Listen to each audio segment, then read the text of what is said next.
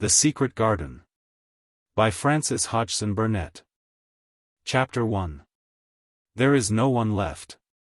When Mary Lennox was sent to Misselthwaite Manor to live with her uncle, everybody said she was the most disagreeable-looking child ever seen.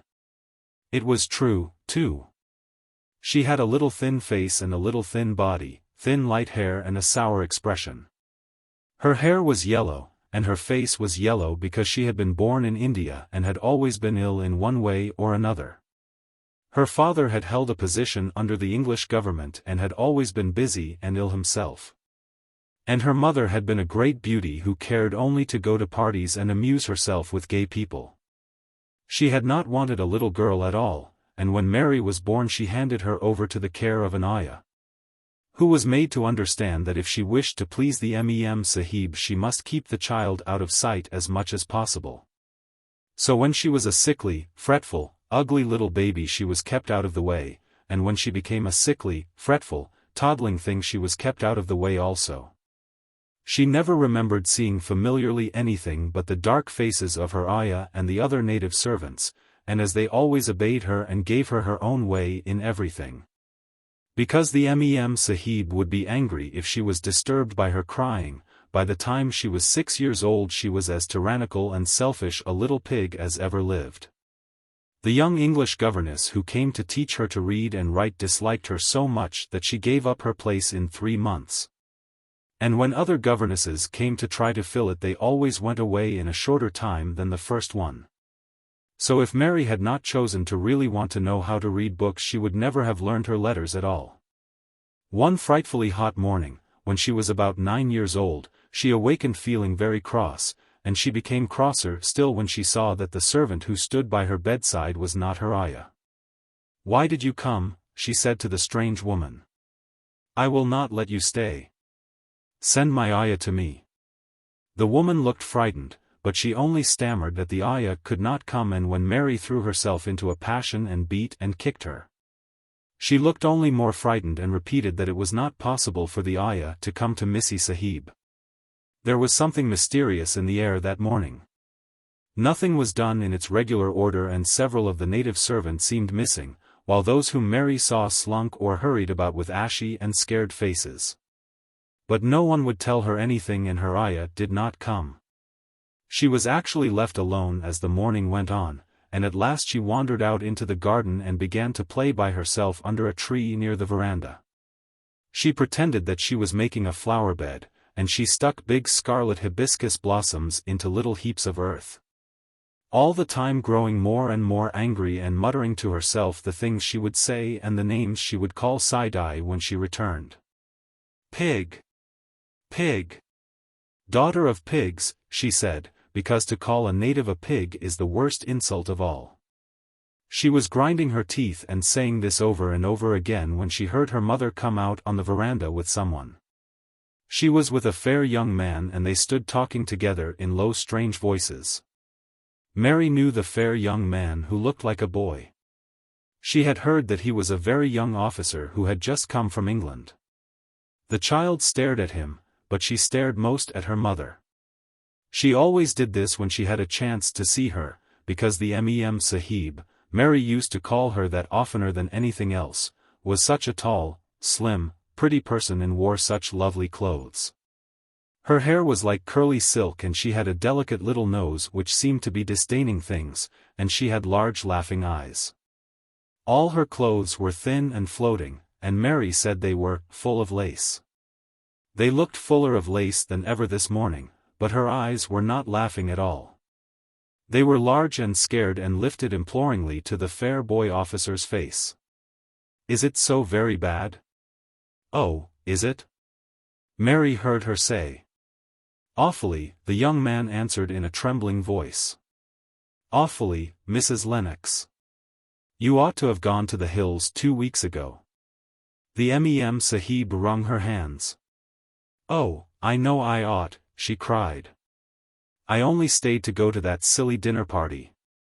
What a fool I was." At that very moment such a loud sound of wailing broke out from the servants' quarters that she clutched the young man's arm, and Mary stood shivering from head to foot. The wailing grew wilder and wilder. What is it?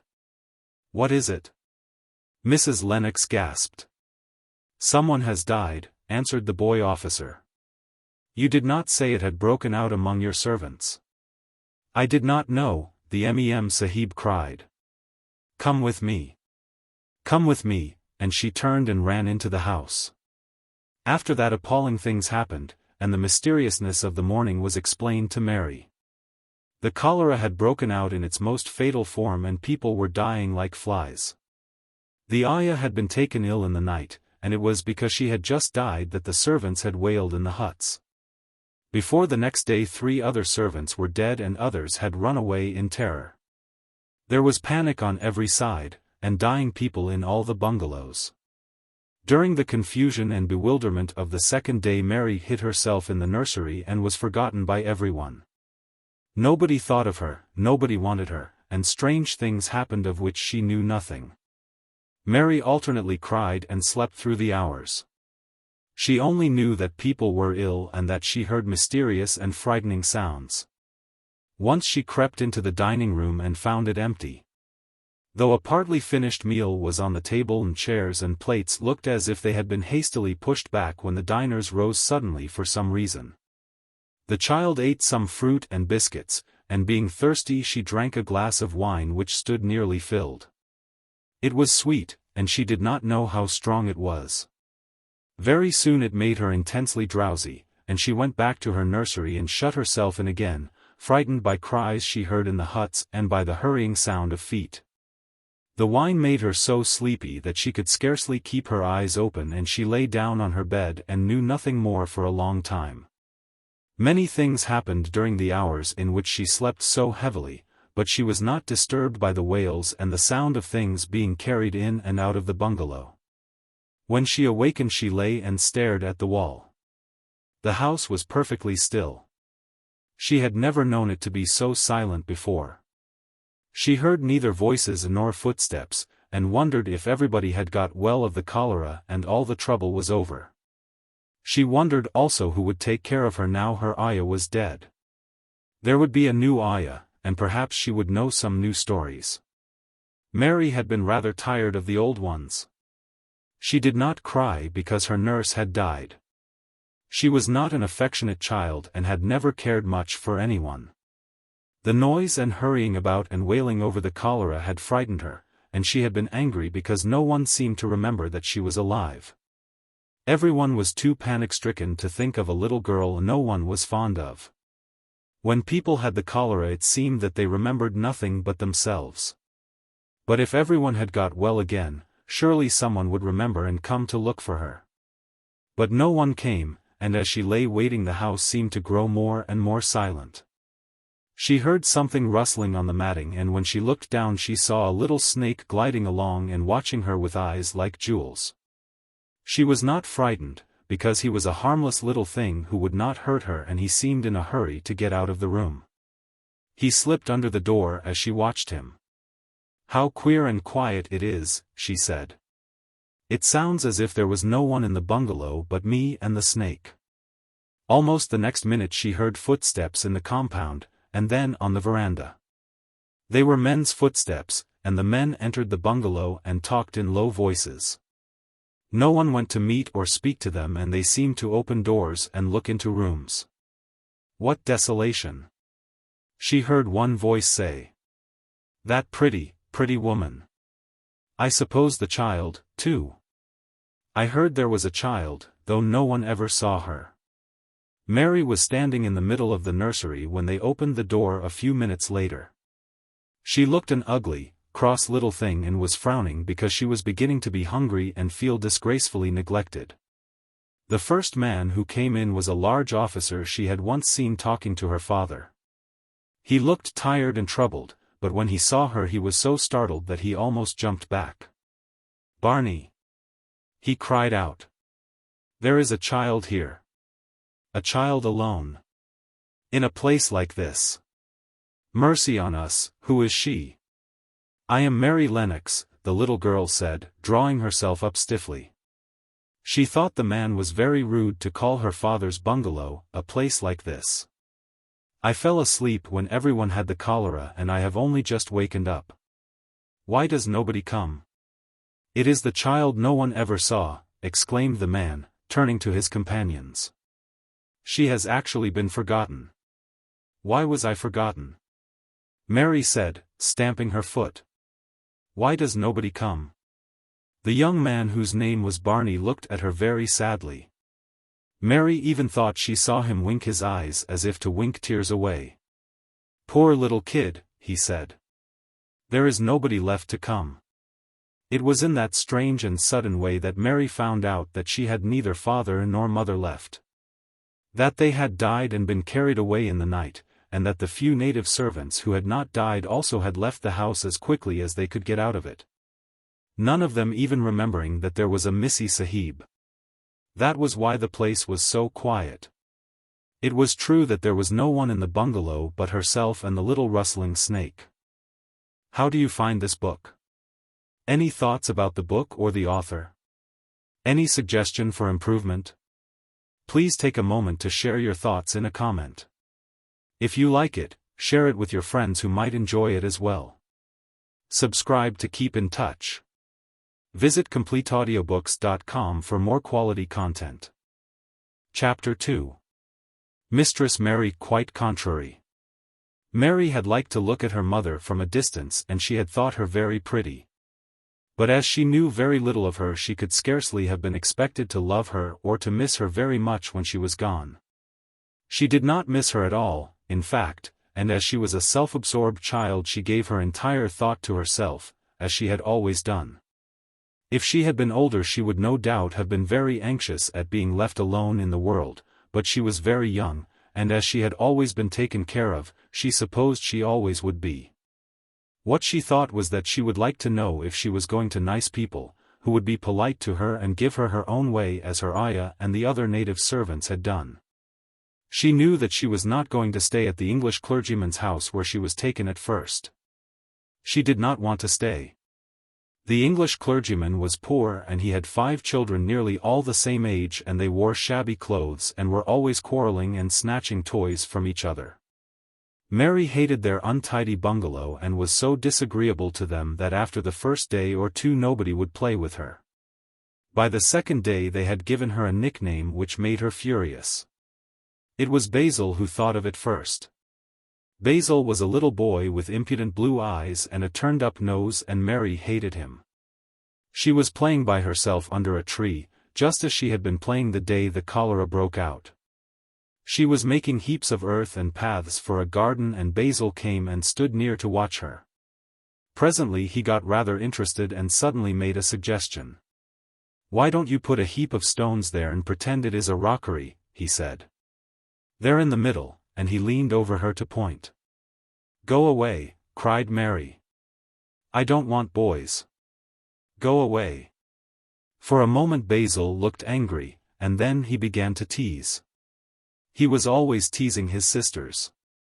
He danced round and round her and made faces and sang and laughed. "Mistress Mary, quite contrary. How does your garden grow? With silver bells, and cockle shells, and marigolds all in a row." He sang it until the other children heard and laughed, too. And the crosser Mary got, the more they sang Mistress Mary, quite contrary.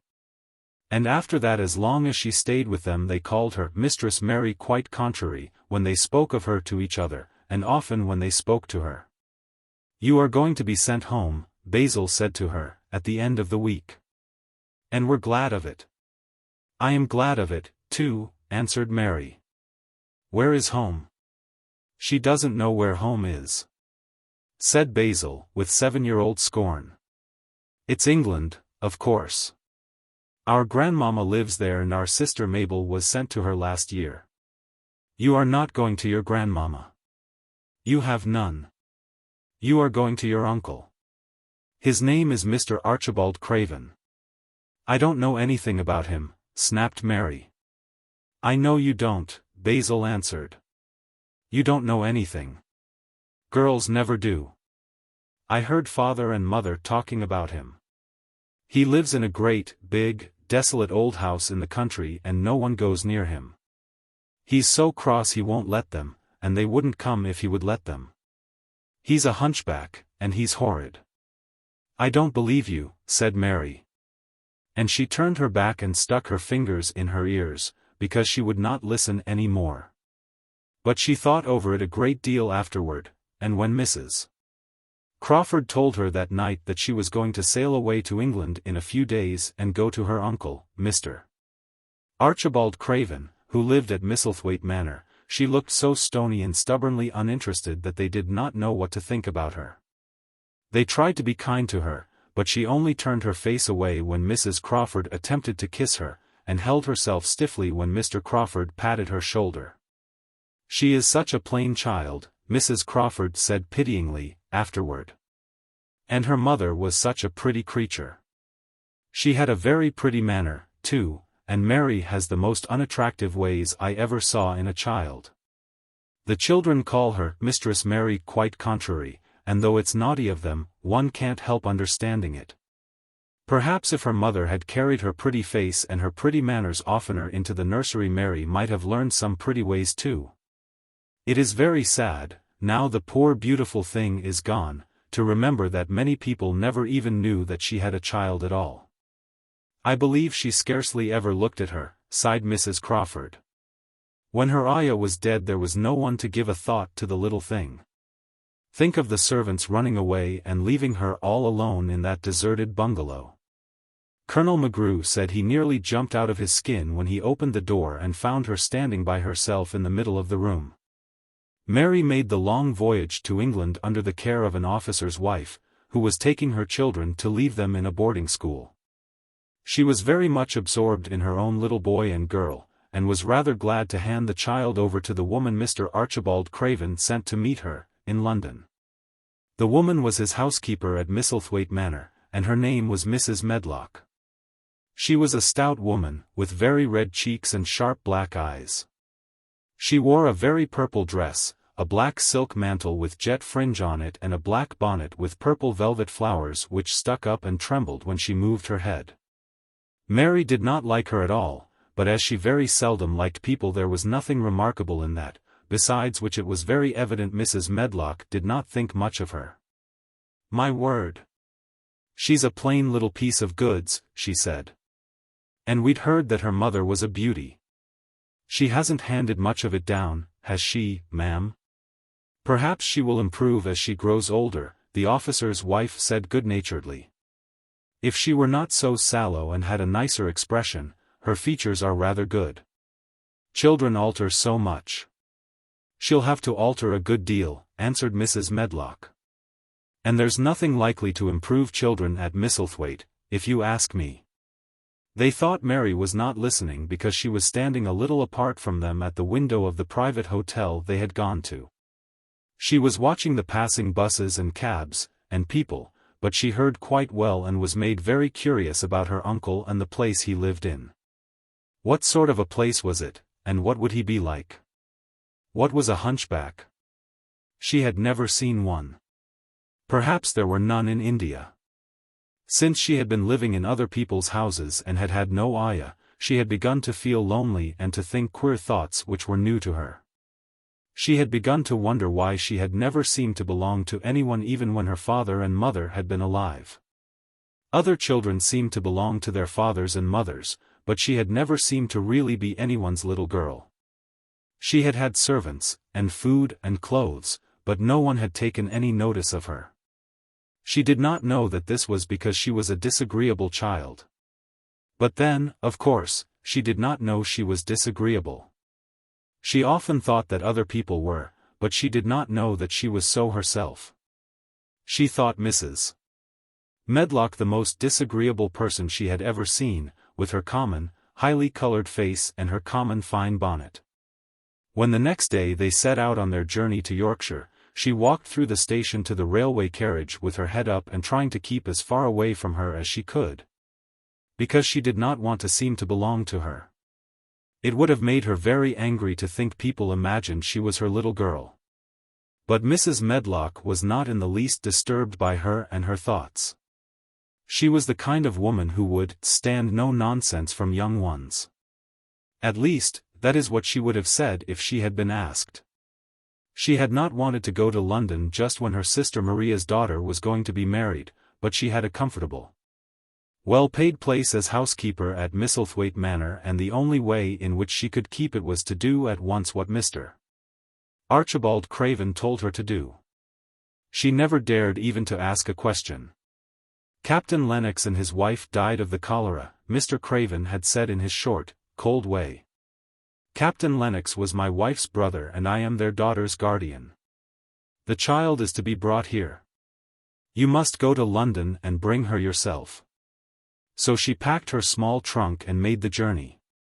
Mary sat in her corner of the railway carriage and looked plain and fretful. She had nothing to read or to look at, and she had folded her thin little black-gloved hands in her lap. Her black dress made her look yellower than ever, and her limp light hair straggled from under her black crape hat. A more marred-looking young one I never saw in my life, Mrs. Medlock thought. Marred is a Yorkshire word and means spoiled and pettish. She had never seen a child who sat so still without doing anything. And at last she got tired of watching her and began to talk in a brisk, hard voice. I suppose I may as well tell you something about where you are going to, she said. Do you know anything about your uncle? No, said Mary. Never heard your father and mother talk about him? No, said Mary, frowning. She frowned because she remembered that her father and mother had never talked to her about anything in particular. Certainly they had never told her things. Humph, muttered Mrs. Medlock, staring at her queer, unresponsive little face. She did not say any more for a few moments and then she began again. I suppose you might as well be told something, to prepare you. You are going to a queer place. Mary said nothing at all, and Mrs. Medlock looked rather discomfited by her apparent indifference, but, after taking a breath, she went on. Not but that it's a grand big place in a gloomy way, and Mr. Craven's proud of it in his way, and that's gloomy enough, too. The house is 600 years old and it's on the edge of the moor, and there's near 100 rooms in it, though most of them shut up and locked. And there's pictures and fine old furniture and things that's been there for ages, and there's a big park round it and gardens and trees with branches trailing to the ground, some of them. She paused and took another breath. But there's nothing else, she ended suddenly. Mary had begun to listen in spite of herself. It all sounded so unlike India, and anything new rather attracted her. But she did not intend to look as if she were interested. That was one of her unhappy, disagreeable ways. So she sat still. Well, said Mrs. Medlock. What do you think of it? Nothing, she answered. I know nothing about such places. That made Mrs. Medlock laugh, a short sort of laugh. She said, but you are like an old woman. Don't you care? It doesn't matter, said Mary, whether I care or not. You are right enough there, said Mrs. Medlock. It doesn't. What you're to be kept at Misselthwaite Manor for I don't know, unless because it's the easiest way. He's not going to trouble himself about you, that's sure and certain. He never troubles himself about no one. She stopped herself as if she had just remembered something in time. He's got a crooked back, she said. That set him wrong. He was a sour young man and got no good of all his money and big place till he was married. Mary's eyes turned toward her in spite of her intention not to seem to care. She had never thought of the hunchbacks being married and she was a trifle surprised. Mrs. Medlock saw this, and as she was a talkative woman she continued with more interest. This was one way of passing some of the time, at any rate. She was a sweet, pretty thing and he'd have walked the world over to get her a blade o' grass she wanted. Nobody thought she'd marry him, but she did, and people said she married him for his money. But she didn't, positively. When she died. Mary gave a little involuntary jump. Oh! Did she die? She exclaimed, quite without meaning to. She had just remembered a French fairy story she had once read called Riquet à la Houppe. It had been about a poor hunchback and a beautiful princess, and it had made her suddenly sorry for Mr. Archibald Craven. Yes, she died, Mrs. Medlock answered. And it made him queerer than ever. He cares about nobody. He won't see people. Most of the time he goes away, and when he is at Misselthwaite he shuts himself up in the west wing and won't let anyone but Pitcher see him. Pitcher's an old fellow, but he took care of him when he was a child and he knows his ways. It sounded like something in a book and it did not make Mary feel cheerful. A house with 100 rooms, nearly all shut up and with their doors locked, a house on the edge of a moor, whatsoever a moor was, sounded dreary. A man with a crooked back who shut himself up also. She stared out of the window with her lips pinched together. And it seemed quite natural that the rain should have begun to pour down in grey slanting lines and splash and stream down the windowpanes. If the pretty wife had been alive she might have made things cheerful by being something like her own mother and by running in and out and going to parties as she had done in frocks full of lace. But she was not there any more. "You needn't expect to see him, because 10 to 1 you won't," said Mrs. Medlock. "And you mustn't expect that there will be people to talk to you. You'll have to play about and look after yourself. You'll be told what rooms you can go into and what rooms you're to keep out of. There's gardens enough. But when you're in the house don't go wandering and poking about. Mr. Craven won't have it."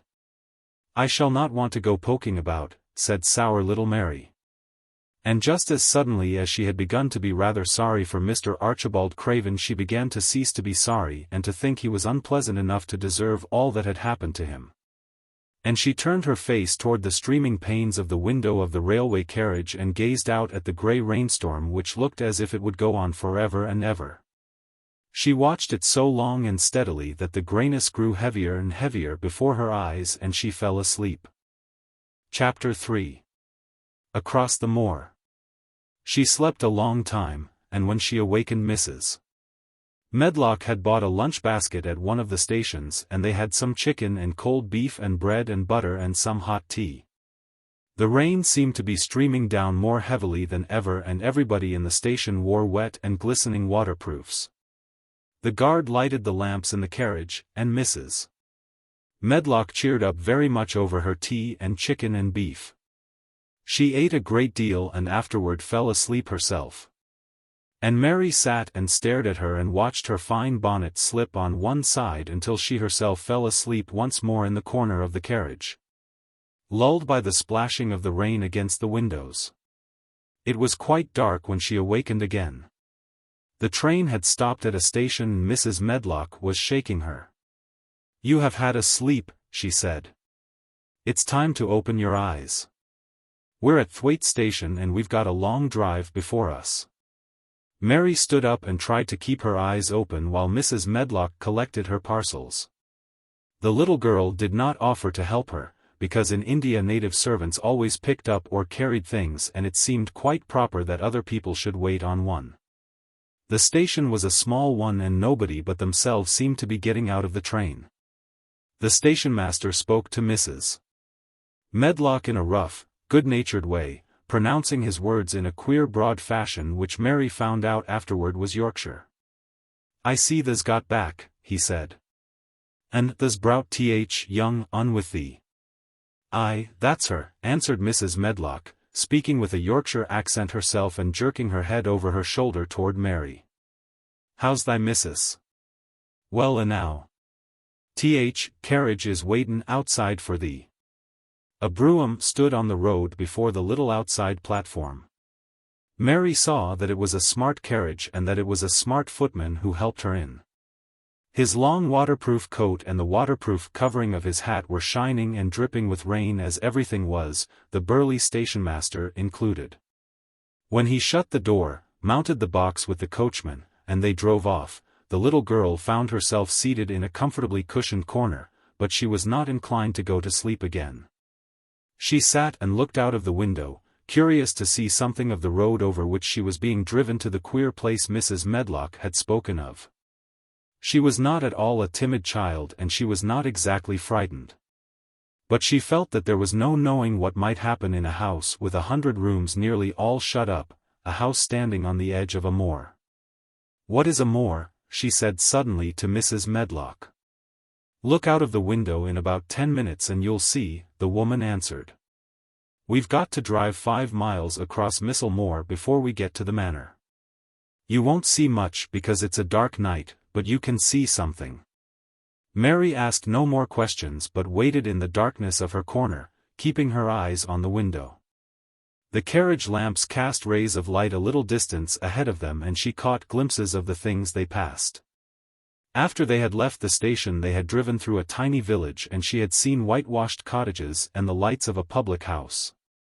Then they had passed a church and a vicarage and a little shop window or so in a cottage with toys and sweets and odd things set out for sale. Then they were on the high road and she saw hedges and trees. After that there seemed nothing different for a long time, or at least it seemed a long time to her. At last the horses began to go more slowly, as if they were climbing uphill, and presently there seemed to be no more hedges and no more trees. She could see nothing, in fact, but a dense darkness on either side. She leaned forward and pressed her face against the window just as the carriage gave a big jolt. "We're on the moor now sure enough," said Mrs. Medlock. The carriage lamps shed a yellow light on a rough-looking road which seemed to be cut through bushes and low-growing things which ended in the great expanse of dark apparently spread out before and around them. A wind was rising and making a singular, wild, low, rushing sound. It's not the sea, is it?" said Mary, looking round at her companion. "No, not it," answered Mrs. Medlock. "Nor it isn't fields nor mountains, it's just miles and miles and miles of wild land that nothing grows on but heather and gorse and broom, and nothing lives on but wild ponies and sheep." "I feel as if it might be the sea, if there were water on it," said Mary. "It sounds like the sea just now." "That's the wind blowing through the bushes," Mrs. Medlock said. "It's a wild, dreary enough place to my mind, though there's plenty that likes it, particularly when the heather's in bloom." On and on they drove through the darkness, and though the rain stopped, the wind rushed by and whistled and made strange sounds. The road went up and down, and several times the carriage passed over a little bridge beneath which water rushed very fast with a great deal of noise. Mary felt as if the drive would never come to an end and that the wide, bleak moor was a wide expanse of black ocean through which she was passing on a strip of dry land. "I don't like it," she said to herself. "I don't like it," and she pinched her thin lips more tightly together. The horses were climbing up a hilly piece of road when she first caught sight of a light. Mrs. Medlock saw it as soon as she did and drew a long sigh of relief. I am glad to see that bit o' light twinkling," she exclaimed. "It's the light in the lodge window. We shall get a good cup of tea after a bit, at all events." It was "after a bit," as she said. For when the carriage passed through the park gates there was still 2 miles of avenue to drive through and the trees, which nearly met overhead, made it seem as if they were driving through a long dark vault. They drove out of the vault into a clear space and stopped before an immensely long but low-built house which seemed to ramble round a stone court. At first Mary thought that there were no lights at all in the windows, but as she got out of the carriage she saw that one room in a corner upstairs showed a dull glow. The entrance door was a huge one made of massive, curiously shaped panels of oak studded with big iron nails and bound with great iron bars. It opened into an enormous hall, which was so dimly lighted that the faces in the portraits on the walls and the figures in the suits of armor made Mary feel that she did not want to look at them. As she stood on the stone floor she looked a very small, odd little black figure, and she felt as small and lost and odd as she looked. A neat, thin old man stood near the manservant who opened the door for them. "You are to take her to her room," he said in a husky voice. "He doesn't want to see her. He's going to London in the morning." "Very well, Mr. Pitcher," Mrs. Medlock answered. "So long as I know what's expected of me, I can manage." "What's expected of you, Mrs. Medlock, Mr. Pitcher said, is that you make sure that he's not disturbed and that he doesn't see what he doesn't want to see." And then Mary Lennox was led up a broad staircase and down a long corridor and up a short flight of steps and through another corridor and another, until a door opened in a wall and she found herself in a room with a fire in it and a supper on a table. Mrs. Medlock said unceremoniously, "Well, here you are. This room and the next are where you'll live, and you must keep to them. Don't you forget that." It was in this way Mistress Mary arrived at Misselthwaite Manor, and she had perhaps never felt quite so contrary in all her life. Chapter 4. Martha. When she opened her eyes in the morning, it was because a young housemaid had come into her room to light the fire and was kneeling on the hearthrug raking out the cinders noisily. Mary lay and watched her for a few moments and then began to look about the room. She had never seen a room at all like it and thought it curious and gloomy. The walls were covered with tapestry with a forest scene embroidered on it. There were fantastically dressed people under the trees, and in the distance there was a glimpse of the turrets of a castle. There were hunters and horses and dogs and ladies. Mary felt as if she were in the forest with them. Out of a deep window she could see a great climbing stretch of land which seemed to have no trees on it, and to look rather like an endless, dull, purplish sea. "What is that?" she said, pointing out of the window. Martha, the young housemaid, who had just risen to her feet, looked and pointed also. "That there?" she said. "Yes. That's Th. Moor," with a good-natured grin. "Does thou like it?" "No," answered Mary. "I hate it." "That's because thou'rt not used to it," Martha said, going back to her hearth. "Thou thinks it's too big and bare now. But thou will like it." "Do you?" inquired Mary.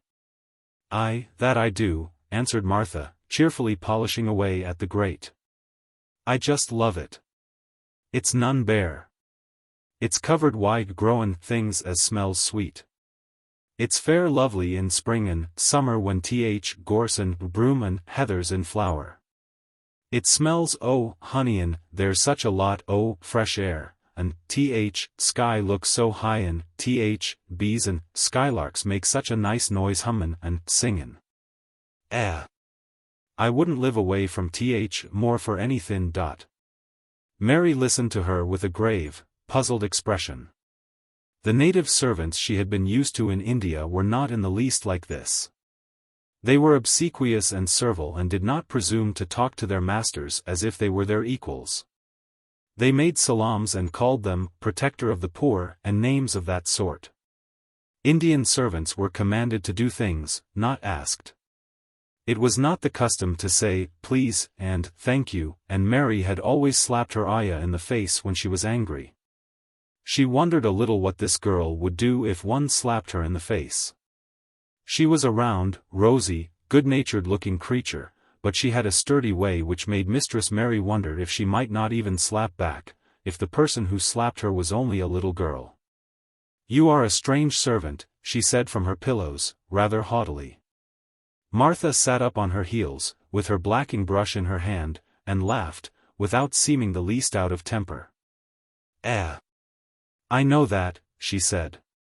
"If there was a grand missus at Misselthwaite I should never have been even one of under housemaids. I might have been let to be scullery maid, but I'd never have been let upstairs. I'm too common and I talk too much Yorkshire. But this is a funny house for all it's so grand. Seems like there's neither master nor mistress except Mr. Pitcher and Mrs. Medlock. Mr. Craven, he won't be troubled about anything when he's here, and he's nearly always away. Mrs. Medlock gave me place out kindness. She told me she could never have done it if Misselthwaite had been like other big houses. Are you going to be my servant?" Mary asked, still in her imperious little Indian way. Martha began to rub her grate again. "I'm Mrs. Medlock's servant," she said stoutly. "And she's Mr. Craven's, but I'm to do the housemaid's work up here and wait on you a bit. But you won't need much waitin' on." "Who is going to dress me?" demanded Mary. Martha sat up on her heels again and stared. She spoke in broad Yorkshire in her amazement. "Canna the dress thysen," she said. "What do you mean?" "I don't understand your language," said Mary. "I forgot," Martha said. "Mrs. Medlock told me I'd have to be careful or you wouldn't know what I was sayin'. I mean, can't you put on your own clothes?" "No," answered Mary, quite indignantly. "I never did in my life. My ayah dressed me, of course." "Well," said Martha, evidently not in the least aware that she was impudent, "it's time the should learn. The cannot begin younger. It'll do thee good to wait on thysen a bit. My mother always said she couldn't see why grand people's children didn't turn out fair fools, what with nurses and bein' washed and dressed and took out to walk as if they was puppies." "It is different in India," said Mistress Mary disdainfully. She could scarcely stand this. But Martha was not at all crushed. "I can see it's different," she answered almost sympathetically. "I dare say it's because there's such a lot o' blacks there instead o' respectable white people. When I heard you was comin' from India I thought you was a black too." Mary sat up in bed furious. "What?" she said. "What? You thought I was a native? You daughter of a pig." Martha stared and looked hot. "Who are you callin' names?" she said. "You needn't be so vexed.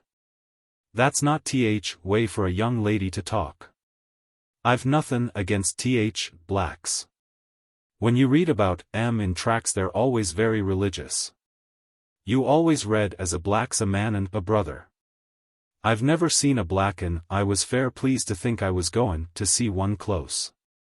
When I come in to light your fire this mornin' I crep up to your bed and pulled cover back careful to look at you. And there you was, disappointedly, no more black than me, for all you're so yeller." Mary did not even try to control her rage and humiliation. "You thought I was a native. You dared. You don't know anything about natives. They are not people, they're servants who must salaam to you. You know nothing about India. You know nothing about anything." She was in such a rage and felt so helpless before the girl's simple stare, and somehow she suddenly felt so horribly lonely and far away from everything she understood and which understood her, that she threw herself face downward on the pillows and burst into passionate sobbing. She sobbed so unrestrainedly that good-natured Yorkshire Martha was a little frightened and quite sorry for her. She went to the bed and bent over her. "You mustn't cry like that there," she begged. "You mustn't for sure. I didn't know you'd be vexed.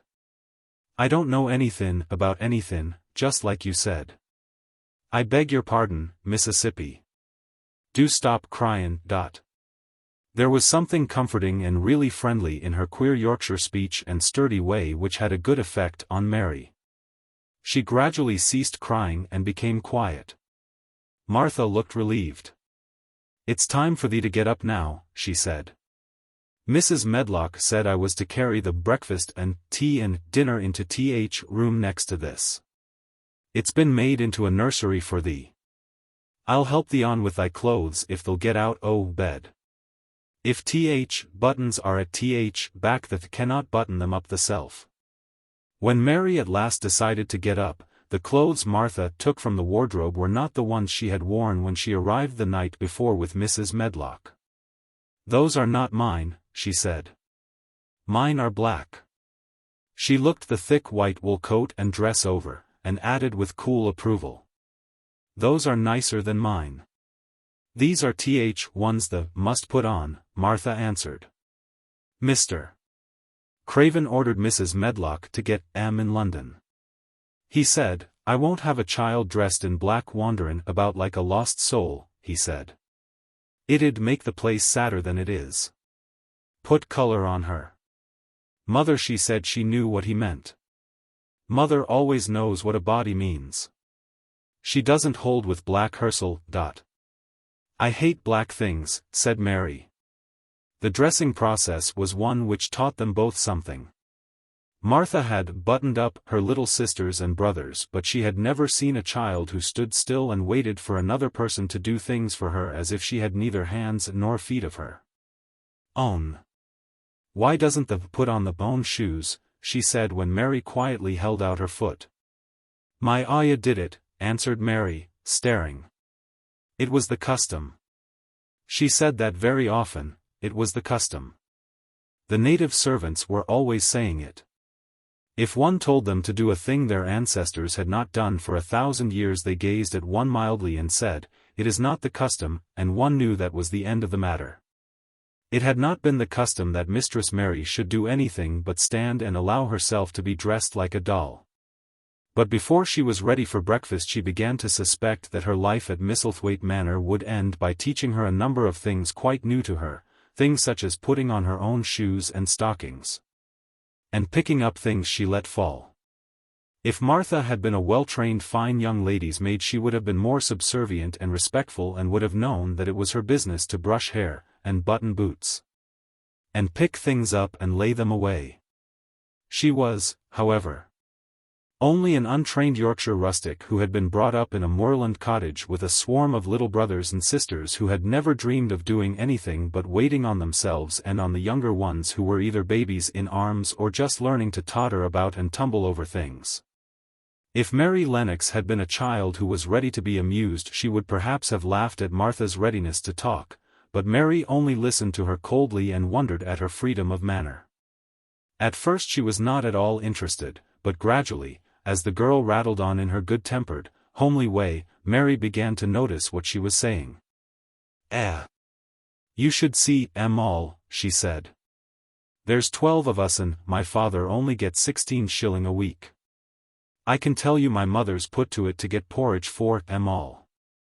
They tumble about on Moor and play there all day and mother says heir of Moor fattens She says she believes they eat grass same as wild ponies do. Our Dickon, he's 12 years old and he's got a young pony he calls his own." "Where did he get it?" asked Mary. "He found it on Moor with its mother when it was a little one and he began to make friends with it and give it bits o' bread and pluck young grass for it. And it got to like him so it follows him about and it lets him get on its back. Dickon's a kind lad and animals likes him." Mary had never possessed an animal pet of her own and had always thought she should like one. So she began to feel a slight interest in Dickon, and as she had never before been interested in anyone but herself, it was the dawning of a healthy sentiment. When she went into the room which had been made into a nursery for her, she found that it was rather like the one she had slept in. It was not a child's room, but a grown-up person's room, with gloomy old pictures on the walls and heavy old oak chairs. A table in the center was set with a good substantial breakfast. But she had always had a very small appetite, and she looked with something more than indifference at the first plate Martha set before her. "I don't want it," she said. "Thee doesn't want thy porridge?" Martha exclaimed incredulously. "No. Thee doesn't know how good it is. Put a bit o' treacle on it or a bit o' sugar." "I don't want it," repeated Mary. Said Martha. "I can't abide to see good victuals go to waste. If our children was at this table they'd clean it bare in 5 minutes." "Why?" said Mary coldly. "Why?" echoed Martha. "Because they scarce ever had their stomachs full in their lives. They're as hungry as young hawks and foxes." "I don't know what it is to be hungry," said Mary, with the indifference of ignorance. Martha looked indignant. "Well, it would do thee good to try it." "I can see that plain enough," she said outspokenly. "I've no patience with folk as sits and just stares at good bread and meat. My word! Don't I wish Dickon and Phil and Jane and rest of them had what's here under their pinafores." "Why don't you take it to them?" suggested Mary. "It's not mine," answered Martha stoutly. "And this isn't my day out. I get my day out once a month same as rest. Then I go home and clean up for mother and give her a day's rest." Mary drank some tea and ate a little toast and some marmalade. You wrap up warm and run out and play you, said Martha. It'll do you good and give you some stomach for your meat. Mary went to the window. There were gardens and paths and big trees, but everything looked dull and wintry. Out? Why should I go out on a day like this? Well, if the doesn't go out the LT have to stay in, and what has the got to do? Mary glanced about her. There was nothing to do. When Mrs. Medlock had prepared the nursery she had not thought of amusement. Perhaps it would be better to go and see what the gardens were like. Who will go with me? She inquired. Martha stared. You'll go by yourself, she answered. You'll have to learn to play like other children does when they haven't got sisters and brothers. Our Dickon goes off on Moor by himself and plays for hours. That's how he made friends with Pony. He's got sheep on Moor that knows him, and birds as comes and eats out of his hand. However little there is to eat, he always saves a bit o' his bread to coax his pets. It was really this mention of Dickon which made Mary decide to go out, though she was not aware of it. There would be birds outside though there would not be ponies or sheep. They would be different from the birds in India and it might amuse her to look at them. Martha found her coat and hat for her and a pair of stout little boots and she showed her her way downstairs. If the goes round that way they'll come to Gardens, she said, pointing to a gate in a wall of shrubbery. There's lots o' flowers in summertime, but there's nothin' bloomin' now. She seemed to hesitate a second before she added, one of Gardens is locked up. No one has been in it for 10 years. Why? Asked Mary in spite of herself. Here was another locked door added to the 100 in the strange house. Mr. Craven had it shut when his wife died so sudden. He won't let no one go inside. It was her garden. He locked door and dug a hole and buried key. There's Mrs. Medlock's bell ringing, I must run. After she was gone Mary turned down the walk which led to the door in the shrubbery. She could not help thinking about the garden which no one had been into for 10 years. She wondered what it would look like and whether there were any flowers still alive in it. When she had passed through the shrubbery gate she found herself in great gardens, with wide lawns and winding walks with clipped borders. There were trees, and flower beds, and evergreens clipped into strange shapes, and a large pool with an old grey fountain in its midst. But the flower beds were bare and wintry and the fountain was not playing. This was not the garden which was shut up. How could a garden be shut up? You could always walk into a garden. She was just thinking this when she saw that, at the end of the path she was following, there seemed to be a long wall, with ivy growing over it. She was not familiar enough with England to know that she was coming upon the kitchen gardens where the vegetables and fruit were growing. She went toward the wall and found that there was a green door in the ivy, and that it stood open. This was not the closed garden, evidently, and she could go into it. She went through the door and found that it was a garden with walls all round it and that it was only one of several walled gardens which seemed to open into one another. She saw another open green door, revealing bushes and pathways between beds containing winter vegetables. Fruit trees were trained flat against the wall, and over some of the beds there were glass frames. The place was bare and ugly enough, Mary thought, as she stood and stared about her. It might be nicer in summer when things were green, but there was nothing pretty about it now. Presently an old man with a spade over his shoulder walked through the door leading from the second garden. He looked startled when he saw Mary, and then touched his cap. He had a surly old face, and did not seem at all pleased to see her, but then she was displeased with his garden and wore her, quite contrary, expression. And certainly did not seem at all pleased to see him. "What is this place?" she asked. "1 Kitchen Gardens," he answered. "What is that?" said Mary, pointing through the other green door.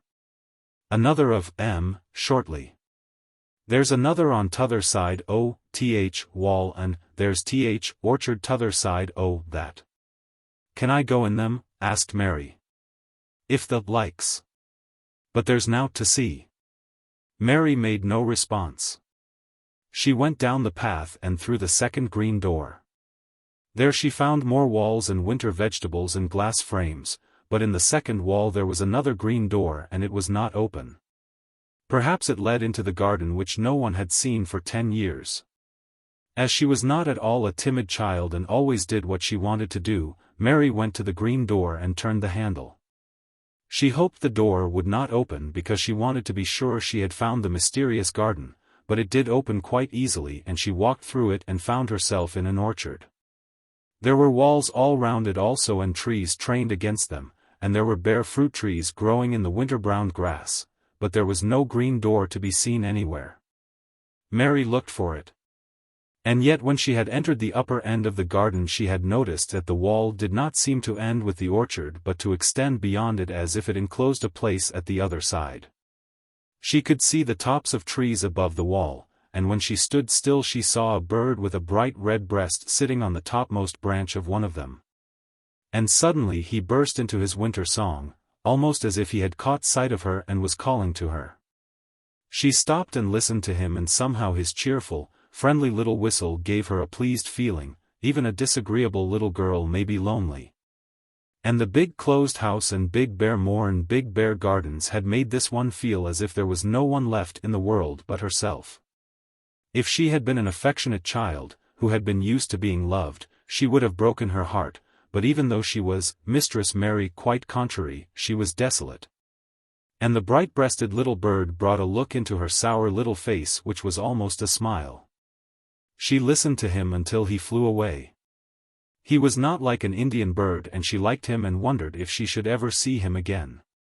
Perhaps he lived in the mysterious garden and knew all about it. Perhaps it was because she had nothing whatever to do that she thought so much of the deserted garden. She was curious about it and wanted to see what it was like. Why had Mr. Archibald Craven buried the key? If he had liked his wife so much, why did he hate her garden? She wondered if she should ever see him, but she knew that if she did she should not like him, and he would not like her, and that she should only stand and stare at him and say nothing. Though she should be wanting dreadfully to ask him why he had done such a queer thing. People never like me and I never like people, she thought. And I never can talk as the Crawford children could.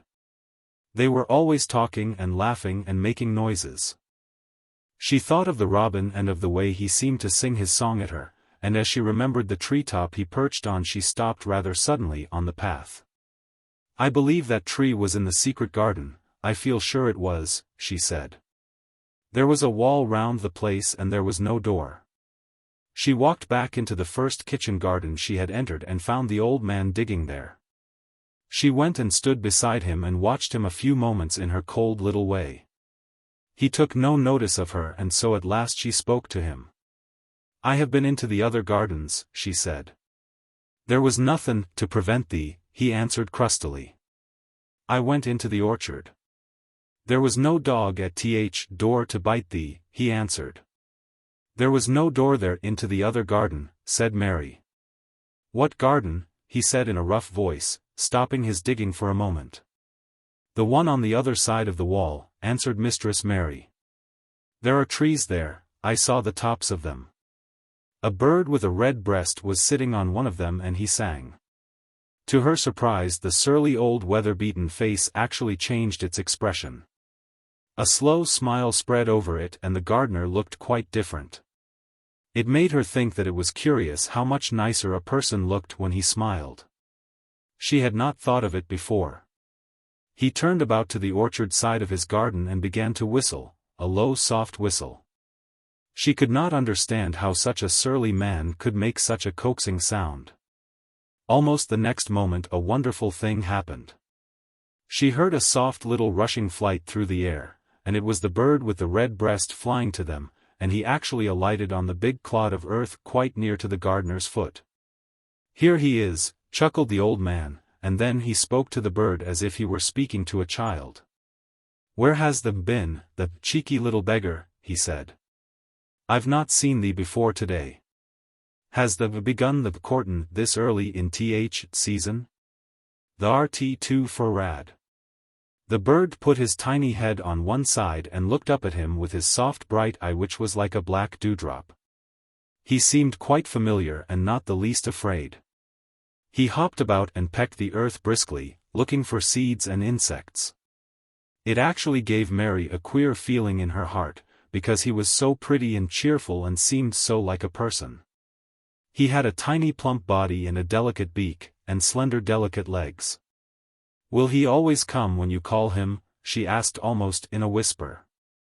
"Aye, that he will. I've knowed him ever since he was a fledgling.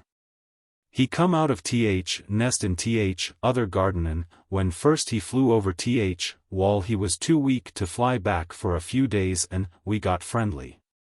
When he went over wall again rest of brood was gone and he was lonely and he come back to me."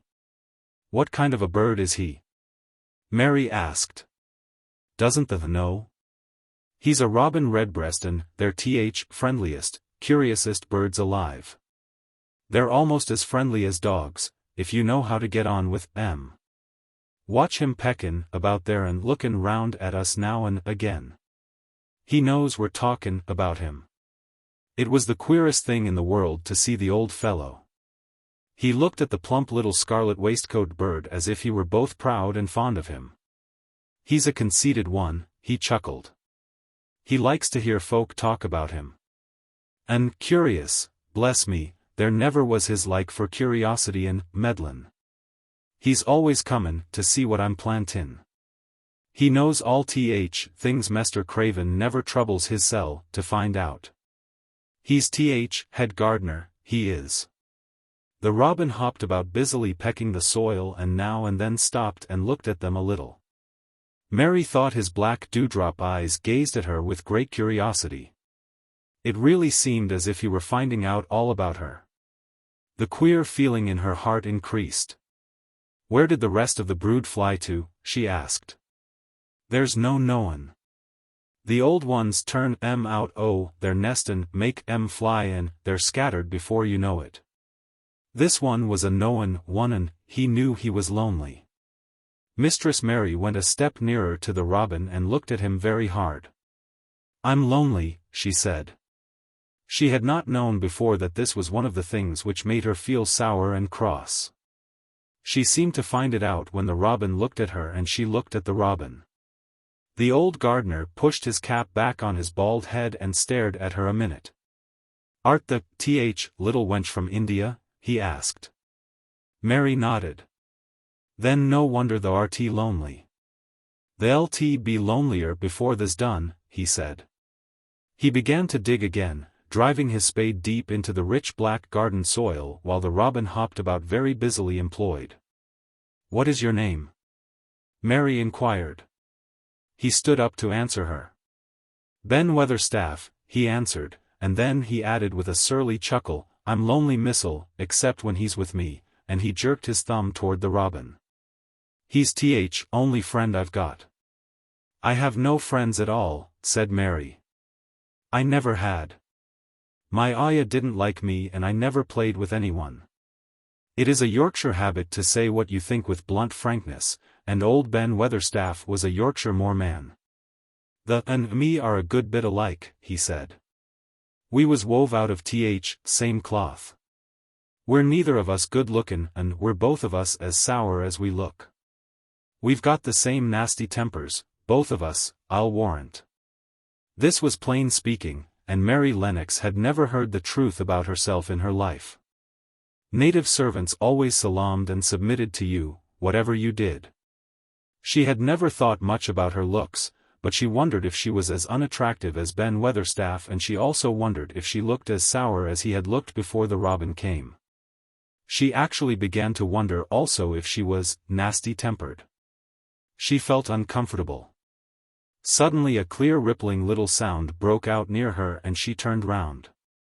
She was standing a few feet from a young apple tree and the robin had flown on to one of its branches and had burst out into a scrap of a song. Ben Weatherstaff laughed outright. "What did he do that for?" asked Mary. "He's made up his mind to make friends with thee," replied Ben. "Dang me if he hasn't took a fancy to thee." "To me?" said Mary, and she moved toward the little tree softly and looked up. Would you make friends with me? She said to the robin just as if she was speaking to a person. Would you? And she did not say it either in her hard little voice or in her imperious Indian voice, but in a tone so soft and eager and coaxing that Ben Weatherstaff was as surprised as she had been when she heard him whistle. Why, he cried out, that said that as nice and human as if the was a real child instead of a sharp old woman. That said it almost like Dickon talks to his wild things on Moor. Do you know Dickon? Mary asked, turning round rather in a hurry. Everybody knows him. Dickon's wanderin' about everywhere. Very blackberries and heatherbells knows him. I warrant foxes shows him where their cubs lies and skylarks doesn't hide their nests from him. Mary would have liked to ask some more questions. She was almost as curious about Dickon as she was about the deserted garden. But just that moment the robin, who had ended his song, gave a little shake of his wings, spread them and flew away. He had made his visit and had other things to do. He has flown over the wall. Mary cried out, watching him. He has flown into the orchard, he has flown across the other wall, into the garden where there is no door. He lives there, said old Ben. He came out egg there. If he's courtin', he's makin' up to some young madam of a robin that lives among old rose trees there. Rose trees, said Mary. Are there rose trees? Ben Weatherstaff took up his spade again and began to dig. There was 10 years ago, he mumbled. I should like to see them, said Mary. Where is the green door? There must be a door somewhere. Ben drove his spade deep and looked as uncompanionable as he had looked when she first saw him. There was 10 years ago, but there isn't now, he said. No door, cried Mary. There must be. None as anyone can find, and none as is anyone's business. Don't you be a meddlesome wench and poke your nose where it's no cause to go. Here, I must go on with my work. Get you gone and play you. I've no more time. And he actually stopped digging, threw his spade over his shoulder and walked off, without even glancing at her or saying goodbye. Chapter 5. The Cry in the Corridor. At first each day which passed by for Mary Lennox was exactly like the others. Every morning she awoke in her tapestried room and found Martha kneeling upon the hearth building her fire. Every morning she ate her breakfast in the nursery which had nothing amusing in it. And after each breakfast she gazed out of the window across to the huge moor which seemed to spread out on all sides and climb up to the sky. And after she had stared for a while she realized that if she did not go out she would have to stay in and do nothing, and so she went out. She did not know that this was the best thing she could have done, and she did not know that, when she began to walk quickly or even run along the paths and down the avenue, she was stirring her slow blood and making herself stronger by fighting with the wind which swept down from the moor. She ran only to make herself warm, and she hated the wind which rushed at her face and roared and held her back as if it were some giant she could not see. But the big breaths of rough fresh air blown over the heather filled her lungs with something which was good for her whole thin body and whipped some red color into her cheeks and brightened her dull eyes when she did not know anything about it. But after a few days spent almost entirely out of doors she wakened one morning knowing what it was to be hungry. And when she sat down to her breakfast she did not glance disdainfully at her porridge and push it away, but took up her spoon and began to eat it and went on eating it until her bowl was empty. "The got on well enough with that this mornin', didn't the?" said Martha. "It tastes nice today," said Mary, feeling a little surprised herself. "It's air of more that's given thee stomach for the victuals," answered Martha. "It's lucky for thee that there's got victuals as well as appetite. There's been 12 in our cottage as had stomach and nothin' to put in it. You go on playin' you out doors every day and you'll get some flesh on your bones and you won't be so yeller." "I don't play," said Mary. "I have nothing to play with." "Nothin' to play with," exclaimed Martha. "Our children plays with sticks and stones." They just runs about and shouts and looks at things. Mary did not shout, but she looked at things. There was nothing else to do. She walked round and round the gardens and wandered about the paths in the park. Sometimes she looked for Ben Weatherstaff, but though several times she saw him at work he was too busy to look at her or was too surly. Once when she was walking toward him he picked up his spade and turned away as if he did it on purpose. One place she went to oftener than to any other. It was the long walk outside the gardens with the walls round them. There were bare flower beds on either side of it and against the walls ivy grew thickly. There was one part of the wall where the creeping dark green leaves were more bushy than elsewhere. It seemed as if for a long time that part had been neglected. The rest of it had been clipped and made to look neat, but at this lower end of the walk it had not been trimmed at all. A few days after she had talked to Ben Weatherstaff Mary stopped to notice this and wondered why it was so. She had just paused and was looking up at a long spray of ivy swinging in the wind when she saw a gleam of scarlet and heard a brilliant chirp, and there, on the top of the wall, perched Ben Weatherstaff's robin redbreast, tilting forward to look at her with his small head on one side. "Oh," she cried out, "is it you, is it you?" And it did not seem at all queer to her that she spoke to him as if she was sure that he would understand and answer her. He did answer. He twittered and chirped and hopped along the wall as if he were telling her all sorts of things. It seemed to Mistress Mary as if she understood him, too, though he was not speaking in words. It was as if he said, "Good morning. Isn't the wind nice? Isn't the sun nice? Isn't everything nice? Let us both chirp and hop and twitter. Come on. Come on." Mary began to laugh, and as he hopped and took little flights along the wall she ran after him. Poor little thin, sallow, ugly Mary, she actually looked almost pretty for a moment. "I like you.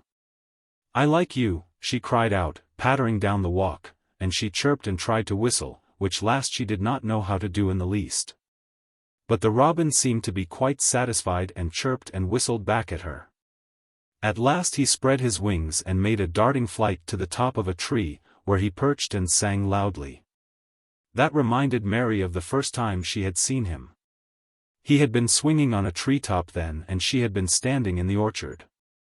Now she was on the other side of the orchard and standing in the path outside a wall, much lower down, and there was the same tree inside.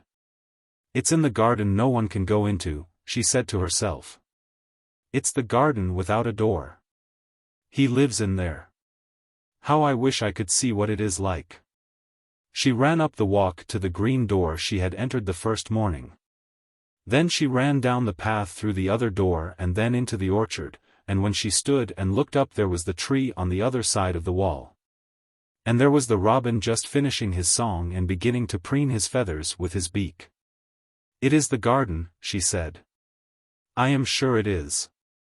She walked round and looked closely at that side of the orchard wall, but she only found what she had found before, that there was no door in it.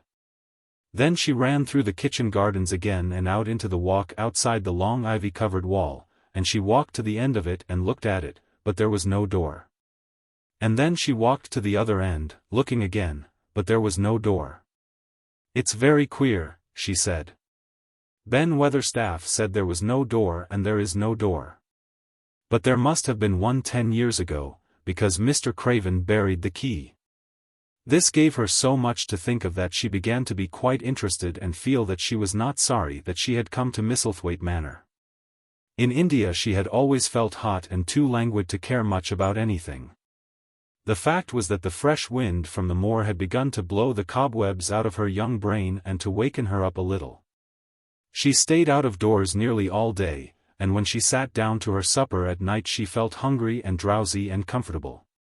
She did not feel cross when Martha chattered away. She felt as if she rather liked to hear her, and at last she thought she would ask her a question. She asked it after she had finished her supper and had sat down on the hearth-rug before the fire. "Why did Mr. Craven hate the garden?" she said. She had made Martha stay with her and Martha had not objected at all. She was very young, and used to a crowded cottage full of brothers and sisters.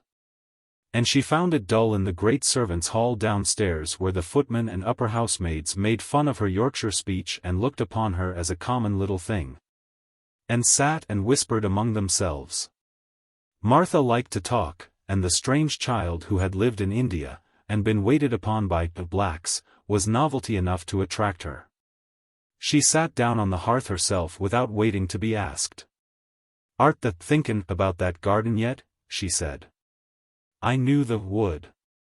That was just the way with me when I first heard about it." "Why did he hate it?" Mary persisted. Martha tucked her feet under her and made herself quite comfortable. "Listen to th wind wutherin' round the house," she said. "You could bear stand up on the moor if you was out on it tonight." Mary did not know what wutherin' meant until she listened, and then she understood. It must mean that hollow shuddering sort of roar which rushed round and round the house as if the giant no one could see were buffeting it and beating at the walls and windows to try to break in. But one knew he could not get in, and somehow it made one feel very safe and warm inside a room with a red coal fire.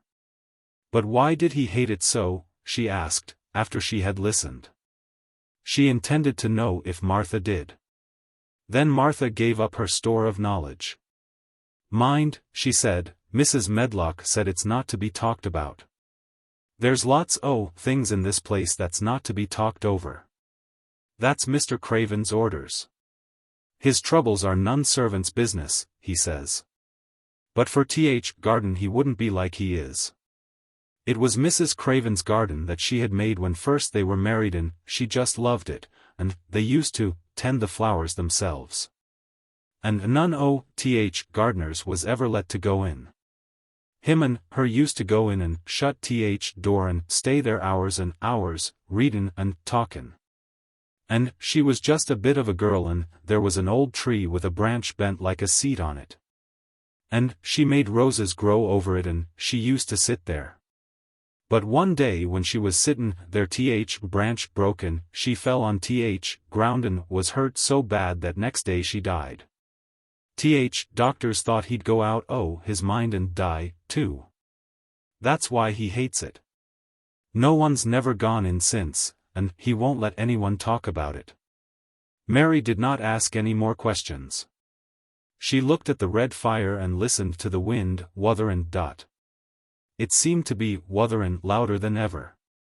At that moment a very good thing was happening to her. For good things had happened to her, in fact, since she came to Misselthwaite Manor. She had felt as if she had understood a robin and that he had understood her. She had run in the wind until her blood had grown warm, she had been healthily hungry for the first time in her life, and she had found out what it was to be sorry for someone. She was getting on. But as she was listening to the wind she began to listen to something else. She did not know what it was, because at first she could scarcely distinguish it from the wind itself. It was a curious sound, it seemed almost as if a child were crying somewhere. Sometimes the wind sounded rather like a child crying, but presently Mistress Mary felt quite sure that this sound was inside the house, not outside it. It was far away, but it was inside. She turned round and looked at Martha. "Do you hear anyone crying?" she said. Martha suddenly looked confused. "No," she answered. "It's th wind. Sometimes it sounds like as if someone was lost on th moor and Wayland. It's got all sorts o' sounds." "But listen," said Mary. "It's in the house, down one of those long corridors." And at that very moment a door must have been opened somewhere downstairs. For a great rushing draught blew along the passage and the door of the room they sat in was blown open with a crash. And as they both jumped to their feet the light was blown out and the crying sound was swept down the far corridor so that it was to be heard more plainly than ever. "There," said Mary. "I told you so. It is someone crying, and it isn't a grown-up person." Martha ran and shut the door and turned the key, but before she did it they both heard the sound of a door in some far passage shutting with a bang, and then everything was quiet. For even the wind ceased wutherin' for a few moments. It was wind, said Martha stubbornly. And, if it wasn't, it was little Betty Butterworth, scullery maid. She's had toothache all day. But something troubled and awkward in her manner made Mistress Mary stare very hard at her. She did not believe she was speaking the truth. Chapter 6. There was someone crying, there was. The next day the rain poured down in torrents again, and when Mary looked out of her window the moor was almost hidden by grey mist and cloud. There could be no going out today. "What do you do in your cottage when it rains like this?" she asked Martha. "Try to keep from under each other's feet mostly," Martha answered. There does seem a lot of us then. Mother's a good-tempered woman but she gets fair moithered. The biggest ones goes out in cowshed and plays there. Dickon he doesn't mind wet. He goes out just same as if sun was sherneen. He says he sees things on rainy days as doesn't show when it's fair weather. He once found a little fox cub half drowned in its hole and he brought it home in bosom of his shirt to keep it warm. Its mother had been killed nearby and hole was swum out and litter was dead. He's got it at home now. He found a half-drowned young crow another time and he brought it home, too, and tamed it. It's named Soot because it's so black, and it hops and flies about with him everywhere. The time had come when Mary had forgotten to resent Martha's familiar talk. She had even begun to find it interesting and to be sorry when she stopped or went away. The stories she had been told by her ayah when she lived in India had been quite unlike those Martha had to tell about the moorland cottage which held 14 people who lived in 4 little rooms. And never had quite enough to eat. The children seemed to tumble about and amuse themselves like a litter of rough, good-natured collie puppies. Mary was most attracted by the mother and Dickon. When Martha told stories of what mother said or did they always sounded comfortable. "If I had a raven or a fox cub I could play with it," said Mary. "But I have nothing." Martha looked perplexed. "Can the knit?" she asked. "No," answered Mary. "Can the sew?" "No." "Can the read?" "Yes." "Then why doesn't the read somethin', or learn a bit o' spellin'? Th'st old enough to be learnin' thy book a good bit now." "I haven't any books," said Mary. "Those I had were left in India." "That's a pity," said Martha. "If Mrs. Medlock let thee go into library, there's thousands o' books there." Mary did not ask where the library was, because she was suddenly inspired by a new idea. She made up her mind to go and find it herself. She was not troubled about Mrs. Medlock. Mrs. Medlock seemed always to be in her comfortable housekeeper's sitting room downstairs. In this queer place one scarcely ever saw anyone at all. In fact, there was no one to see but the servants, and when their master was away they lived a luxurious life below stairs, where there was a huge kitchen hung about with shining brass and pewter. And a large servants' hall where there were 4 or 5 abundant meals eaten every day, and where a great deal of lively romping went on when Mrs. Medlock was out of the way. Mary's meals were served regularly, and Martha waited on her, but no one troubled themselves about her in the least. Mrs. Medlock came and looked at her every day or two, but no one inquired what she did or told her what to do. She supposed that perhaps this was the English way of treating children. In India she had always been attended by her ayah, who had followed her about and waited on her, hand and foot. She had often been tired of her company. Now she was followed by nobody and was learning to dress herself because Martha looked as though she thought she was silly and stupid when she wanted to have things handed to her and put on. "Hasn't thee got good sense?" she said once, when Mary had stood waiting for her to put on her gloves for her. "Our Susan and is twice as sharp as thee and she's only 4 year old. Sometimes the looks fair soft in head." Mary had worn her contrary scowl for an hour after that, but it made her think several entirely new things. She stood at the window for about 10 minutes this morning after Martha had swept up the hearth for the last time and gone downstairs. She was thinking over the new idea which had come to her when she heard of the library. She did not care very much about the library itself, because she had read very few books. But to hear of it brought back to her mind the 100 rooms with closed doors. She wondered if they were all really locked and what she would find if she could get into any of them. Were there 100 really? Why shouldn't she go and see how many doors she could count? It would be something to do on this morning when she could not go out.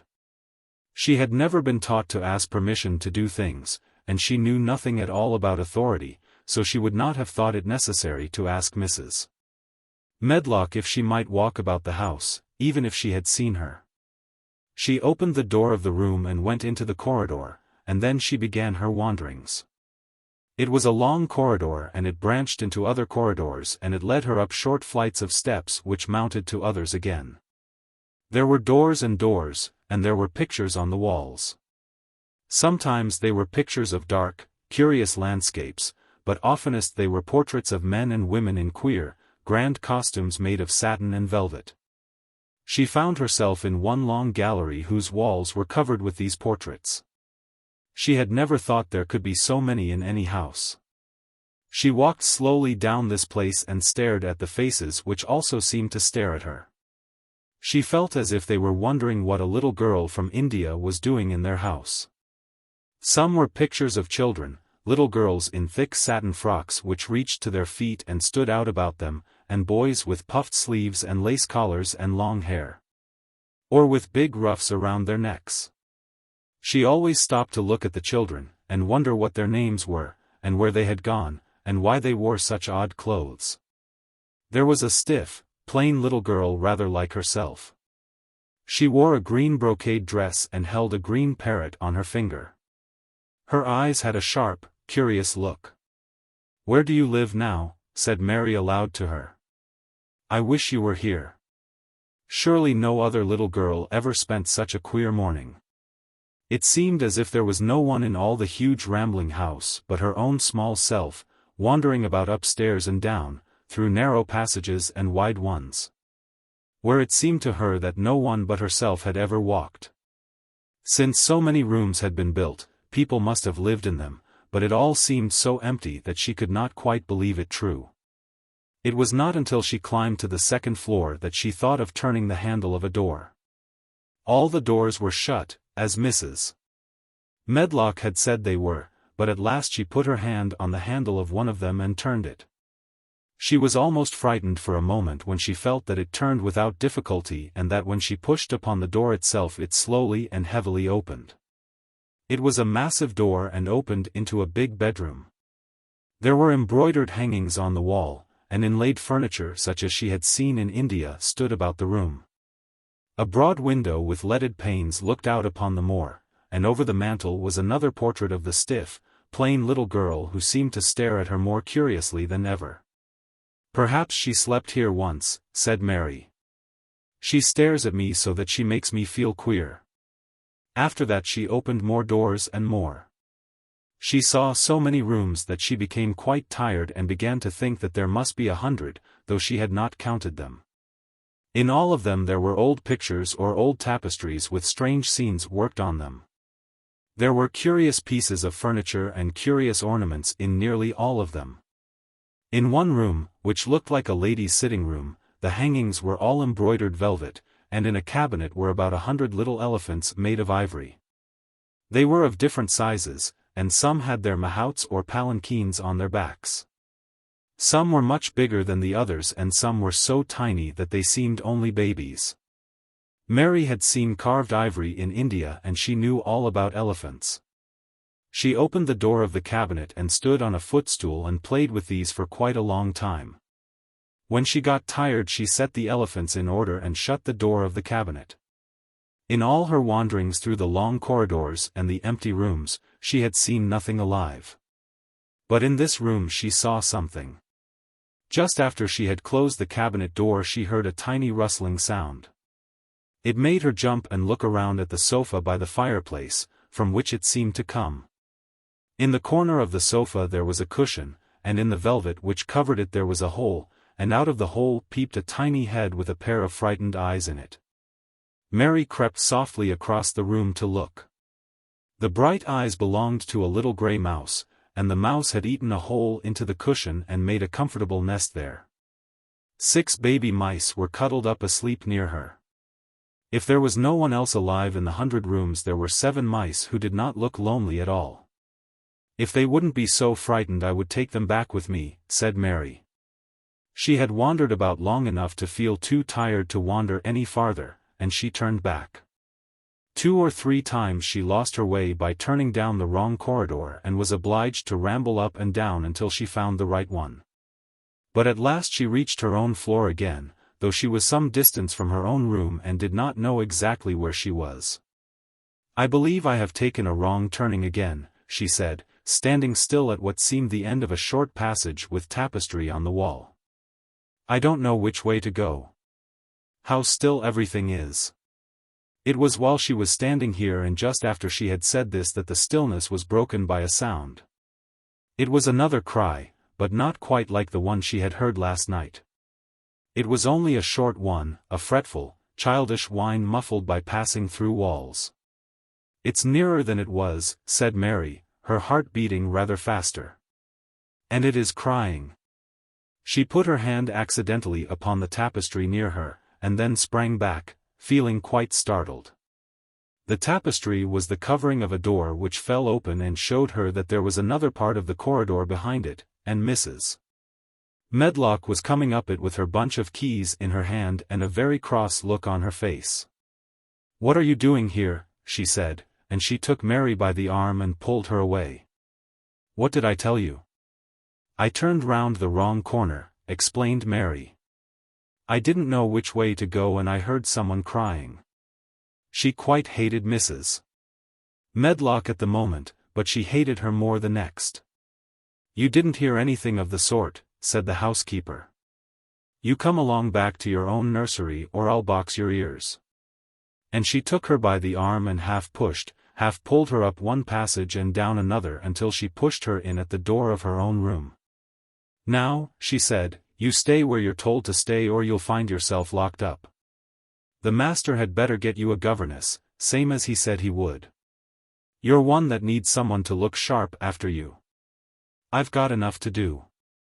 She went out of the room and slammed the door after her, and Mary went and sat on the hearthrug, pale with rage. She did not cry, but ground her teeth. There was someone crying, there was, she said to herself. She had heard it twice now, and sometime she would find out. She had found out a great deal this morning. She felt as if she had been on a long journey, and at any rate she had had something to amuse her all the time. And she had played with the ivory elephants and had seen the grey mouse and its babies in their nest in the velvet cushion. Chapter 7. The Key of the Garden. 2 days after this, when Mary opened her eyes she sat upright in bed immediately, and called to Martha. "Look at the moor. Look at the moor." The rainstorm had ended and the grey mist and clouds had been swept away in the night by the wind. The wind itself had ceased and a brilliant, deep blue sky arched high over the moorland. Never had Mary dreamed of a sky so blue. In India skies were hot and blazing. This was of a deep cool blue which almost seemed to sparkle like the waters of some lovely bottomless lake, and here and there, high in the arched blueness floated small clouds of snow-white fleece. The far-reaching world of the moor itself looked softly blue instead of gloomy purple-black or awful dreary grey. "Aye," said Martha with a cheerful grin. "Storms over for a bit. It does like this at this time year. It goes off in a night like it was pretendin' it had never been here and never meant to come again. That's because springtime's on its way. It's a long way off yet, but it's comin'. I thought perhaps it always rained or looked dark in England," Mary said. "No," said Martha, sitting up on her heels among her black lead brushes. "Nout sort." "What does that mean?" asked Mary seriously. In India the natives spoke different dialects which only a few people understood, so she was not surprised when Martha used words she did not know. Martha laughed as she had done the first morning. "There now," she said. "I've talked broad Yorkshire again like Mrs. Medlock said I mustn't. Nowt sort means nothing of the sort, slowly and carefully, but it takes so long to say it. Yorkshire's sunniest place on earth when it is sunny. I told thee they'd like more after a bit. Just you wait till you see gold-colored gorse blossoms and blossoms, broom, and heather flowerin', all purple bells. And hundreds butterflies flutterin' and bees hummin' and skylarks soarin' up and singin'. You'll want to get out on it at sunrise and live out on it all day like Dickon does." "Could I ever get there?" asked Mary wistfully, looking through her window at the far-off blue. It was so new and big and wonderful and such a heavenly color. "I don't know," answered Martha. "They's never used the legs since the was born, it seems to me. The couldn't walk 5 mile. It's 5 mile to our cottage. I should like to see your cottage." Martha stared at her a moment curiously before she took up her polishing brush and began to rub the grate again. She was thinking that the small plain face did not look quite as sour at this moment as it had done the first morning she saw it. It looked just a trifle like little Susan Ann's when she wanted something very much. "I'll ask my mother about it," she said. "She's one o' them that nearly always sees a way to do things. It's my day out today and I'm goin' home." "I am glad. Mrs. Medlock thinks a lot o' mother. Perhaps she could talk to her." "I like your mother," said Mary. "I should think the did," agreed Martha, polishing away. "I've never seen her," said Mary. "No, the hasn't," replied Martha. She sat up on her heels again and rubbed the end of her nose with the back of her hand as if puzzled for a moment, but she ended quite positively. "Well, she's that sensible and hard-workin' and good-natured and clean that no one could help likin' her whether they'd seen her or not. When I'm goin' home to her on my day out I just jump for joy when I'm crossin' Moor. I like Dickon," added Mary. "And I've never seen him." "Well," said Martha stoutly, "I've told thee that very birds likes him and rabbits and wild sheep and ponies, and foxes themselves. I wonder," staring at her reflectively, "what Dickon would think of thee." "He wouldn't like me," said Mary in her stiff, cold little way. "No one does." Martha looked reflective again. "How does the like thysel?" she inquired, really quite as if she were curious to know. Mary hesitated a moment and thought it over. "Not at all, really," she answered. "But I never thought of that before." Martha grinned a little as if at some homely recollection. "Mother said that to me once," she said. "She was at her washtub and I was in a bad temper and talkin' ill of folk, and she turns round on me and says, 'The young vixen, the there that stands sayin' the doesn't like this one and the doesn't like that one. How does the like thysel?' It made me laugh and it brought me to my senses in a minute." She went away in high spirits as soon as she had given Mary her breakfast. She was going to walk 5 miles across the moor to the cottage, and she was going to help her mother with the washing and do the week's baking and enjoy herself thoroughly. Mary felt lonelier than ever when she knew she was no longer in the house. She went out into the garden as quickly as possible, and the first thing she did was to run round and round the fountain flower garden 10 times. She counted the times carefully and when she had finished she felt in better spirits. The sunshine made the whole place look different. The high, deep, blue sky arched over Misselthwaite as well as over the moor, and she kept lifting her face and looking up into it, trying to imagine what it would be like to lie down on one of the little snow-white clouds and float about. She went into the first kitchen garden and found Ben Weatherstaff working there with 2 other gardeners. The change in the weather seemed to have done him good. He spoke to her of his own accord. "Springtime's comin'," he said. "Cannot thee smell it? Mary sniffed and thought she could. "I smell something nice and fresh and damp," she said. "That's good rich earth," he answered, digging away. "It's in a good humor makin' ready to grow things. It's glad when plantin' time comes. It's dull in winter when it's got nowt to do. In flower gardens out there things will be stirrin' down below in dark.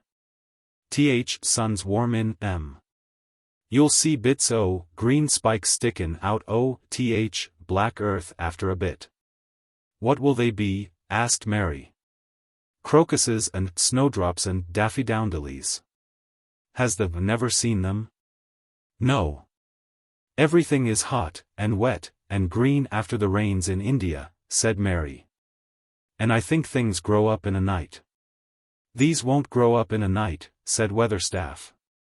"They'll have to wait for They'll poke up a bit higher here, and push out a spike more there, and uncurl a leaf this day and another that. You watch, "I am going to," answered Mary. Very soon she heard the soft rustling flight of wings again, and she knew at once that the robin had come again.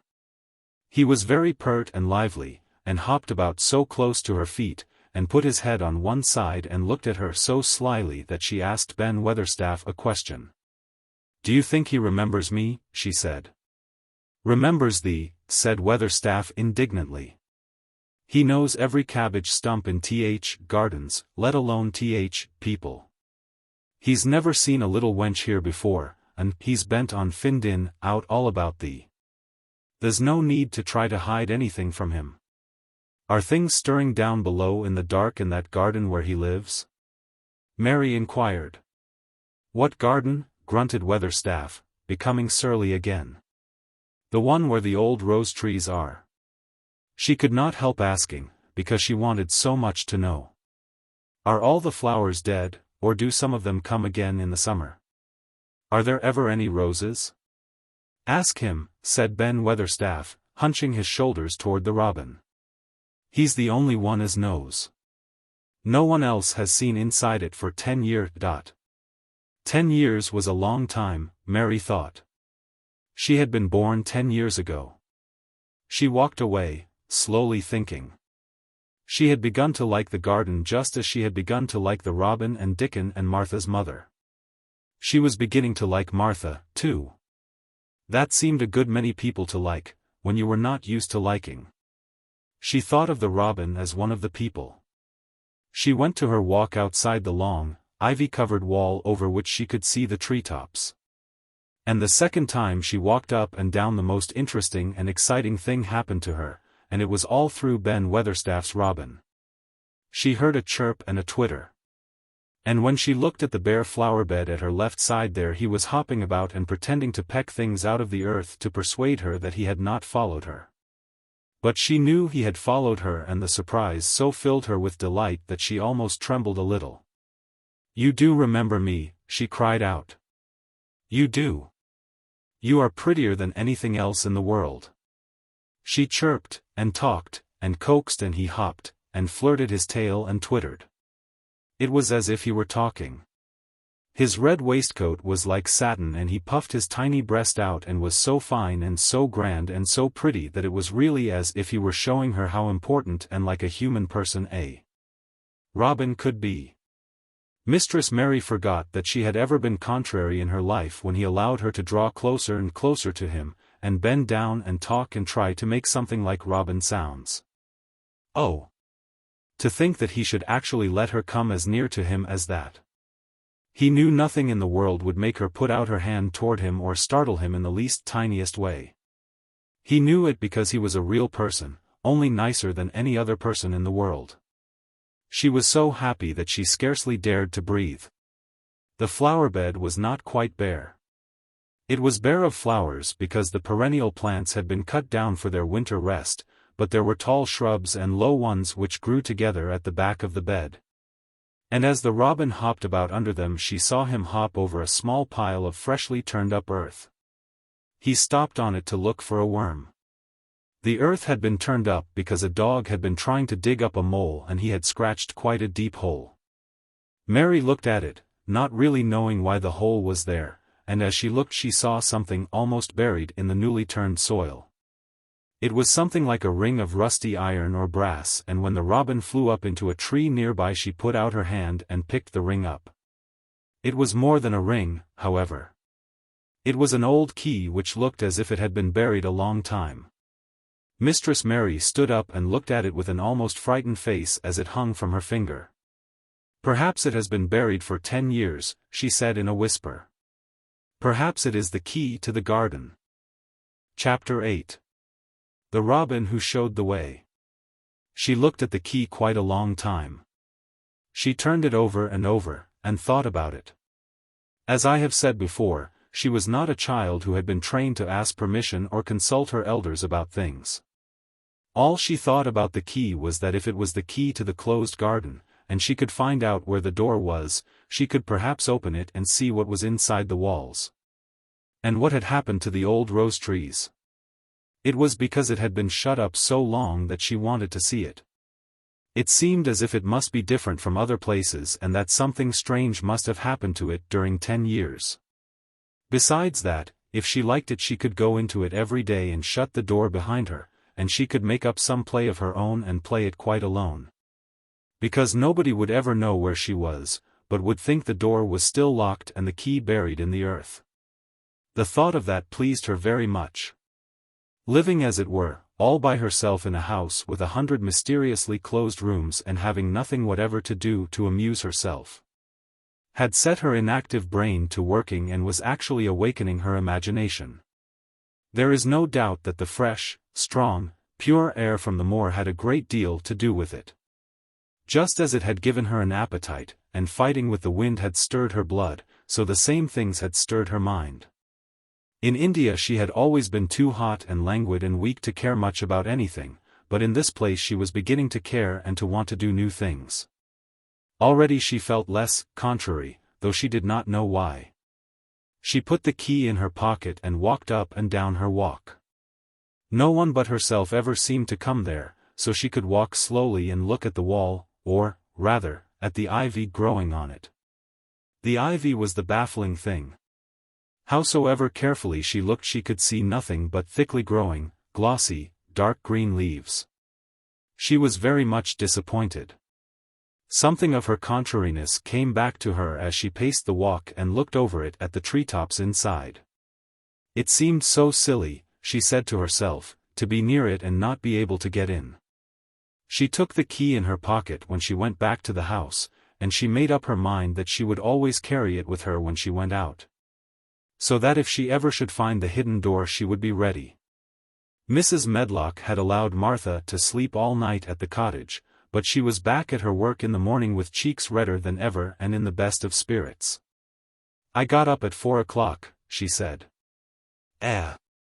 It was pretty on Moor with birds gettin' up and rabbits scamperin' about and sun risin'.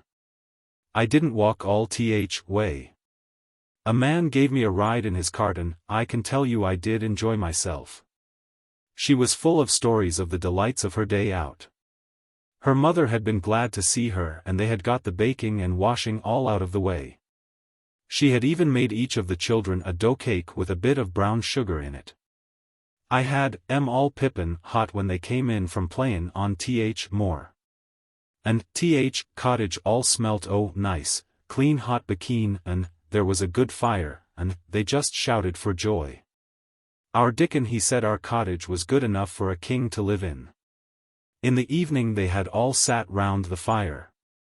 And Martha and her mother had sewed patches on torn clothes and mended stockings, and Martha had told them about the little girl who had come from India and who had been waited on all her life by what Martha called blacks, until she didn't know how to put on her own stockings. "They did like to hear about you," said Martha. "They wanted to know all about blacks and about ship you came in. I couldn't tell them enough." Mary reflected a little. "I'll tell you a great deal more before your next day out," she said, "so that you will have more to talk about. I dare say they would like to hear about riding on elephants and camels, and about the officers going to hunt tigers." "My word," cried delighted Martha. It would set 'em clean off their heads. Would the really do that, miss? It would be same as a wild beast show like we heard they had in York once. India is quite different from Yorkshire, Mary said slowly, as she thought the matter over. I never thought of that. Did Dickon and your mother like to hear you talk about me? Why, our Dickon's eyes nearly started out, oh, his head, they got that round, answered Martha. But mother, she was put out about your seamen, to be all by yourself like. She said, hasn't Mr. Craven got no governess for her, nor no nurse, and I said, no, he hasn't, though Mrs. Medlock says he will when he thinks of it, but she says he mayn't think of it for 2 or 3 years.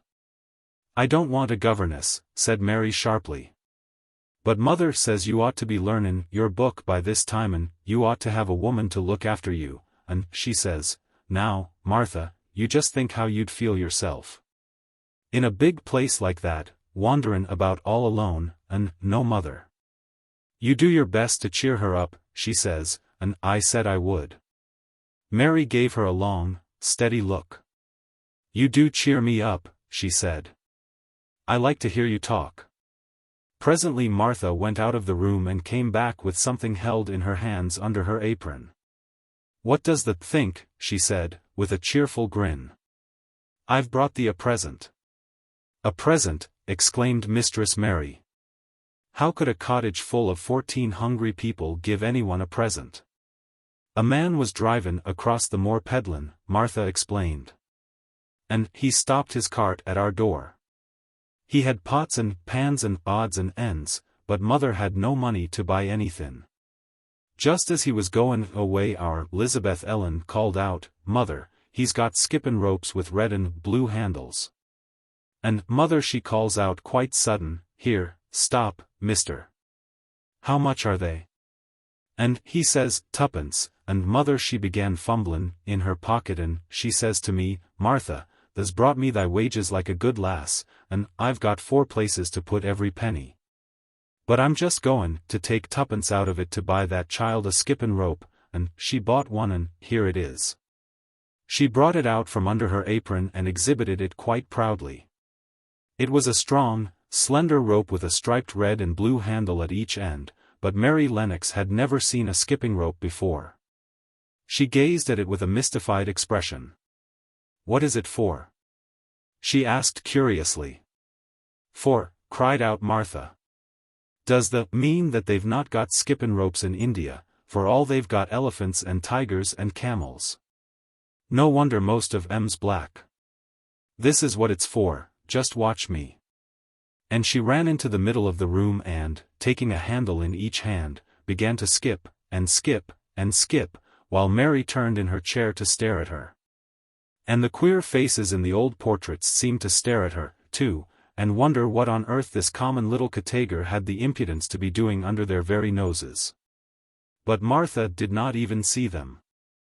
The interest and curiosity in Mistress Mary's face delighted her, and she went on skipping and counted as she skipped until she had reached 100. I could skip longer than that, she said when she stopped. I've skipped as much as 500 when I was 12, but I wasn't as fat then as I am now, and I was in practice. Mary got up from her chair beginning to feel excited herself. It looks nice, she said. Your mother is a kind woman.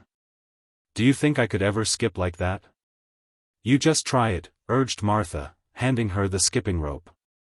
You can't skip 100 at first, but if you practice you'll mount up. That's what mother said. She says, nothin' will do her more good than skip-pin rope. It's sensiblest toy a child can have. Let her play out in fresh air skip-pin and it'll stretch her legs and arms and give her some strength in M. It was plain that there was not a great deal of strength in Mistress Mary's arms and legs when she first began to skip. She was not very clever at it, but she liked it so much that she did not want to stop. Put on the things and run and skip out doors, said Martha. Mother said I must tell you to keep out doors as much as you could, even when it rains a bit, so as to wrap up warm. Mary put on her coat and hat and took her skipping rope over her arm. She opened the door to go out, and then suddenly thought of something and turned back rather slowly. "Martha," she said, "they were your wages. It was your twopence really." "Thank you." She said it stiffly because she was not used to thanking people or noticing that they did things for her. "Thank you," she said, and held out her hand because she did not know what else to do. Martha gave her hand a clumsy little shake, as if she was not accustomed to this sort of thing either. Then she laughed. "The art a queer, old womanish thing," she said. "If they'd been our Elizabeth Ellen they'd have give me a kiss." Mary looked stiffer than ever. "Do you want me to kiss you?" Martha laughed again. "Nay, not me," she answered. "If the was different, perhaps they'd want to thysel. But that isn't. Run off outside and play with thy rope." Mistress Mary felt a little awkward as she went out of the room. Yorkshire people seemed strange, and Martha was always rather a puzzle to her. At first she had disliked her very much, but now she did not. The skipping rope was a wonderful thing. She counted and skipped and counted, until her cheeks were quite red, and she was more interested than she had ever been since she was born. The sun was shining and a little wind was blowing, not a rough wind, but one which came in delightful little gusts and brought a fresh scent of newly turned earth with it. She skipped round the fountain garden, and up one walk and down another. She skipped at last into the kitchen garden and saw Ben Weatherstaff digging and talking to his robin, which was hopping about him. She skipped down the walk toward him and he lifted his head and looked at her with a curious expression. She had wondered if he would notice her. She really wanted him to see her skip. "Well," he exclaimed. "Upon my word. P'raps thou art a young un, after all, and perhaps thou's got child's blood in thy veins instead of sour buttermilk. Thou's skipped red into thy cheeks as sure as my name's Ben Weatherstaff. I wouldn't have believed thou could do it." "I never skipped before," Mary said. "I'm just beginning. I can only go up to 20. Keep on," said Ben. "The shape's well enough at it for a young un that's lived with heathen. Just see how he's watchin' thee," jerking his head toward the robin. "He followed after thee yesterday. He'll be at it again today. He'll be bound to find out what skippin' rope is. He's never seen one. Shaking his head at the bird, "The curiosity will be death of thee sometime if the doesn't look sharp." Mary skipped round all the gardens and round the orchard, resting every few minutes. At length she went to her own special walk and made up her mind to try if she could skip the whole length of it. It was a good long skip and she began slowly, but before she had gone halfway down the path she was so hot and breathless that she was obliged to stop. She did not mind much, because she had already counted up to 30. She stopped with a little laugh of pleasure, and there, lo and behold, was the robin swaying on a long branch of ivy. He had followed her and he greeted her with a chirp. As Mary had skipped toward him she felt something heavy in her pocket strike against her at each jump, and when she saw the robin she laughed again. "You showed me where the key was yesterday," she said. "You ought to show me the door today, but I don't believe you know." The robin flew from his swinging spray of ivy onto the top of the wall and he opened his beak and sang a loud, lovely trill, merely to show off. Nothing in the world is quite as adorably lovely as a robin when he shows off, and they are nearly always doing it. Mary Lennox had heard a great deal about magic in her ayah stories, and she always said that what happened almost at that moment was magic. One of the nice little gusts of wind rushed down the walk, and it was a stronger one than the rest. It was strong enough to wave the branches of the trees, and it was more than strong enough to sway the trailing sprays of untrimmed ivy hanging from the wall. Mary had stepped close to the robin, and suddenly the gust of wind swung aside some loose ivy trails, and more suddenly still she jumped toward it and caught it in her hand. This she did because she had seen something under it, a round knob which had been covered by the leaves hanging over it. It was the knob of a door. She put her hands under the leaves and began to pull and push them aside. Thick as the ivy hung, it nearly all was a loose and swinging curtain, though some had crept over wood and iron. Mary's heart began to thump and her hands to shake a little in her delight and excitement. The robin kept singing and twittering away and tilting his head on one side, as if he were as excited as she was. What was this under her hands which was square and made of iron and which her fingers found a hole in? It was the lock of the door which had been closed 10 years, and she put her hand in her pocket, drew out the key and found it fitted the keyhole. She put the key in and turned it. It took 2 hands to do it, but it did turn.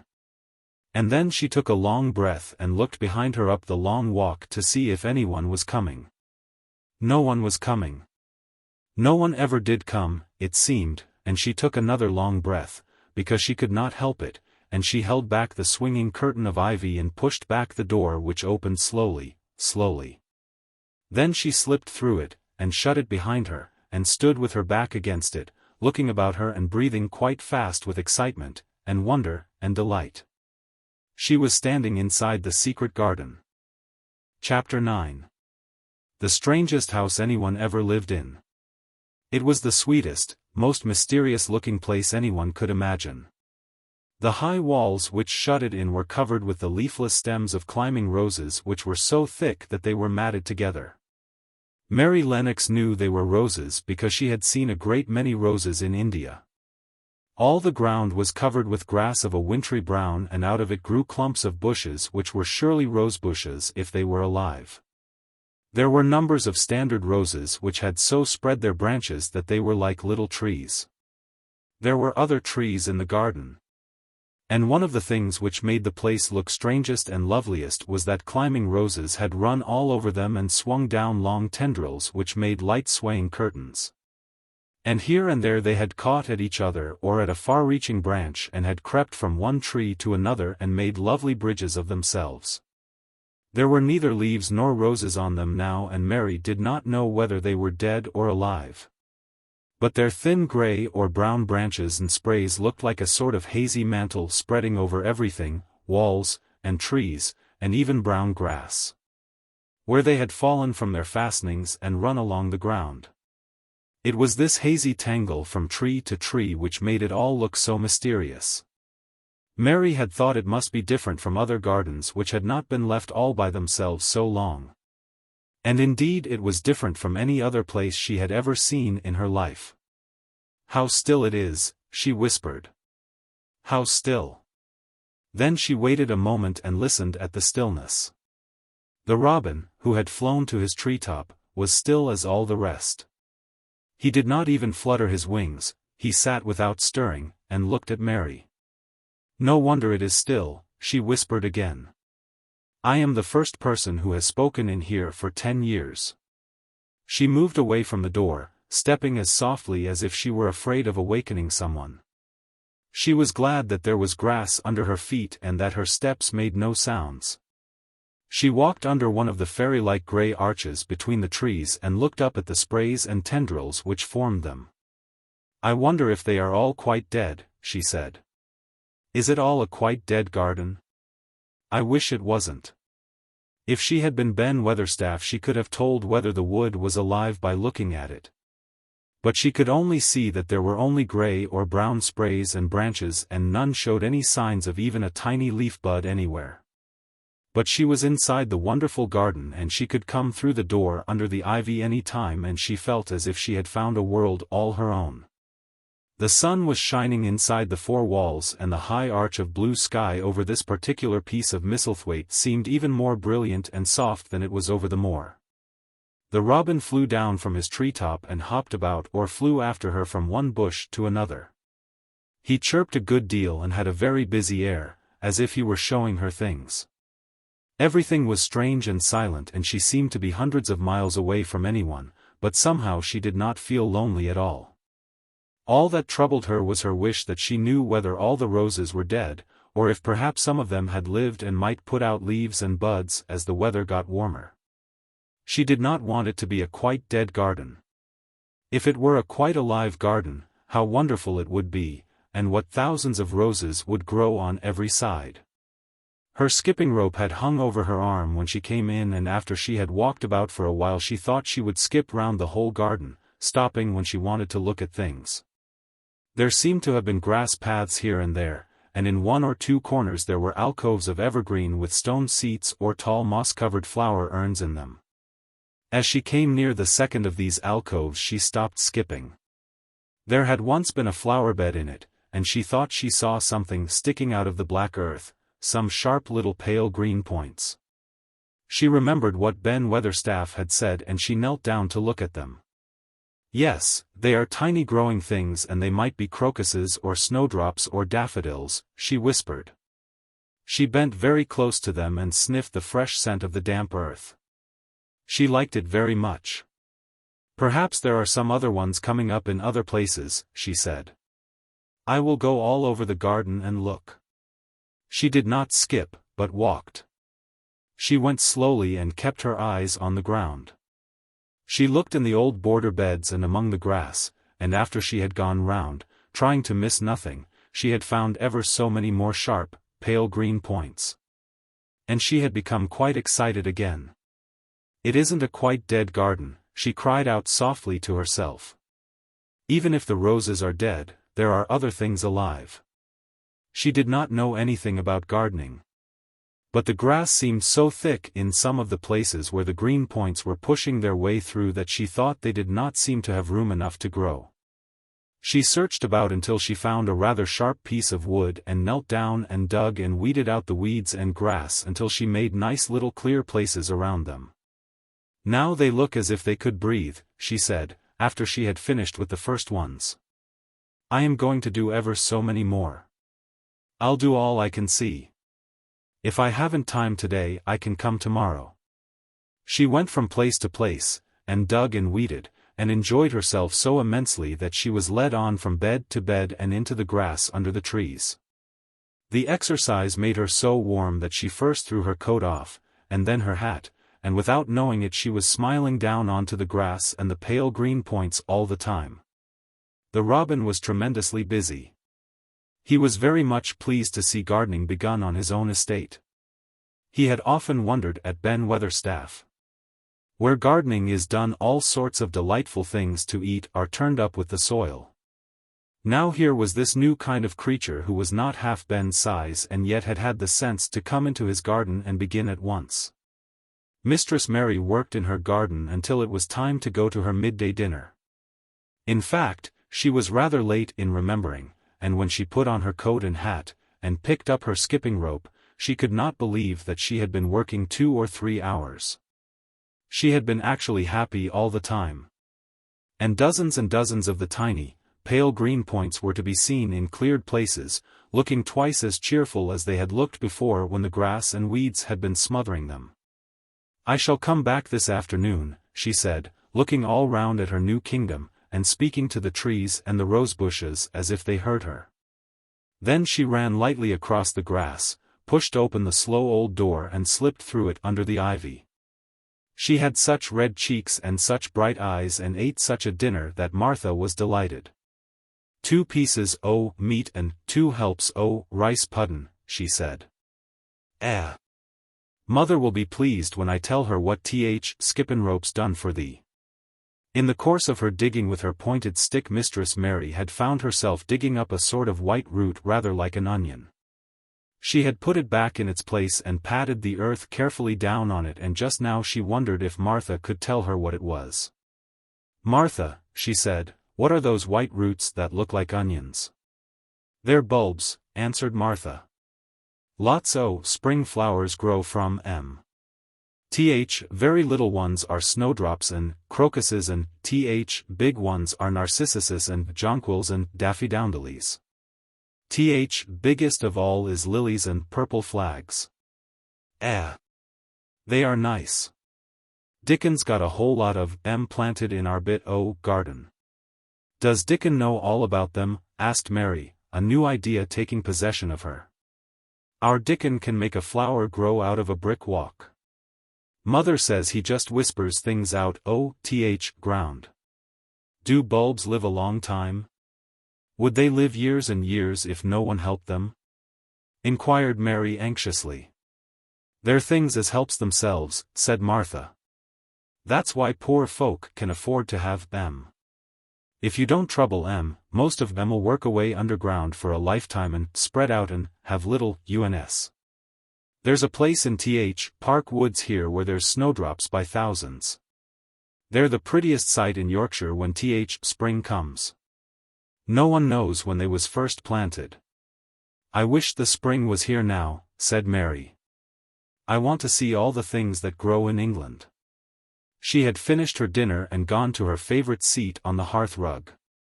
I wish I had a little spade, she said. Whatever does thou want a spade for? Asked Martha, laughing. Art thou goin' to take to diggin'? I must tell mother that, too. Mary looked at the fire and pondered a little. She must be careful if she meant to keep her secret kingdom. She wasn't doing any harm, but if Mr. Craven found out about the open door he would be fearfully angry and get a new key and lock it up forevermore. She really could not bear that. This is such a big lonely place, she said slowly, as if she were turning matters over in her mind. The house is lonely, and the park is lonely, and the gardens are lonely. So many places seem shut up. I never did many things in India, but there were more people to look at, natives and soldiers marching by, and sometimes bands playing, and my ayah told me stories. There is no one to talk to here except you and Ben Weatherstaff. And you have to do your work and Ben Weatherstaff won't speak to me often. I thought if I had a little spade I could dig somewhere as he does, and I might make a little garden if he would give me some seeds. Martha's face quite lighted up. There now, she exclaimed, if that wasn't one of things mother said. She says, there's such a lot room in that big place, why don't they give her a bit for herself, even if she doesn't plant nothin' but parsley and radishes? She'd dig and rake away and be right down happy over it. Them was the very words she said. Were they? Said Mary. How many things she knows, doesn't she? Said Martha. It's like she says, a woman as brings up 12 children learns something besides her ABC. Children's as good as arithmetic to set you find in out things. How much would a spade cost, a little one? Mary asked. Well, was Martha's reflective answer, at Thwaite village there's a shop or so and I saw little garden sets with a spade and a rake and a fork all tied together for 2 shillings. And they was stout enough to work with, too. I've got more than that in my purse, said Mary.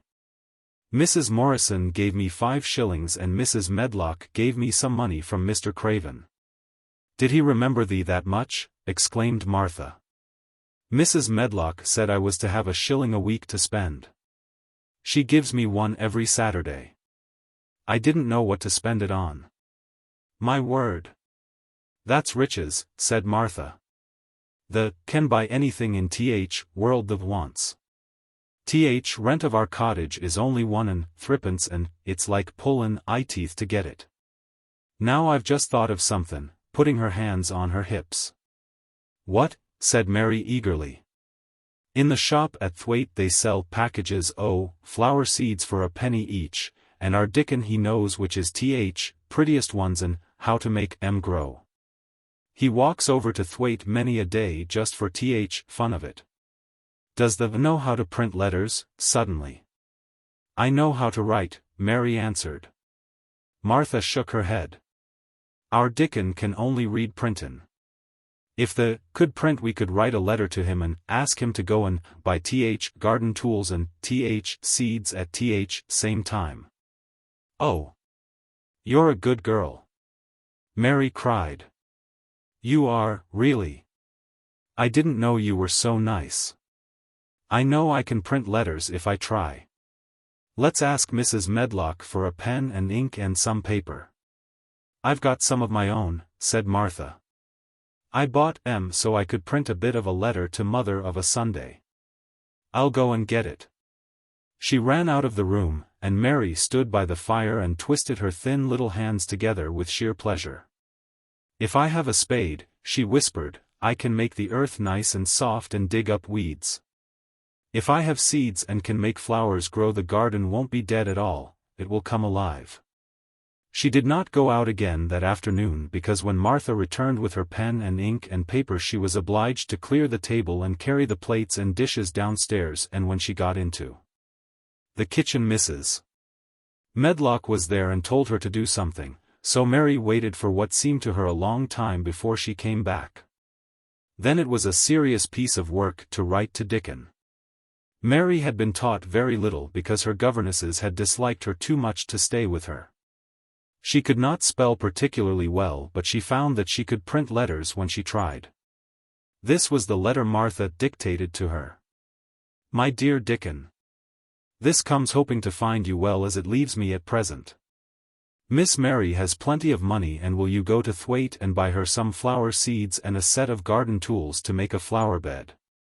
Pick the prettiest ones and easy to grow because she has never done it before and lived in India, which is different.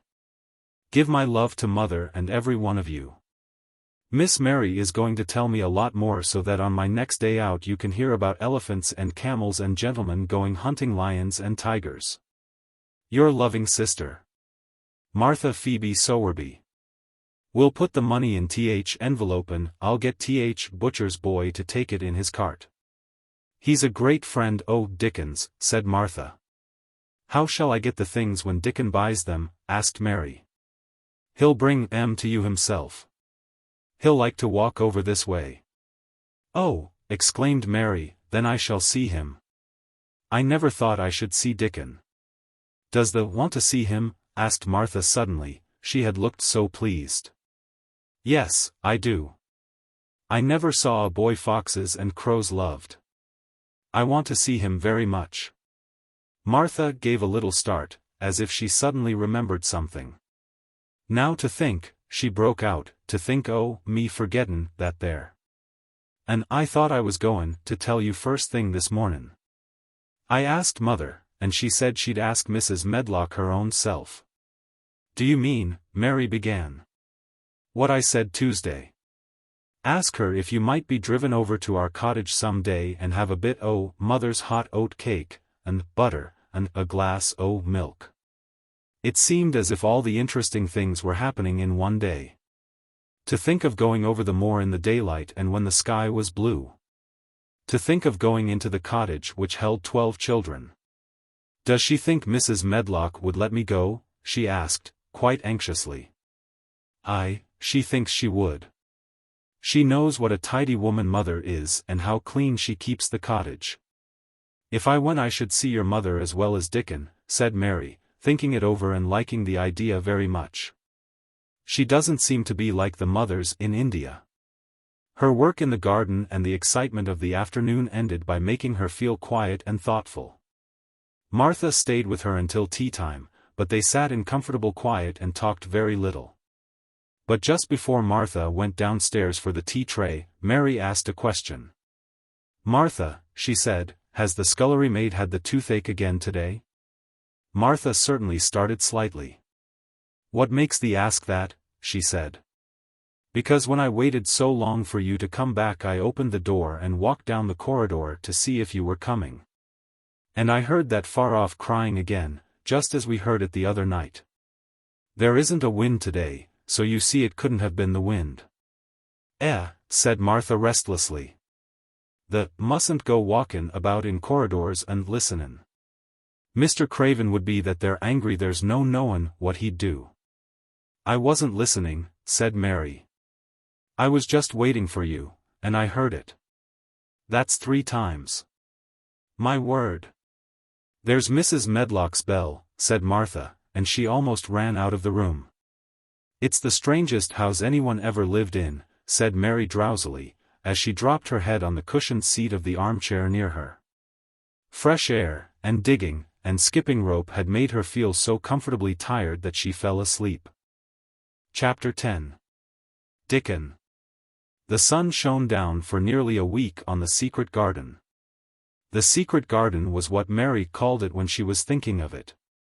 She liked the name, and she liked still more the feeling that when its beautiful old walls shut her in no one knew where she was. It seemed almost like being shut out of the world in some fairy place. The few books she had read and liked had been fairy story books, and she had read of secret gardens in some of the stories. Sometimes people went to sleep in them for 100 years, which she had thought must be rather stupid. She had no intention of going to sleep, and, in fact, she was becoming wider awake every day which passed at Misselthwaite. She was beginning to like to be out of doors. She no longer hated the wind, but enjoyed it. She could run faster, and longer, and she could skip up to 100. The bulbs in the secret garden must have been much astonished. Such nice clear places were made round them that they had all the breathing space they wanted, and really, if Mistress Mary had known it. They began to cheer up under the dark earth and work tremendously. The sun could get at them and warm them, and when the rain came down it could reach them at once, so they began to feel very much alive. Mary was an odd, determined little person, and now she had something interesting to be determined about. She was very much absorbed, indeed. She worked and dug and pulled up weeds steadily, only becoming more pleased with her work every hour instead of tiring of it. It seemed to her like a fascinating sort of play. She found many more of the sprouting pale green points than she had ever hoped to find. They seemed to be starting up everywhere, and each day she was sure she found tiny new ones, some so tiny that they barely peeped above the earth. There were so many that she remembered what Martha had said about the snowdrops by the thousands, and about bulbs spreading and making new ones. These had been left to themselves for 10 years, and perhaps they had spread, like the snowdrops, into thousands. She wondered how long it would be before they showed that they were flowers. Sometimes she stopped digging to look at the garden and try to imagine what it would be like when it was covered with thousands of lovely things in bloom. During that week of sunshine, she became more intimate with Ben Weatherstaff. She surprised him several times by seeming to start up beside him as if she sprang out of the earth. The truth was that she was afraid that he would pick up his tools and go away if he saw her coming, so she always walked toward him as silently as possible. But, in fact, he did not object to her as strongly as he had at first. Perhaps he was secretly rather flattered by her evident desire for his elderly company. Then, also, she was more civil than she had been. He did not know that when she first saw him she spoke to him as she would have spoken to a native, and had not known that a cross, sturdy old Yorkshire man was not accustomed to salaam to his masters, and be merely commanded by them to do things. "The RT like th Robin," he said to her one morning when he lifted his head and saw her standing by him. "I never knows when I shall see thee or which side they'll come from." "He's friends with me now," said Mary. "That's like him," snapped Ben Weatherstaff. "Makin' up to women folk just for vanity and flightiness. There's nothin' he wouldn't do for sake o' showin' off and flirtin' his tail feathers. He's as full o' pride as an egg's full o' meat." He very seldom talked much and sometimes did not even answer Mary's questions except by a grunt, but this morning he said more than usual. He stood up and rested one hobnailed boot on the top of his spade while he looked her over. "How long has they've been here?" he jerked out. "I think it's about a month," she answered. "They's beginnin' to do Misselthwaite credit," he said. "They's a bit fatter than the was and they's not quite so yeller. The looked like a young plucked crow when the first came into this garden. Thinks I to myself I never set eyes on an uglier, sourer-faced young un." Mary was not vain, and as she had never thought much of her looks she was not greatly disturbed. "I know I'm fatter," she said. "My stockings are getting tighter. They used to make wrinkles. There's the robin, Ben Weatherstaff." There, indeed, was the robin, and she thought he looked nicer than ever. His red waistcoat was as glossy as satin, and he flirted his wings and tail and tilted his head and hopped about with all sorts of lively graces. He seemed determined to make Ben Weatherstaff admire him. But Ben was sarcastic. "They're the art," he said. "The can put up with me for a bit sometimes when there's got no one better. There's been reddenin' up thy waistcoat and polishin' thy feathers this 2 weeks. I know what there's up to. There's courtin' some bold young madam somewhere, tellin' thy lies to her about bein' finest cock robin on Missel Moor and ready to fight all rest of them. Oh! Look at him, exclaimed Mary. The robin was evidently in a fascinating, bold mood. He hopped closer and closer and looked at Ben Weatherstaff more and more engagingly. He flew onto the nearest currant bush and tilted his head and sang a little song right at him. "The thinks they'll get over me by doin' that," said Ben, wrinkling his face up in such a way that Mary felt sure he was trying not to look pleased. "The thinks no one can stand out against thee, that's what the thinks." The robin spread his wings. Mary could scarcely believe her eyes. He flew right up to the handle of Ben Weatherstaff's spade and alighted on the top of it. Then the old man's face wrinkled itself slowly into a new expression. He stood still as if he were afraid to breathe, as if he would not have stirred for the world, lest his robin should start away. He spoke quite in a whisper. "Well, I'm Dongade," he said as softly as if he were saying something quite different. "The does know how to get at a chap, the does. The's fair unearthly, the so knowin' dot." And he stood without stirring, almost without drawing his breath, until the robin gave another flirt to his wings and flew away. Then he stood looking at the handle of the spade as if there might be magic in it, and then he began to dig again and said nothing for several minutes. But because he kept breaking into a slow grin now and then, Mary was not afraid to talk to him. "Have you a garden of your own?" she asked. "No. I'm bachelder and lodge with Martin at Gate." "If you had one," said Mary, "what would you plant?" "Cabbages and taters and onions." "But if you wanted to make a flower garden," persisted Mary, "what would you plant?" "Bulbs and sweet-smellin' things, but mostly roses." Mary's face lighted up. "Do you like roses?" she said. Ben Weatherstaff rooted up a weed and threw it aside before he answered. "Well, yes, I do. I was learned that by a young lady I was gardener to. She had a lot in a place she was fond of, and she loved 'em like they was children, or robins. I've seen her bend over and kiss 'em." He dragged out another weed and scowled at it. "That were as much as 10 years ago." "Where is she now?" asked Mary, much interested. "Heaven," he answered, and drove his spade deep into the soil, according to what parson says. "What happened to the roses?" Mary asked again, more interested than ever. "They was left to themselves." Mary was becoming quite excited. "Did they quite die?" "Do roses quite die when they are left to themselves?" she ventured. "Well, I'd got to like 'em, and I liked her, and she liked 'em," Ben Weatherstaff admitted reluctantly. "Once or twice a year I'd go and work at 'em a bit, prune 'em and dig about roots. They run wild, but they was in rich soil, so some of 'em lived. When they have no leaves and look gray and brown and dry, how can you tell whether they are dead or alive?" inquired Mary.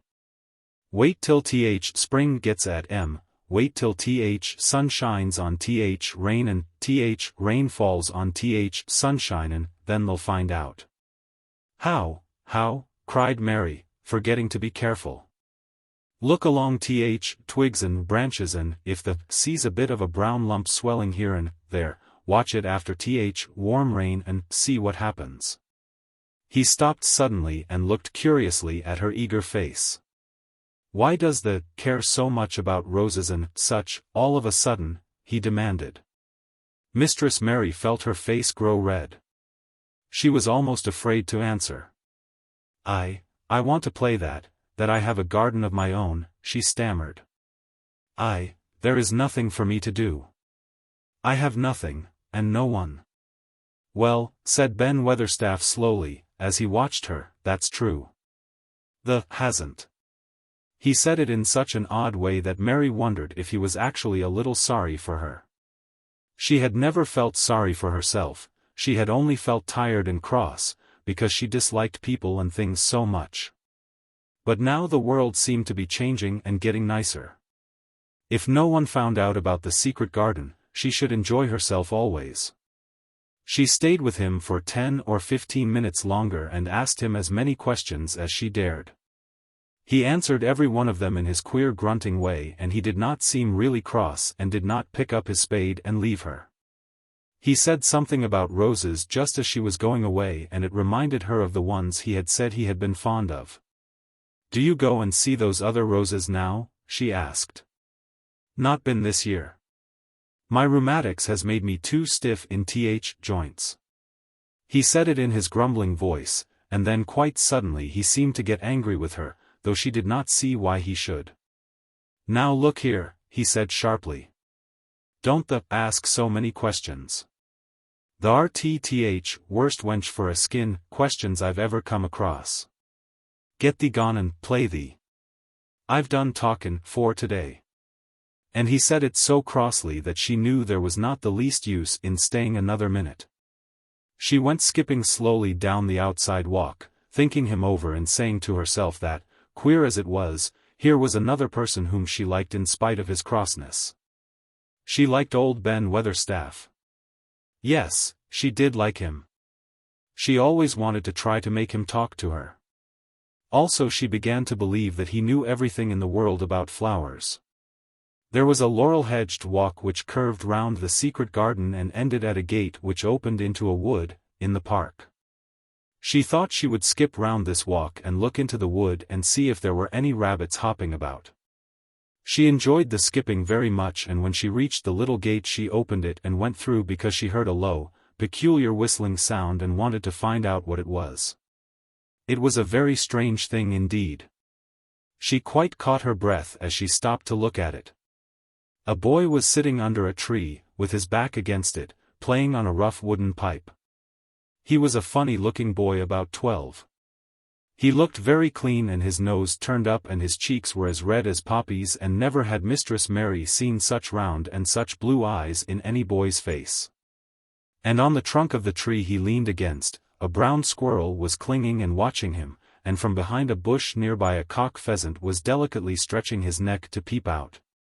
And quite near him were 2 rabbits sitting up and sniffing with tremulous noses, and actually it appeared as if they were all drawing near to watch him and listen to the strange low little call his pipe seemed to make. When he saw Mary he held up his hand and spoke to her in a voice almost as low as and rather like his piping. "Don't move," he said. "It'd flight, em." Mary remained motionless. He stopped playing his pipe and began to rise from the ground. He moved so slowly that it scarcely seemed as though he were moving at all, but at last he stood on his feet, and then the squirrel scampered back up into the branches of his tree. The pheasant withdrew his head and the rabbits dropped on all fours and began to hop away, though not at all as if they were frightened. "I'm Dickon," the boy said. "I know the Miss Mary." Then Mary realized that somehow she had known at first that he was Dickon. Who else could have been charming rabbits and pheasants as the natives charm snakes in India? He had a wide, red, curving mouth and his smile spread all over his face. "I got up slow," he explained, "because if makes a quick move it startles a body, as to move gentle and speak low when wild things is about."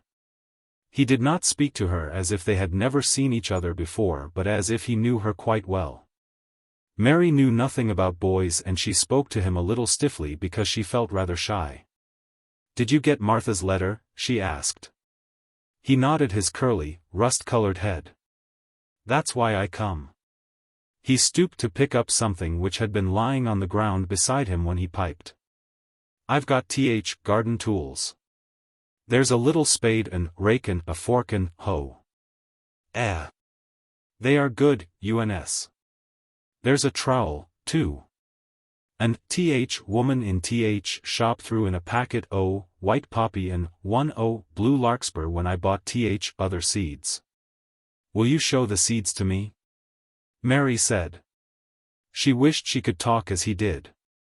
His speech was so quick and easy. It sounded as if he liked her and was not the least afraid she would not like him, though he was only a common Moor boy, in patched clothes and with a funny face and a rough, rusty red head. As she came closer to him she noticed that there was a clean fresh scent of heather and grass and leaves about him, almost as if he were made of them. She liked it very much, and when she looked into his funny face with the red cheeks and round blue eyes she forgot that she had felt shy. "Let us sit down on this log and look at them," she said. They sat down, and he took a clumsy little brown paper package out of his coat pocket. He untied the string, and inside there were ever so many neater and smaller packages with a picture of a flower on each one. "There's a lot o' mignonette and poppies," he said. "Mignonette's sweetest smellin' thing as grows, and it'll grow wherever you cast it, same as poppies will. Them as'll come up and bloom if you just whistle to 'em, them's nicest of all." He stopped and turned his head quickly, his poppy-cheeked face lighting up. "Where's that robin as is callin' us?" he said. The chirp came from a thick holly bush, bright with scarlet berries, and Mary thought she knew whose it was. "Is it really calling us?" she asked. "Aye," said Dickon, as if it was the most natural thing in the world, "he's callin' someone he's friends with. That's same as sayin', 'Here I am. Look at me. I wants a bit of a chat.' There he is in the bush." "Whose is he?" "He's Ben Weatherstaff's, but I think he knows me a little," answered Mary. "Aye, he knows thee," said Dickon in his low voice again. "And he likes thee. He's took thee on. He'll tell me all about thee in a minute." He moved quite close to the bush with the slow movement Mary had noticed before, and then he made a sound almost like the robin's own twitter. The robin listened a few seconds, intently, and then answered quite as if he were replying to a question. "Aye, he's a friend o' yours," chuckled Dickon. "Do you think he is?" cried Mary eagerly. She did so want to know. "Do you think he really likes me?" "He wouldn't come near thee if he didn't," answered Dickon.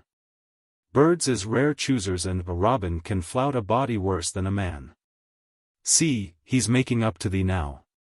Cannot thee see a chap, he's sayin', dot." And it really seemed as if it must be true. He so sidled and twittered and tilted as he hopped on his bush. "Do you understand everything birds say?" said Mary. Dickon's grin spread until he seemed all wide, red, curving mouth, and he rubbed his rough head. "I think I do, and they think I do," he said. "I've lived on Moor with Em so long. I've watched Em break shell and come out and fledge and learn to fly and begin to sing, till I think I'm one of Em. Sometimes I think p'raps I'm a bird, or a fox, or a rabbit, or a squirrel, or even a beetle, and I don't know it." He laughed and came back to the log and began to talk about the flower seeds again. He told her what they looked like when they were flowers, he told her how to plant them, and watch them, and feed and water them. "See here," he said suddenly, turning round to look at her. "I'll plant them for thee myself. Where is the garden?" Mary's thin hands clutched each other as they lay on her lap. She did not know what to say, so for a whole minute she said nothing. She had never thought of this. She felt miserable. And she felt as if she went red and then pale. "There's got a bit o' garden, hasn't the?" Dickon said. It was true that she had turned red and then pale. Dickon saw her do it, and as she still said nothing, he began to be puzzled. "Wouldn't they give thee a bit?" he asked. "Hasn't thee got any yet?" She held her hands even tighter and turned her eyes toward him. "I don't know anything about boys," she said slowly. "Could you keep a secret, if I told you one?" "It's a great secret. I don't know what I should do if anyone found it out. I believe I should die." She said the last sentence quite fiercely. Dickon looked more puzzled than ever and even rubbed his hand over his rough head again, but he answered quite good-humoredly. "I'm keepin' secrets all time," he said. "If I couldn't keep secrets from other lads, secrets about foxes' cubs, and birds' nests, and wild things' holes, there'd be naught safe on Moor. I can keep secrets." Mistress Mary did not mean to put out her hand and clutch his sleeve, but she did it. "I've stolen a garden," she said very fast. "It isn't mine. It isn't anybody's. Nobody wants it, nobody cares for it, nobody ever goes into it. Perhaps everything is dead in it already, I don't know. She began to feel hot and as contrary as she had ever felt in her life. I don't care, I don't care. Nobody has any right to take it from me when I care about it and they don't. They're letting it die, all shut in by itself, she ended passionately, and she threw her arms over her face and burst out crying, poor little Mistress Mary. Dickon's curious blue eyes grew rounder and rounder. "XXIII," he said, drawing his exclamation out slowly, and the way he did it meant both wonder and sympathy. "I've nothing to do," said Mary. "Nothing belongs to me. I found it myself and I got into it myself. I was only just like the robin, and they wouldn't take it from the robin." "Where is it?" asked Dickon in a dropped voice. Mistress Mary got up from the log at once. She knew she felt contrary again, and obstinate, and she did not care at all. She was imperious and Indian, and at the same time hot and sorrowful. "Come with me and I'll show you," she said. She led him round the laurel path and to the walk where the ivy grew so thickly. Dickon followed her with a queer, almost pitying, look on his face. He felt as if he were being led to look at some strange bird's nest and must move softly. When she stepped to the wall and lifted the hanging ivy he started.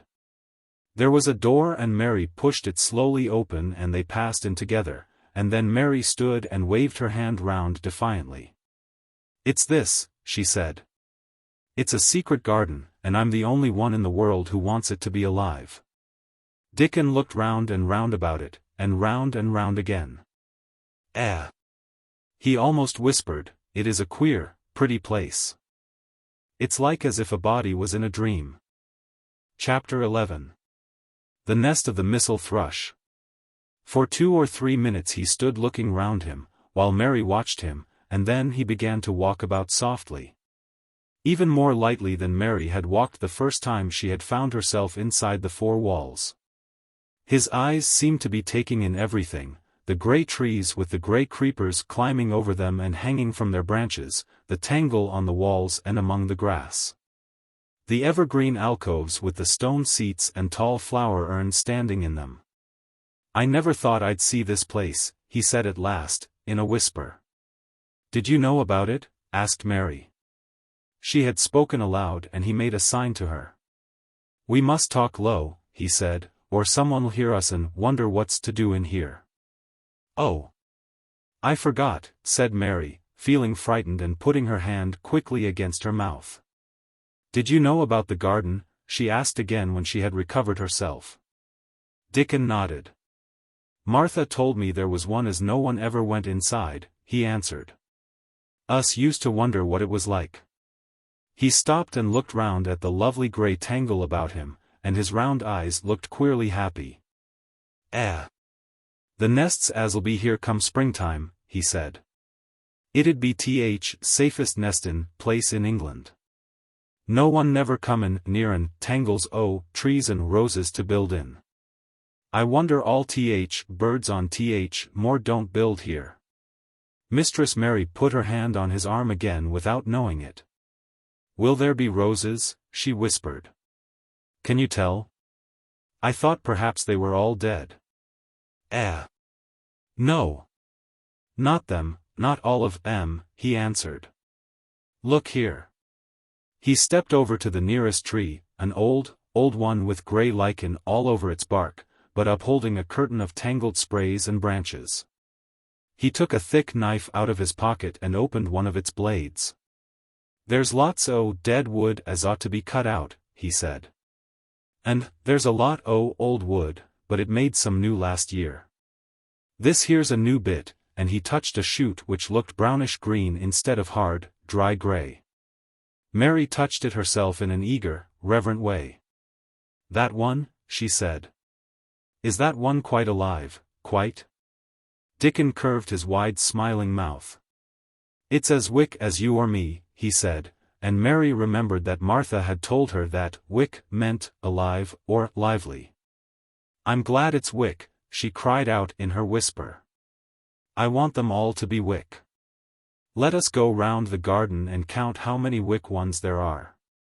She quite panted with eagerness, and Dickon was as eager as she was. They went from tree to tree and from bush to bush.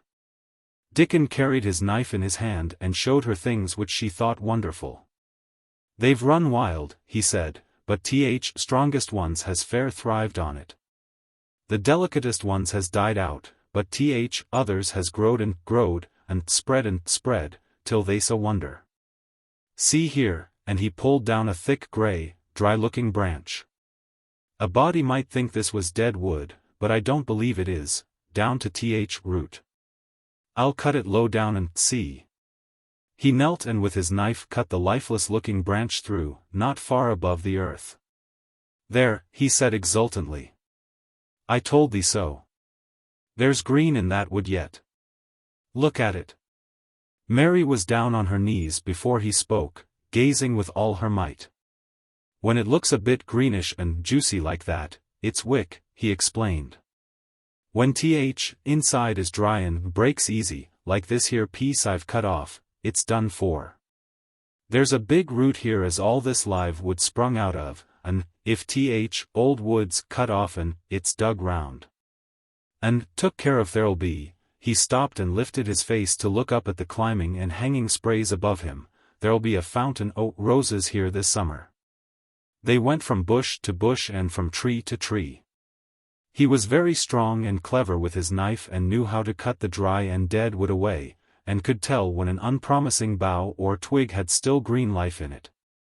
In the course of half an hour Mary thought she could tell too. And when he cut through a lifeless-looking branch she would cry out joyfully under her breath when she caught sight of the least shade of moist green. The spade, and hoe, and fork were very useful. He showed her how to use the fork while he dug about roots with the spade and stirred the earth and let the air in. They were working industriously round one of the biggest standard roses when he caught sight of something which made him utter an exclamation of surprise. Why! He cried, pointing to the grass a few feet away. Who did that there? It was one of Mary's own little clearings round the pale green points. I did it, said Mary. Why, I thought didn't know nothin' about gardening, he exclaimed. I don't, she answered, but they were so little, and the grass was so thick and strong, and they looked as if they had no room to breathe. So I made a place for them. I don't even know what they are. Dickon went and knelt down by them, smiling his wide smile. "Thou was right," he said. "A gardener couldn't have told thee better. They'll grow now like Jack's beanstalk. They're crocuses and snowdrops, and these here is narcissuses," turning to another patch, "and here's daffodillies. They will be a sight." He ran from one clearing to another. "The has done a lot o' work for such a little wench," he said, looking her over. "I'm growing fatter," said Mary, "and I'm growing stronger. I used always to be tired. When I dig I'm not tired at all. I like to smell the earth when it's turned up. It's rare good for thee," he said, nodding his head wisely. "There's naught as nice as smell o' good clean earth, except smell o' fresh growin' things when rain falls on them. I get out on more many a day when it's rainin', and I lie under a bush and listen to soft swish o' drops on heather, and I just sniff and sniff. My nose end fair quivers like a rabbit's, mother says." "Do you never catch cold?" inquired Mary, gazing at him wonderingly. She had never seen such a funny boy, or such a nice one. "Not me," he said, grinning. "I never catched cold since I was born. I wasn't brought up nesh enough. I've chased about more in all weathers same as rabbits does. Mother says I've sniffed up too much fresh air for 12 year, to ever get to sniffin' with cold. I'm as tough as a whitethorn knobstick." He was working all the time he was talking, and Mary was following him and helping him with her fork or the trowel. "There's a lot of work to do here," he said once, looking about quite exultantly. "Will you come again and help me to do it?" Mary begged. "I'm sure I can help, too. I can dig and pull up weeds, and do whatever you tell me. Oh. Do come, Dickon. I'll come every day if the wants me, rain or shine, he answered stoutly. It's best fun I ever had in my life, shut in here and wakening up a garden. If you will come, said Mary, if you will help me to make it alive I don't know what I'll do, she ended helplessly. What could you do for a boy like that? I'll tell thee what they'll do, said Dickon, with his happy grin. They'll get fat and they'll get as hungry as a young fox and they'll learn how to talk to Robin same as I do. We'll have a lot fun. He began to walk about, looking up in the trees and at the walls and bushes with a thoughtful expression. I wouldn't want to make it look like a gardener's garden, all clipped and spick and span, would you? He said. It's nicer like this with things runnin' wild, and swingin' and catchin' hold of each other. Don't let us make it tidy, said Mary anxiously. It wouldn't seem like a secret garden if it was tidy. Dickon stood rubbing his rusty red head with a rather puzzled look. It's a secret garden sure enough, he said, but seems like someone besides Robin must have been in it since it was shut up 10 years ago. But the door was locked and the key was buried, said Mary. No one could get in. That's true, he answered. It's a queer place. Seems to me as if there'd been a bit prunin' done here and there, later than 10 years ago. But how could it have been done, said Mary. He was examining a branch of a standard rose and he shook his head. How could it, he murmured. With door locked and key buried. Mistress Mary always felt that however many years she lived she should never forget that first morning when her garden began to grow. Of course, it did seem to begin to grow for her that morning. When Dickon began to clear places to plant seeds, she remembered what Basil had sung at her when he wanted to tease her. Are there any flowers that look like bells? She inquired. Lilies, Valley does, he answered, digging away with the trowel, and there's Canterbury bells, and campanulas. Let us plant some, said Mary. There's lilies, Valley here already. I saw 'em. They'll have growed too close and we'll have to separate 'em, but there's plenty. Other ones takes 2 years to bloom from seed, but I can bring you some bits plants from our cottage garden. Why does the want 'em? Then Mary told him about Basil and his brothers and sisters in India and of how she had hated them and of their calling her Mistress Mary quite contrary. They used to dance round and sing at me. They sang. Mistress Mary, quite contrary. How does your garden grow?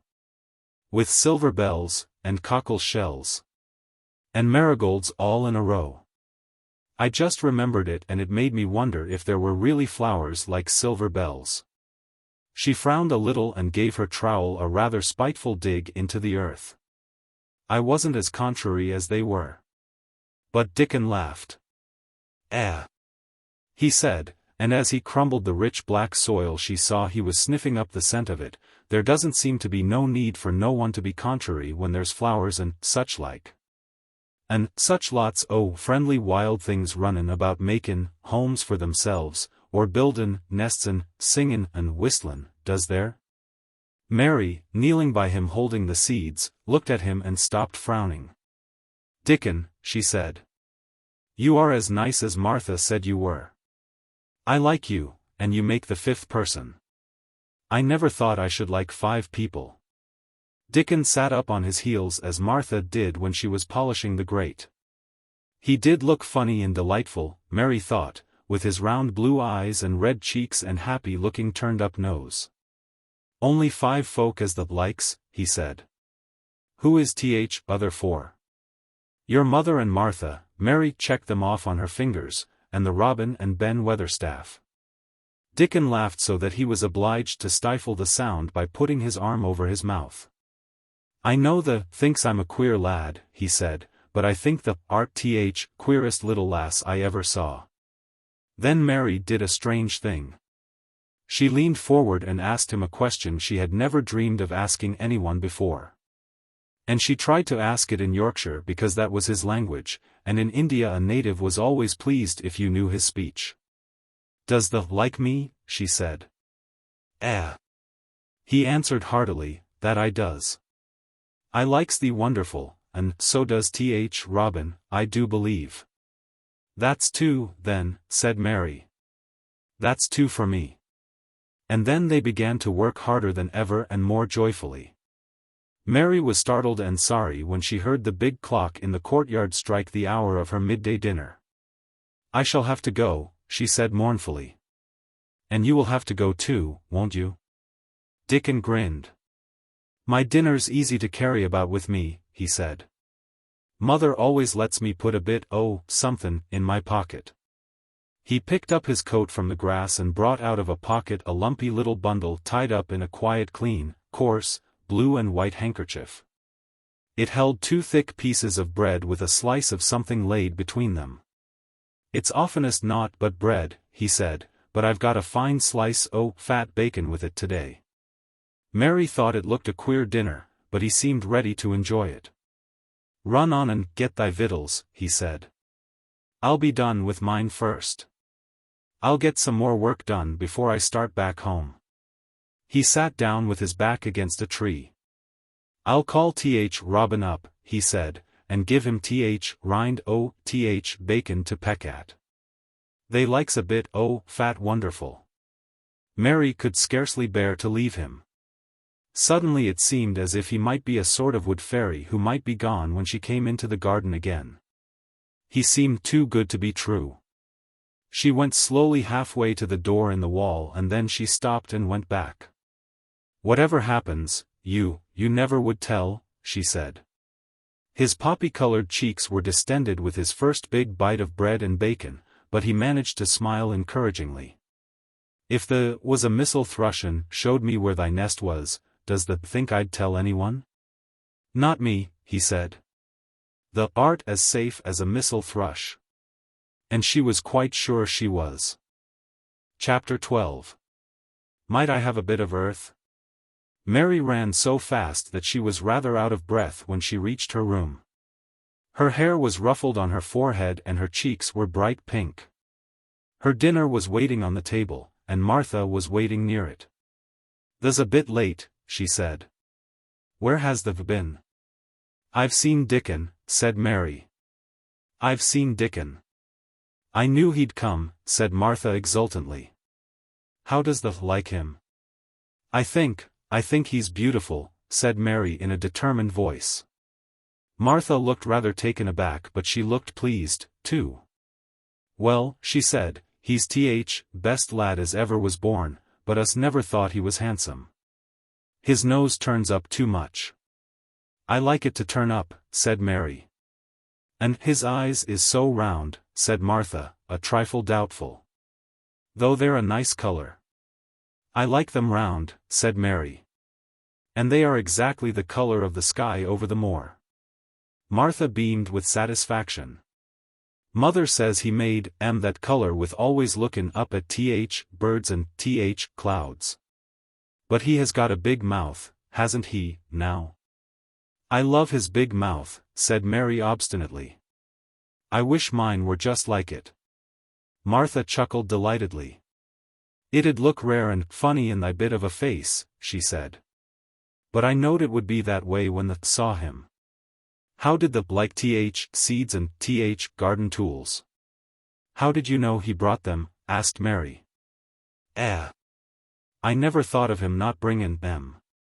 He'd be sure to bring them if they was in Yorkshire. He's such a trusty lad." Mary was afraid that she might begin to ask difficult questions, but she did not. She was very much interested in the seeds and gardening tools, and there was only one moment when Mary was frightened. This was when she began to ask where the flowers were to be planted. "Who did thou ask about it?" she inquired. "I haven't asked anybody yet," said Mary, hesitating. "Well, I wouldn't ask Th. head gardener. He's too grand, Mr. Roach is."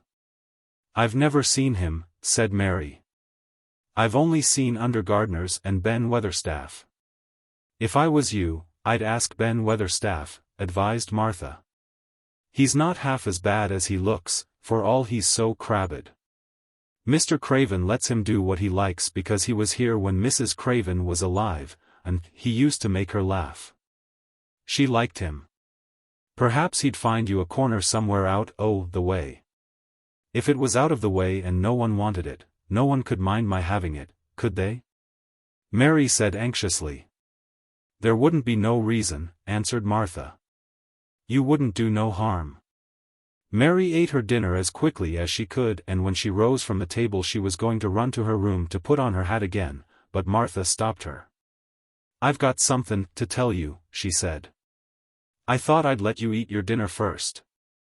Mr. Craven came back this morning, and I think he wants to see you. Mary turned quite pale. Oh, she said. Why? Why? He didn't want to see me when I came. I heard Pitcher say he didn't. Well, explained Martha, Mrs. Medlock says it's because mother. She was walkin' to Thwaite village and she met him. She'd never spoke to him before, but Mrs. Craven had been to our cottage 2 or 3 times. He'd forgot, but mother hadn't, and she made bold to stop him. I don't know what she said to him about you, but she said something as put him in mind to see you before he goes away again, tomorrow. Oh, cried Mary, is he going away tomorrow? I am so glad. He's goin' for a long time. He mayn't come back till autumn or winter. He's goin' to travel in foreign places. He's always doin' it. Oh. I'm so glad, said Mary thankfully. If he did not come back until winter, or even autumn, there would be time to watch the secret garden come alive.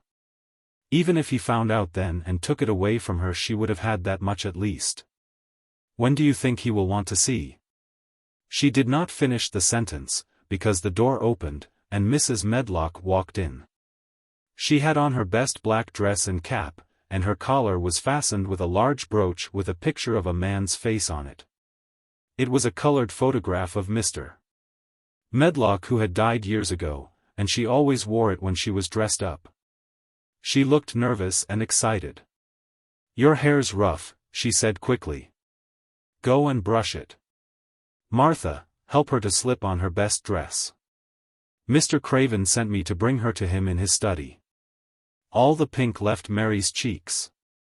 Her heart began to thump and she felt herself changing into a stiff, plain, silent child again. She did not even answer Mrs. Medlock, but turned and walked into her bedroom, followed by Martha. She said nothing while her dress was changed, and her hair brushed, and after she was quite tidy she followed Mrs. Medlock down the corridors, in silence. What was there for her to say? She was obliged to go and see Mr. Craven, and he would not like her, and she would not like him. She knew what he would think of her. She was taken to a part of the house she had not been into before. At last Mrs. Medlock knocked at a door, and when someone said, "Come in," they entered the room together. A man was sitting in an armchair before the fire, and Mrs. Medlock spoke to him. "This is Miss Mary, sir," she said. "You can go and leave her here. I will ring for you when I want you to take her away," said Mr. Craven. When she went out and closed the door, Mary could only stand waiting, a plain little thing, twisting her thin hands together. She could see that the man in the chair was not so much a hunchback as a man with high, rather crooked shoulders, and he had black hair streaked with white. He turned his head over his high shoulders and spoke to her. "Come here," he said. Mary went to him. He was not ugly. His face would have been handsome if it had not been so miserable. He looked as if the sight of her worried and fretted him, and as if he did not know what in the world to do with her. "Are you well?" he asked. "Yes," answered Mary. "Do they take good care of you?" "Yes." He rubbed his forehead fretfully as he looked her over. "You are very thin," he said. "I am getting fatter," Mary answered in what she knew was her stiffest way. What an unhappy face he had. His black eyes seemed as if they scarcely saw her, as if they were seeing something else, and he could hardly keep his thoughts upon her. "I forgot you," he said. "How could I remember you? I intended to send you a governess or a nurse or someone of that sort, but I forgot." "Please," began Mary. "Please," and then the lump in her throat choked her. "What do you want to say?" he inquired. I am too big for a nurse," said Mary. "And please don't make me have a governess yet." He rubbed his forehead again and stared at her. "That was what the Sowerby woman said," he muttered absent-mindedly. Then Mary gathered a scrap of courage. Is she Martha's mother?" she stammered. "Yes, I think so," he replied. "She knows about children," said Mary. "She has 12. She knows." He seemed to rouse himself. "What do you want to do?" "I want to play out of doors," Mary answered, hoping that her voice did not tremble. "I never liked it in India. It makes me hungry here, and I am getting fatter." He was watching her. "Mrs. Sowerby said it would do you good." "Perhaps it will," he said. "She thought you had better get stronger before you had a governess." "It makes me feel strong when I play and the wind comes over the moor," argued Mary. "Where do you play?" he asked next. "Everywhere," gasped Mary. "Martha's mother sent me a skipping rope. I skip and run, and I look about to see if things are beginning to stick up out of the earth. I don't do any harm." "Don't look so frightened," he said in a worried voice. "You could not do any harm, a child like you. You may do what you like." Mary put her hand up to her throat because she was afraid he might see the excited lump which she felt jump into it. She came a step nearer to him. "May I?" she said tremulously. Her anxious little face seemed to worry him more than ever. "Don't look so frightened," he exclaimed. "Of course you may. I am your guardian, though I am a poor one for any child.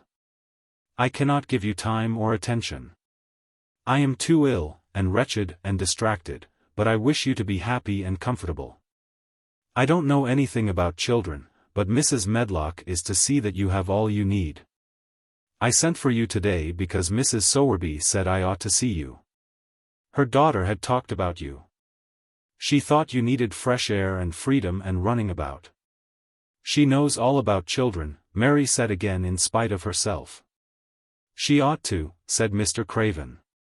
"I thought her rather bold to stop me on the moor, but she said Mrs. Craven had been kind to her."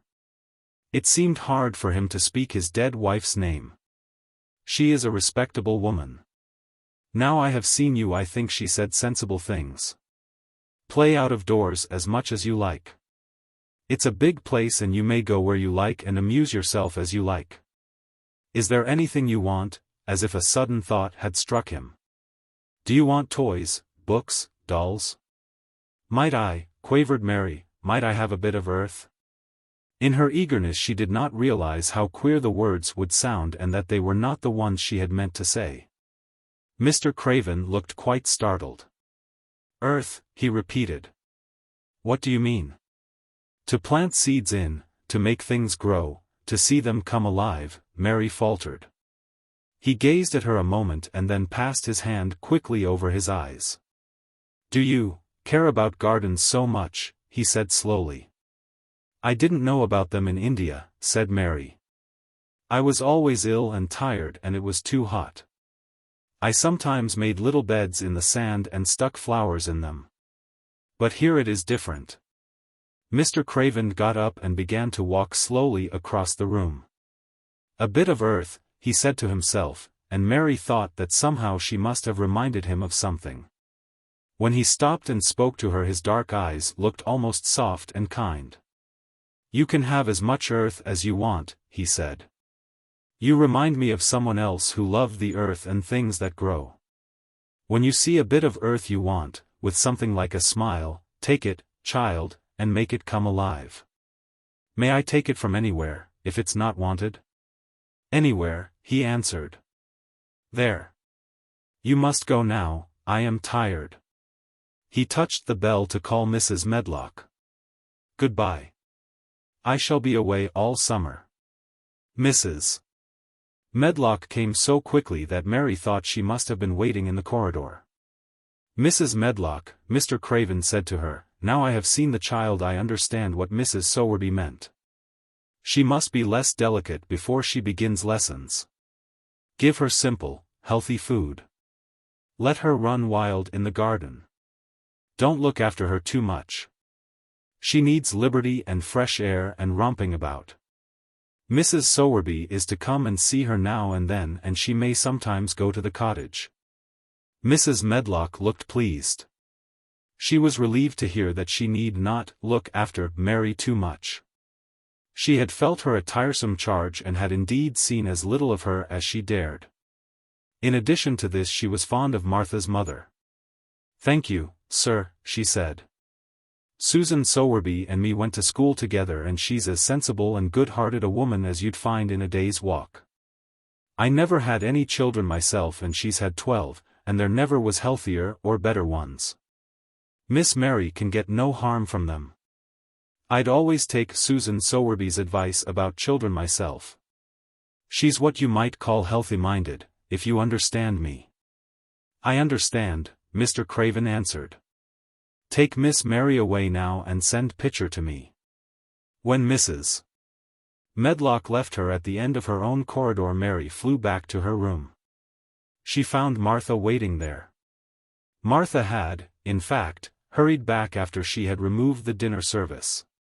"I can have my garden," cried Mary. "I may have it where I like. I am not going to have a governess for a long time. Your mother is coming to see me, and I may go to your cottage. He says a little girl like me could not do any harm, and I may do what I like, anywhere." Said Martha delightedly, "that was nice of him, wasn't it?" "Martha," said Mary solemnly, "he is really a nice man, only his face is so miserable and his forehead is all drawn together." She ran as quickly as she could to the garden. She had been away so much longer than she had thought she should, and she knew Dickon would have to set out early on his 5-mile walk. When she slipped through the door under the ivy, she saw he was not working where she had left him. The gardening tools were laid together under a tree. She ran to them, looking all round the place, but there was no Dickon to be seen. He had gone away, and the secret garden was empty, except for the robin who had just flown across the wall and sat on a standard rosebush watching her. "He's gone," she said woefully. "Oh. Was he only a wood fairy?" Something white fastened to the standard rosebush caught her eye. It was a piece of paper, in fact, it was a piece of the letter she had printed for Martha to send to Dickon. It was fastened on the bush with a long thorn, and in a minute she knew Dickon had left it there. There were some roughly printed letters on it and a sort of picture. At first she could not tell what it was. Then she saw it was meant for a nest with a bird sitting on it. Underneath were the printed letters, and they said, "I will come back." Chapter 13. I Am Colin. Mary took the picture back to the house when she went to her supper, and she showed it to Martha. Said Martha with great pride. "I never knew our Dickon was as clever as that. That there's a picture of a Missel thrush on her nest, as large as life and twice as natural." Then Mary knew Dickon had meant the picture to be a message. He had meant that she might be sure he would keep her secret. Her garden was her nest, and she was like a Missel thrush. Oh, how she did like that queer, common boy. She hoped he would come back the very next day, and she fell asleep looking forward to the morning. But you never know what the weather will do in Yorkshire, particularly in the springtime. She was awakened in the night by the sound of rain beating with heavy drops against her window. It was pouring down in torrents, and the wind was wuthering round the corners and in the chimneys of the huge old house. Mary sat up in bed and felt miserable and angry. "The rain is as contrary as I ever was," she said. "It came because it knew I did not want it." She threw herself back on her pillow and buried her face. She did not cry, but she lay and hated the sound of the heavily beating rain. She hated the wind and its wuthering. She could not go to sleep again. The mournful sound kept her awake because she felt mournful herself. If she had felt happy it would probably have lulled her to sleep. How it wuthered, and how the big raindrops poured down and beat against the pane. "It sounds just like a person lost on the moor and wandering on and on crying," she said. She had been lying awake turning from side to side for about an hour, when suddenly something made her sit up in bed and turn her head toward the door listening. She listened and she listened. "It isn't the wind now," she said in a loud whisper. "That isn't the wind. It is different. It is that crying I heard before." The door of her room was ajar and the sound came down the corridor, a far-off faint sound of fretful crying. She listened for a few minutes and each minute she became more and more sure. She felt as if she must find out what it was. It seemed even stranger than the secret garden and the buried key. Perhaps the fact that she was in a rebellious mood made her bold. She put her foot out of bed and stood on the floor. "I am going to find out what it is," she said. "Everybody is in bed and I don't care about Mrs. Medlock, I don't care." There was a candle by her bedside and she took it up and went softly out of the room. The corridor looked very long and dark, but she was too excited to mind that. She thought she remembered the corners she must turn to find the short corridor with the door covered with tapestry, the one Mrs. Medlock had come through the day she lost herself. The sound had come up that passage. So she went on with her dim light, almost feeling her way, her heart beating so loud that she fancied she could hear it. The far-off faint crying went on and led her. Sometimes it stopped for a moment or so and then began again. Was this the right corner to turn? She stopped and thought. Yes, it was. Down this passage and then to the left, and then up 2 broad steps, and then to the right again. Yes, there was the tapestry door. She pushed it open very gently and closed it behind her, and she stood in the corridor and could hear the crying quite plainly, though it was not loud. It was on the other side of the wall at her left and a few yards farther on there was a door. She could see a glimmer of light coming from beneath it. The someone was crying in that room, and it was quite a young someone. So she walked to the door and pushed it open, and there she was standing in the room. It was a big room with ancient, handsome furniture in it. There was a low fire glowing faintly on the hearth and a night light burning by the side of a carved 4-posted bed hung with brocade, and on the bed was lying a boy, crying fretfully. Mary wondered if she was in a real place or if she had fallen asleep again and was dreaming without knowing it. The boy had a sharp, delicate face the color of ivory and he seemed to have eyes too big for it. He had also a lot of hair which tumbled over his forehead in heavy locks and made his thin face seem smaller. He looked like a boy who had been ill, but he was crying more as if he were tired and cross than as if he were in pain. Mary stood near the door with her candle in her hand, holding her breath. Then she crept across the room, and as she drew nearer the light attracted the boy's attention and he turned his head on his pillow and stared at her. His gray eyes opening so wide that they seemed immense. "Who are you?" he said at last in a half-frightened whisper. "Are you a ghost?" "No, I am not," Mary answered, her own whisper sounding half-frightened. "Are you one?" He stared and stared and stared. Mary could not help noticing what strange eyes he had. They were agate gray and they looked too big for his face because they had black lashes all round them. "No," he replied after waiting a moment or so. "I am Colin." "Who is Colin?" she faltered. "I am Colin Craven." "Who are you?" "I am Mary Lennox." "Mr. Craven is my uncle." "He is my father," said the boy. "Your father," gasped Mary. "No one ever told me he had a boy."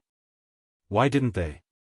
"Come here," he said, still keeping his strange eyes fixed on her with an anxious expression. She came close to the bed and he put out his hand and touched her. "You are real, aren't you?" he said. "I have such real dreams very often. You might be one of them." Mary had slipped on a woolen wrapper before she left her room and she put a piece of it between his fingers. "Rub that and see how thick and warm it is," she said. "I will pinch you a little if you like, to show you how real I am. For a minute I thought you might be a dream too." "Where did you come from?" he asked. "From my own room. The wind wuthered so I couldn't go to sleep and I heard someone crying and wanted to find out who it was." "What were you crying for?" "Because I couldn't go to sleep either and my head ached." "Tell me your name again." "Mary Lennox." "Did no one ever tell you I had come to live here?" He was still fingering the fold of her wrapper, but he began to look a little more as if he believed in her reality. "No," he answered. "They daren't." "Why?" asked Mary. "Because I should have been afraid you would see me. I won't let people see me and talk me over." "Why?" Mary asked again, feeling more mystified every moment. "Because I am like this always, ill and having to lie down. My father won't let people talk me over either.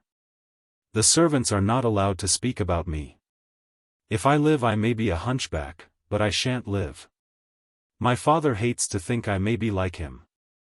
"Oh, what a queer house this is," Mary said. "What a queer house. Everything is a kind of secret. Rooms are locked up and gardens are locked up, and you. Have you been locked up?" "No.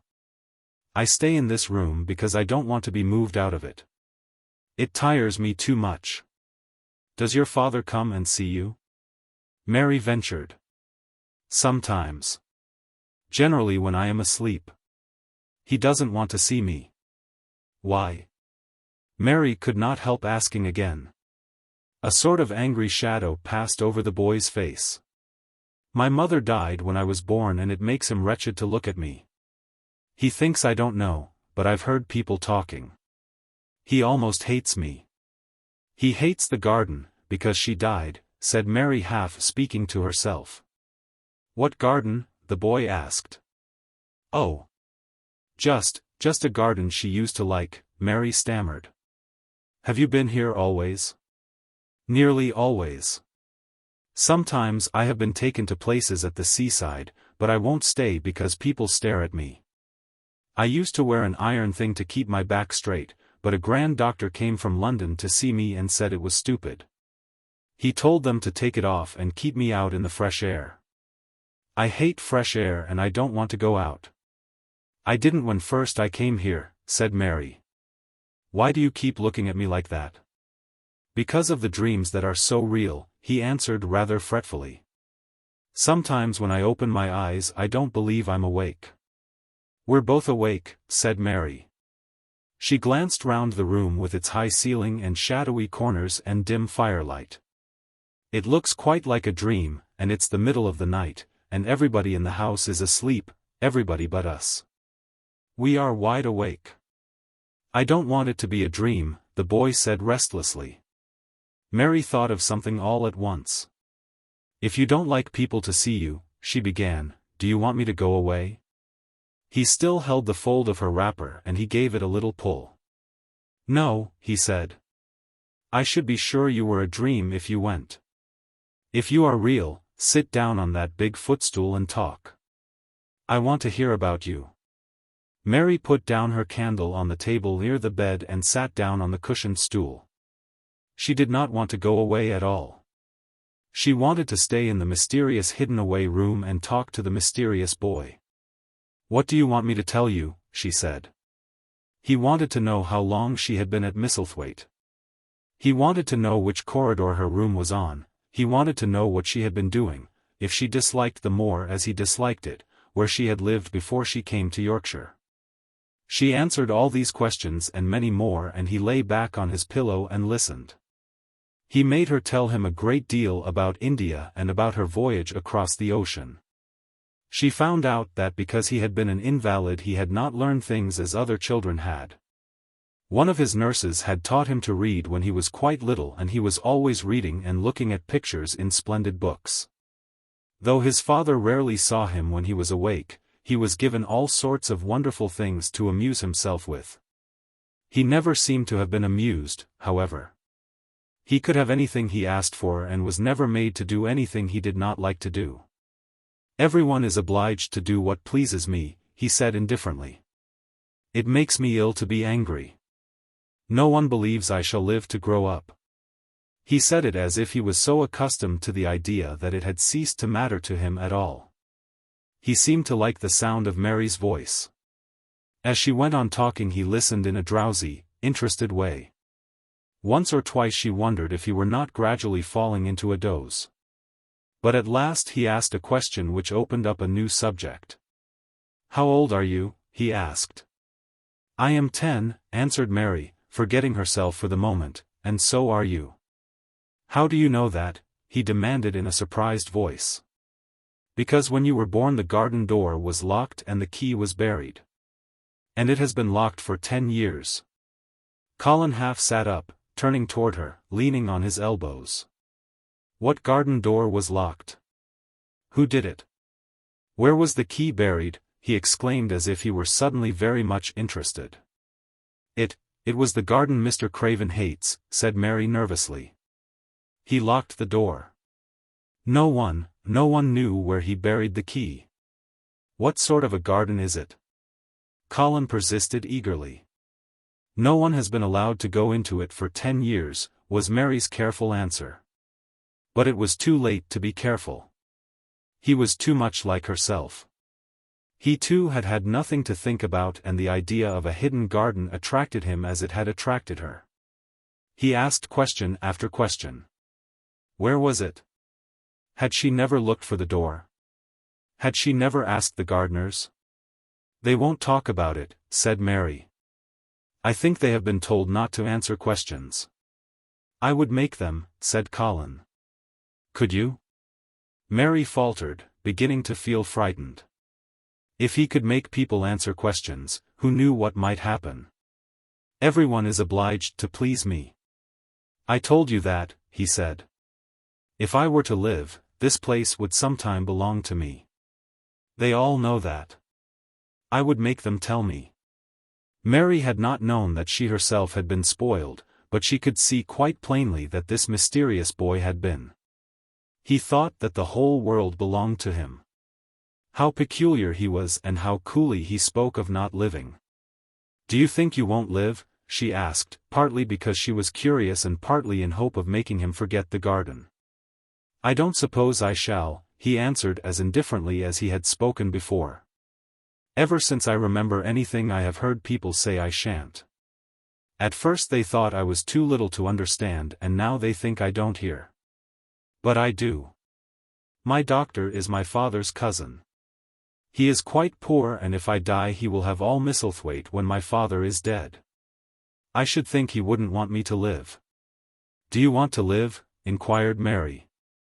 "No," he answered, in a cross, tired fashion. "But I don't want to die. When I feel ill I lie here and think about it until I cry and cry." "I have heard you crying 3 times, Mary said, "but I did not know who it was. Were you crying about that?" She did so want him to forget the garden. "I dare say," he answered. "Let us talk about something else. Talk about that garden. Don't you want to see it?" "Yes," answered Mary, in quite a low voice. "I do," he went on persistently. "I don't think I ever really wanted to see anything before, but I want to see that garden. I want the key dug up. I want the door unlocked. I would let them take me there in my chair. That would be getting fresh air. I am going to make them open the door." He had become quite excited and his strange eyes began to shine like stars and looked more immense than ever. "They have to please me," he said. "I will make them take me there and I will let you go, too." Mary's hands clutched each other. Everything would be spoiled, everything. Dickon would never come back. She would never again feel like a Missel thrush with a safe hidden nest. "Oh, don't do that," she cried out. He stared as if he thought she had gone crazy. "Why?" he exclaimed. "You said you wanted to see it." "I do," she answered almost with a sob in her throat, but if you make them open the door and take you in like that, it will never be a secret again." He leaned still farther forward. "A secret," he said. "What do you mean? Tell me." Mary's words almost tumbled over one another. You see," she panted, "if no one knows but ourselves, if there was a door, hidden somewhere under the ivy, if there was, and we could find it. And if we could slip through it together and shut it behind us, and no one knew anyone was inside, and we called it our garden and pretended that we were Missel thrushes and it was our nest. And if we played there almost every day and dug and planted seeds and made it all come alive." "Is it dead?" He interrupted her. "It soon will be if no one cares for it," she went on. "The bulbs will live, but the roses—" He stopped her again, as excited as she was herself. "What are bulbs?" he put in quickly. "They are daffodils and lilies and snowdrops.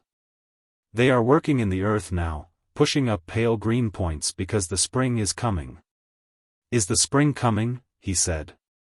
"What is it like?" "You don't see it in rooms if you are ill. It is the sun shining on the rain and the rain falling on the sunshine, and things pushing up and working under the earth," said Mary. "If the garden was a secret and we could get into it, we could watch the things grow bigger every day, and see how many roses are alive. Don't you see? Oh, don't you see how much nicer it would be if it was a secret?" He dropped back on his pillow and lay there with an odd expression on his face. "I never had a secret," he said, "except that one about not living to grow up. They don't know I know that, so it is a sort of secret. But I like this kind better." "If you won't make them take you to the garden," pleaded Mary, "perhaps, I feel almost sure I can find out how to get in sometime. And then, if the doctor wants you to go out in your chair, and if you can always do what you want to do, perhaps we might find some boy who would push you. And we could go alone and it would always be a secret garden." "I should like that," he said very slowly, his eyes looking dreamy. "I should like that. I should not mind fresh air in a secret garden." Mary began to recover her breath and feel safer because the idea of keeping the secret seemed to please him. She felt almost sure that if she kept on talking and could make him see the garden in his mind as she had seen it, he would like it so much that he could not bear to think that everybody might tramp into it when they chose. "I'll tell you what I think it would be like, if we could go into it," she said. "It has been shut up so long things have grown into a tangle perhaps." He lay quite still and listened while she went on talking about the roses which might have clambered from tree to tree and hung down, about the many birds which might have built their nests there, because it was so safe. And then she told him about the robin and Ben Weatherstaff, and there was so much to tell about the robin, and it was so easy and safe to talk about it that she ceased to feel afraid. The robin pleased him so much that he smiled until he looked almost beautiful, and at first Mary had thought that he was even plainer than herself, with his big eyes and heavy locks of hair. "I did not know birds could be like that," he said. "But if you stay in a room you never see things. What a lot of things you know. I feel as if you had been inside that garden." She did not know what to say, so she did not say anything. He evidently did not expect an answer, and the next moment he gave her a surprise. "I am going to let you look at something," he said. "Do you see that rose-colored silk curtain hanging on the wall over the mantelpiece?" Mary had not noticed it before, but she looked up and saw it. It was a curtain of soft silk hanging over what seemed to be some picture. "Yes," she answered. "There is a cord hanging from it," said Colin. "Go and pull it." Mary got up, much mystified, and found the cord. When she pulled it, the silk curtain ran back on rings, and when it ran back it uncovered a picture. It was the picture of a girl with a laughing face. She had bright hair tied up with a blue ribbon, and her gay, lovely eyes were exactly like Colin's unhappy ones. Agate gray and looking twice as big as they really were because of the black lashes all round them. "She is my mother," said Colin complainingly. "I don't see why she died. Sometimes I hate her for doing it." "How queer," said Mary. If she had lived I believe I should not have been ill always, he grumbled. I dare say I should have lived, too. And my father would not have hated to look at me. I dare say I should have had a strong back. Draw the curtain again. Mary did as she was told and returned to her footstool.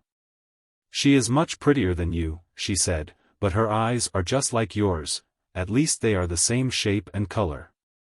Why is the curtain drawn over her? He moved uncomfortably. I made them do it, he said. Sometimes I don't like to see her looking at me. She smiles too much when I am ill and miserable. Besides, she is mine and I don't want everyone to see her. There were a few moments of silence and then Mary spoke.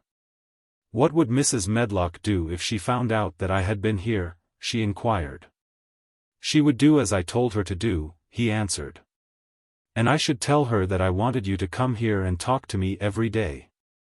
I am glad you came. So am I, said Mary.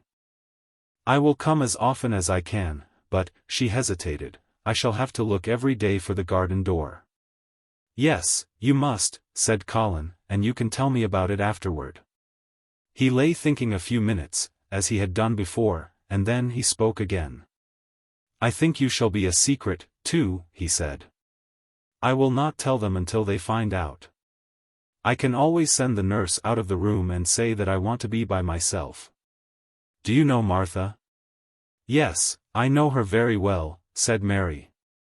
She waits on me. He nodded his head toward the outer corridor. She is the one who is asleep in the other room. The nurse went away yesterday to stay all night with her sister and she always makes Martha attend to me when she wants to go out. Martha shall tell you when to come here. Then Mary understood Martha's troubled look when she had asked questions about the crying. Martha knew about you all the time, she said. Yes, she often attends to me. The nurse likes to get away from me and then Martha comes. I have been here a long time, said Mary. Shall I go away now? Your eyes look sleepy. I wish I could go to sleep before you leave me, he said rather shyly. Shut your eyes, said Mary, drawing her footstool closer, and I will do what my ayah used to do in India. I will pat your hand and stroke it and sing something quite low. I should like that perhaps, he said drowsily. Somehow she was sorry for him and did not want him to lie awake, so she leaned against the bed and began to stroke and pat his hand and sing a very low little chanting song in Hindustani. That is nice, he said more drowsily still, and she went on chanting and stroking, but when she looked at him again his black lashes were lying close against his cheeks. For his eyes were shut and he was fast asleep. So she got up softly, took her candle and crept away without making a sound. Chapter 14. A Young Rajah. The moor was hidden in mist when the morning came and the rain had not stopped pouring down. There could be no going out of doors. Martha was so busy that Mary had no opportunity of talking to her, but in the afternoon she asked her to come and sit with her in the nursery. She came bringing the stockings she was always knitting when she was doing nothing else. What's the matter with thee? She asked as soon as they sat down. Thee looks as if they'd something to say. I have found out what the crying was, said Mary. Martha let her knitting drop on her knee and gazed at her with startled eyes. Thee hasn't, she exclaimed. Never. I heard it in the night, Mary went on. And I got up and went to see where it came from. It was Colin. I found him. Martha's face became red with fright. Miss Mary, she said half crying. Thee shouldn't have done it, thee shouldn't. They'll get me in trouble. I never told thee nothin' about him, but they'll get me in trouble. I shall lose my place and what'll mother do? You won't lose your place, said Mary. He was glad I came. We talked and talked and he said he was glad I came. Was he? Cried Martha. Art thee sure? Thee doesn't know what he's like when anything vexes him. He's a big lad to cry like a baby, but when he's in a passion he'll fair scream just to frighten us. He knows us daren't call our souls our own. He wasn't vexed, said Mary. I asked him if I should go away and he made me stay. He asked me questions and I sat on a big footstool and talked to him about India and about the robin and gardens. He wouldn't let me go. He let me see his mother's picture. Before I left him I sang him to sleep. Martha fairly gasped with amazement. I can scarcely believe thee, she protested. It's as if they'd walked straight into a lion's den. If he'd been like he is most times he'd have throwed himself into one of his tantrums and roused th house. He won't let strangers look at him. He let me look at him. I looked at him all the time and he looked at me. We stared, said Mary. I don't know what to do, cried agitated Martha. If Mrs. Medlock finds out, she'll think I broke orders and told thee and I shall be packed back to mother. He is not going to tell Mrs. Medlock anything about it yet. It's to be a sort of secret just at first, said Mary firmly. And he says everybody is obliged to do as he pleases. Aye, that's true enough, bad lad. Sighed Martha, wiping her forehead with her apron. He says Mrs. Medlock must. And he wants me to come and talk to him every day.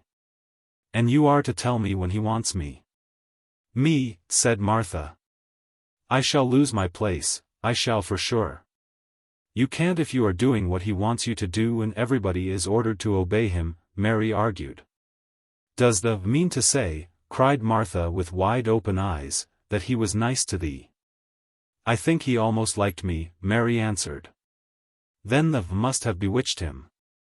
Decided Martha, drawing a long breath.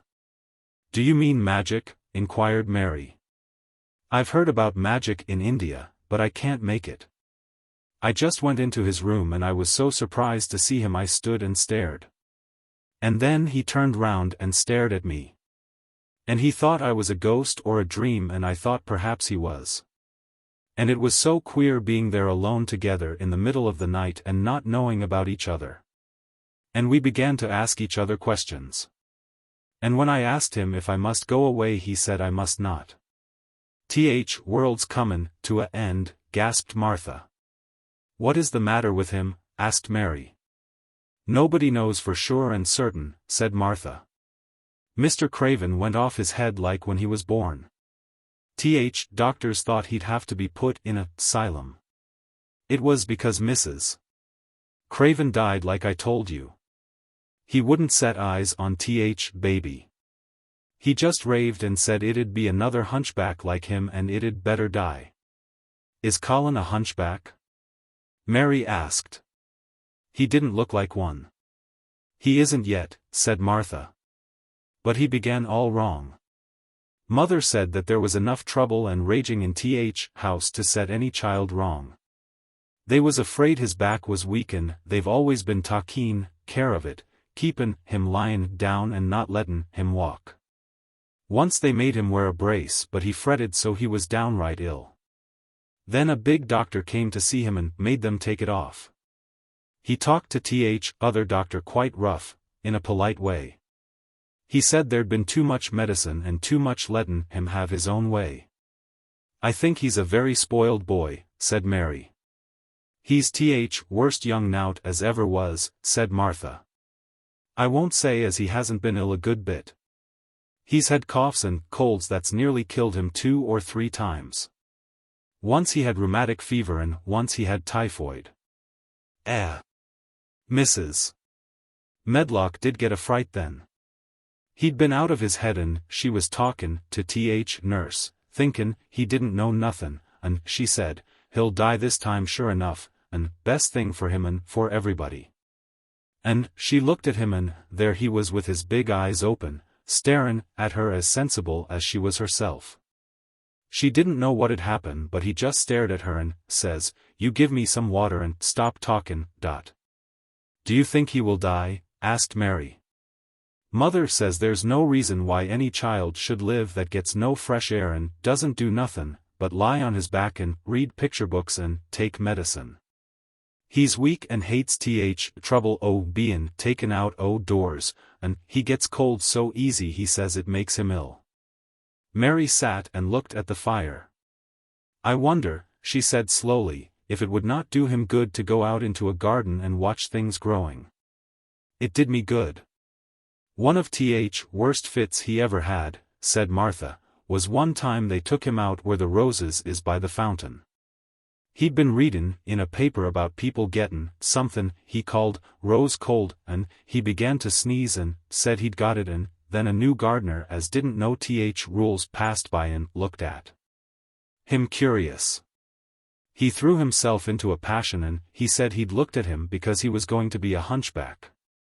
He cried himself into a fever and was ill all night. If he ever gets angry at me, I'll never go and see him again, said Mary. He'll have thee if he wants thee, said Martha. The may as well know that at Th start. Very soon afterward a bell rang and she rolled up her knitting. I dare say Th nurse wants me to stay with him a bit, she said. I hope he's in a good temper. She was out of the room about 10 minutes and then she came back with a puzzled expression. Well, the has bewitched him, she said. He's up on his sofa with his picture books. He's told the nurse to stay away until 6 o'clock. I'm to wait in the next room. Minute she was gone he called me to him and says, I want Mary Lennox to come and talk to me, and remember you're not to tell anyone. You'd better go as quick as you can. Mary was quite willing to go quickly. She did not want to see Colin as much as she wanted to see Dickon, but she wanted to see him very much. There was a bright fire on the hearth when she entered his room, and in the daylight she saw it was a very beautiful room indeed. There were rich colors in the rugs and hangings and pictures and books on the walls which made it look glowing and comfortable even in spite of the grey sky and falling rain. Colin looked rather like a picture himself. He was wrapped in a velvet dressing gown and sat against a big brocaded cushion. He had a red spot on each cheek. Come in, he said. I've been thinking about you all morning. I've been thinking about you, too, answered Mary. You don't know how frightened Martha is. She says Mrs. Medlock will think she told me about you and then she will be sent away. He frowned. Go and tell her to come here, he said. She is in the next room. Mary went and brought her back. Poor Martha was shaking in her shoes. Colin was still frowning. Have you to do what I please or have you not? He demanded. I have to do what you please, sir, Martha faltered, turning quite red. Has Medlock to do what I please? Everybody has, sir, said Martha. Well, then, if I order you to bring Miss Mary to me, how can Medlock send you away if she finds it out? Please don't let her, sir, pleaded Martha. I'll send her away if she dares to say a word about such a thing, said Master Craven grandly. She wouldn't like that, I can tell you. Thank you, sir, bobbing a curtsy, I want to do my duty, sir. What I want is your duty, said Colin more grandly still. I'll take care of you. Now go away. When the door closed behind Martha, Colin found Mistress Mary gazing at him as if he had set her wondering. Why do you look at me like that? He asked her. What are you thinking about? I am thinking about two things. What are they? Sit down and tell me. This is the first one, said Mary, seating herself on the big stool. Once in India I saw a boy who was a Rajah. He had rubies and emeralds and diamonds stuck all over him. He spoke to his people just as you spoke to Martha. Everybody had to do everything he told them, in a minute. I think they would have been killed if they hadn't. I shall make you tell me about Rajahs presently, he said, but first tell me what the second thing was. I was thinking, said Mary, how different you are from Dickon. Who is Dickon? He said. What a queer name. She might as well tell him, she thought. She could talk about Dickon without mentioning the secret garden. She had liked to hear Martha talk about him. Besides, she longed to talk about him. It would seem to bring him nearer. He is Martha's brother. He is 12 years old, she explained. He is not like anyone else in the world. He can charm foxes and squirrels and birds just as the natives in India charm snakes. He plays a very soft tune on a pipe and they come and listen. There were some big books on a table at his side and he dragged one suddenly toward him. "There is a picture of a snake charmer in this," he exclaimed. "Come and look at it." The book was a beautiful one with superb colored illustrations and he turned to one of them. "Can he do that?" he asked eagerly. "He played on his pipe and they listened," Mary explained. "But he doesn't call it magic. He says it's because he lives on the moor so much and he knows their ways. He says he feels sometimes as if he was a bird or a rabbit himself, he likes them so. I think he asked the robin questions. It seemed as if they talked to each other in soft chirps." Colin lay back on his cushion and his eyes grew larger and larger and the spots on his cheeks burned. "Tell me some more about him," he said. "He knows all about eggs and nests," Mary went on. "And he knows where foxes and badgers and otters live. He keeps them secret so that other boys won't find their holes and frighten them. He knows about everything that grows or lives on the moor." "Does he like the moor?" said Colin. "How can he when it's such a great, bare, dreary place?" "It's the most beautiful place," protested Mary. "Thousands of lovely things grow on it and there are thousands of little creatures all busy building nests and making holes and burrows and chippering or singing or squeaking to each other. They are so busy and having such fun under the earth or in the trees or heather. It's their world." "How do you know all that?" said Colin, turning on his elbow to look at her. "I have never been there once, really," said Mary suddenly remembering. "I only drove over it in the dark. I thought it was hideous. Martha told me about it first and then Dickon.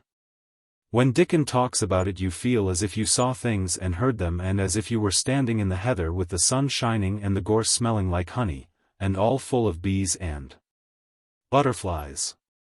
"You never see anything if you are ill," said Colin restlessly. He looked like a person listening to a new sound in the distance and wondering what it was. "You can't if you stay in a room," said Mary. "I couldn't go on the moor," he said in a resentful tone. Mary was silent for a minute and then she said something bold. "You might, sometime." He moved as if he were startled. "Go on the moor? How could I? I am going to die." "How do you know?" said Mary unsympathetically. She didn't like the way he had of talking about dying. She did not feel very sympathetic. She felt rather as if he almost boasted about it. "Oh, I've heard it ever since I remember," he answered crossly. "They are always whispering about it and thinking I don't notice. They wish I would, too." Mistress Mary felt quite contrary. She pinched her lips together. "If they wished I would," she said, "I wouldn't." "Who wishes you would?" "The servants. And of course Dr. Craven because he would get Misselthwaite and be rich instead of poor. He daren't say so, but he always looks cheerful when I am worse. When I had typhoid fever his face got quite fat. I think my father wishes it, too." "I don't believe he does," said Mary quite obstinately. That made Colin turn and look at her again. "Don't you?" he said. And then he lay back on his cushion and was still, as if he were thinking. And there was quite a long silence. Perhaps they were both of them thinking strange things children do not usually think of. "I like the grand doctor from London, because he made them take the iron thing off," said Mary at last. "Did he say you were going to die?" "No." "What did he say?" "He didn't whisper," Colin answered. Perhaps he knew I hated whispering. I heard him say one thing quite aloud. He said, the lad might live if he would make up his mind to it. Put him in the humor. It sounded as if he was in a temper. "I'll tell you who would put you in the humor, perhaps," said Mary reflecting. She felt as if she would like this thing to be settled one way or the other. "I believe Dickon would. He's always talking about live things. He never talks about dead things or things that are ill. He's always looking up in the sky to watch birds flying, or looking down at the earth to see something growing. He has such round blue eyes and they are so wide open with looking about. And he laughs such a big laugh with his wide mouth, and his cheeks are as red as cherries. She pulled her stool nearer to the sofa and her expression quite changed at the remembrance of the wide curving mouth and wide open eyes. "See here," she said. "Don't let us talk about dying. I don't like it. Let us talk about living. Let us talk and talk about Dickon. And then we will look at your pictures." It was the best thing she could have said. To talk about Dickon meant to talk about the moor and about the cottage and the 14 people who lived in it on 16 shillings a week, and the children who got fat on the moor grass like the wild ponies. And about Dickon's mother, and the skipping rope, and the moor with the sun on it, and about pale green points sticking up out of the black sod. And it was all so alive that Mary talked more than she had ever talked before, and Colin both talked and listened as he had never done either before. And they both began to laugh over nothings as children will when they are happy together. And they laughed so that in the end they were making as much noise as if they had been two ordinary healthy natural 10-year-old creatures, instead of a hard, little, unloving girl and a sickly boy who believed that he was going to die. They enjoyed themselves so much that they forgot the pictures and they forgot about the time.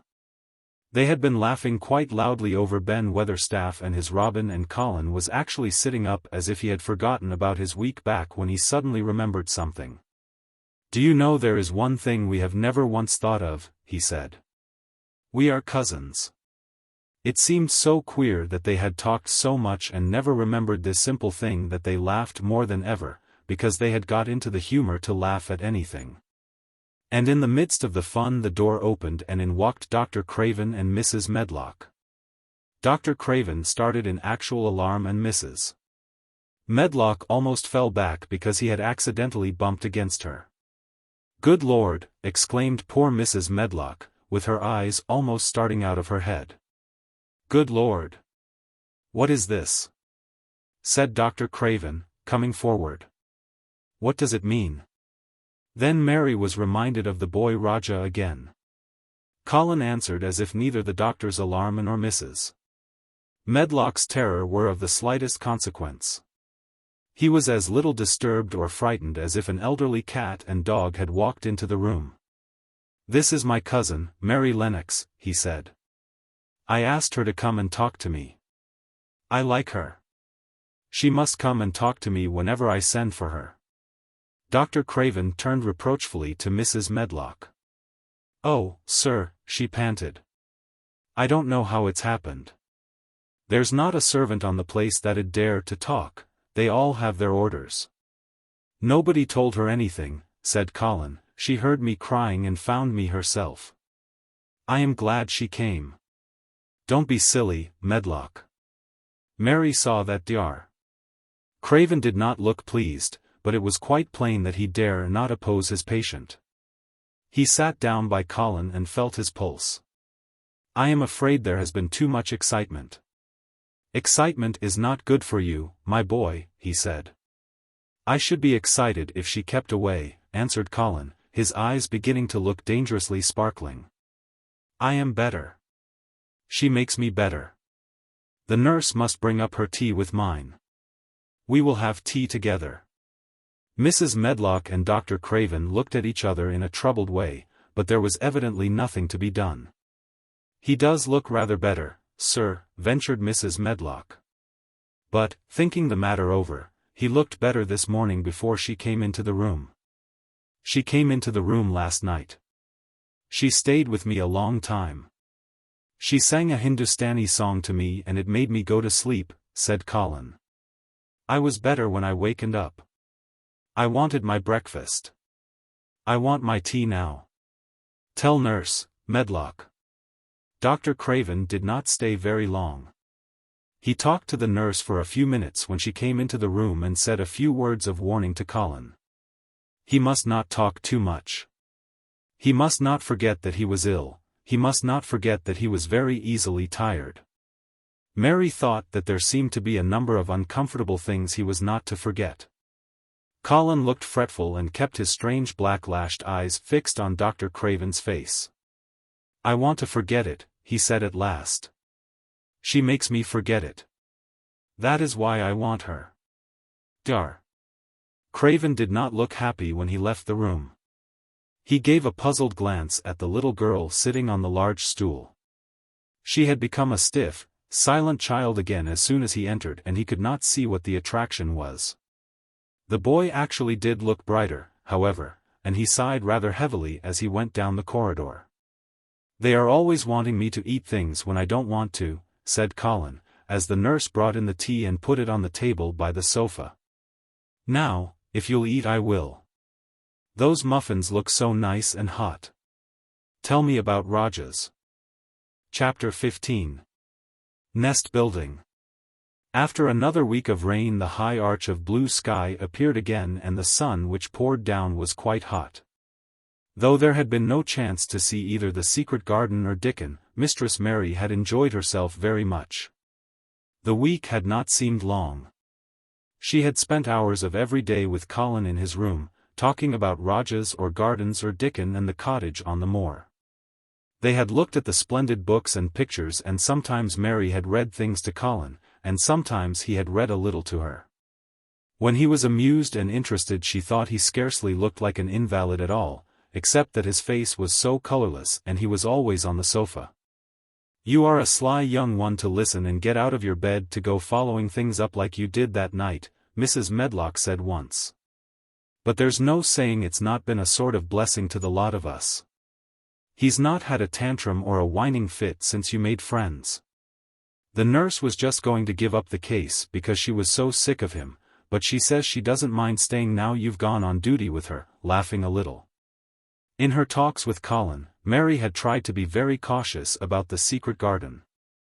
There were certain things she wanted to find out from him, but she felt that she must find them out without asking him direct questions. In the first place, as she began to like to be with him, she wanted to discover whether he was the kind of boy you could tell a secret to. He was not in the least like Dickon, but he was evidently so pleased with the idea of a garden no one knew anything about that she thought perhaps he could be trusted. But she had not known him long enough to be sure. The second thing she wanted to find out was this: if he could be trusted, if he really could, wouldn't it be possible to take him to the garden without having anyone find it out? The Grand Doctor had said that he must have fresh air, and Colin had said that he would not mind fresh air in a secret garden. Perhaps if he had a great deal of fresh air and knew Dickon and the robin and saw things growing he might not think so much about dying. Mary had seen herself in the glass sometimes lately when she had realized that she looked quite a different creature from the child she had seen when she arrived from India. This child looked nicer. Even Martha had seen a change in her. Air from Moor has done thee good already, she had said. The RT not nigh so yeller and the RT not nigh so scrawny. Even the hair doesn't slamp down on the head so flat. It's got some life in it so as it sticks out a bit. It's like me, said Mary. It's growing stronger and fatter. I'm sure there's more of it. It looks it, for sure, said Martha, ruffling it up a little round her face. The RT not half so ugly when it's that way, and there's a bit red in the cheeks. If gardens and fresh air had been good for her perhaps they would be good for Colin. But then, if he hated people to look at him, perhaps he would not like to see Dickon. Why does it make you angry when you are looked at? She inquired one day. I always hated it, he answered, even when I was very little. Then when they took me to the seaside and I used to lie in my carriage everybody used to stare and ladies would stop and talk to my nurse and then they would begin to whisper and I knew then they were saying I shouldn't live to grow up. Then sometimes the ladies would pat my cheeks and say, poor child. Once when a lady did that I screamed out loud and bit her hand. She was so frightened she ran away.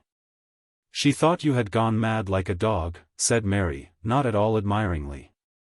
I don't care what she thought, said Colin, frowning. I wonder why you didn't scream and bite me when I came into your room, said Mary. Then she began to smile slowly.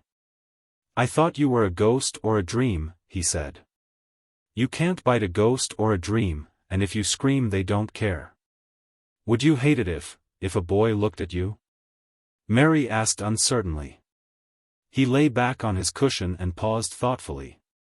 "There's one boy," he said quite slowly, as if he were thinking over every word, "there's one boy I believe I shouldn't mind. It's that boy who knows where the foxes live, Dickon." "I'm sure you wouldn't mind him," said Mary. "The birds don't and other animals," he said, still thinking it over, "perhaps that's why I shouldn't. He's a sort of animal charmer and I am a boy animal." Then he laughed and she laughed too. In fact, it ended in their both laughing a great deal and finding the idea of a boy animal hiding in his hole very funny indeed. What Mary felt afterward was that she need not fear about Dickon. On that first morning when the sky was blue again, Mary wakened very early. The sun was pouring in slanting rays through the blinds, and there was something so joyous in the sight of it that she jumped out of bed and ran to the window. She drew up the blinds and opened the window itself, and a great waft of fresh, scented air blew in upon her. The moor was blue and the whole world looked as if something magic had happened to it. There were tender little fluting sounds here and there and everywhere, as if scores of birds were beginning to tune up for a concert. Mary put her hand out of the window and held it in the sun. "It's warm, warm," she said. "It will make the green points push up and up and up, and it will make the bulbs and roots work and struggle with all their might under the earth."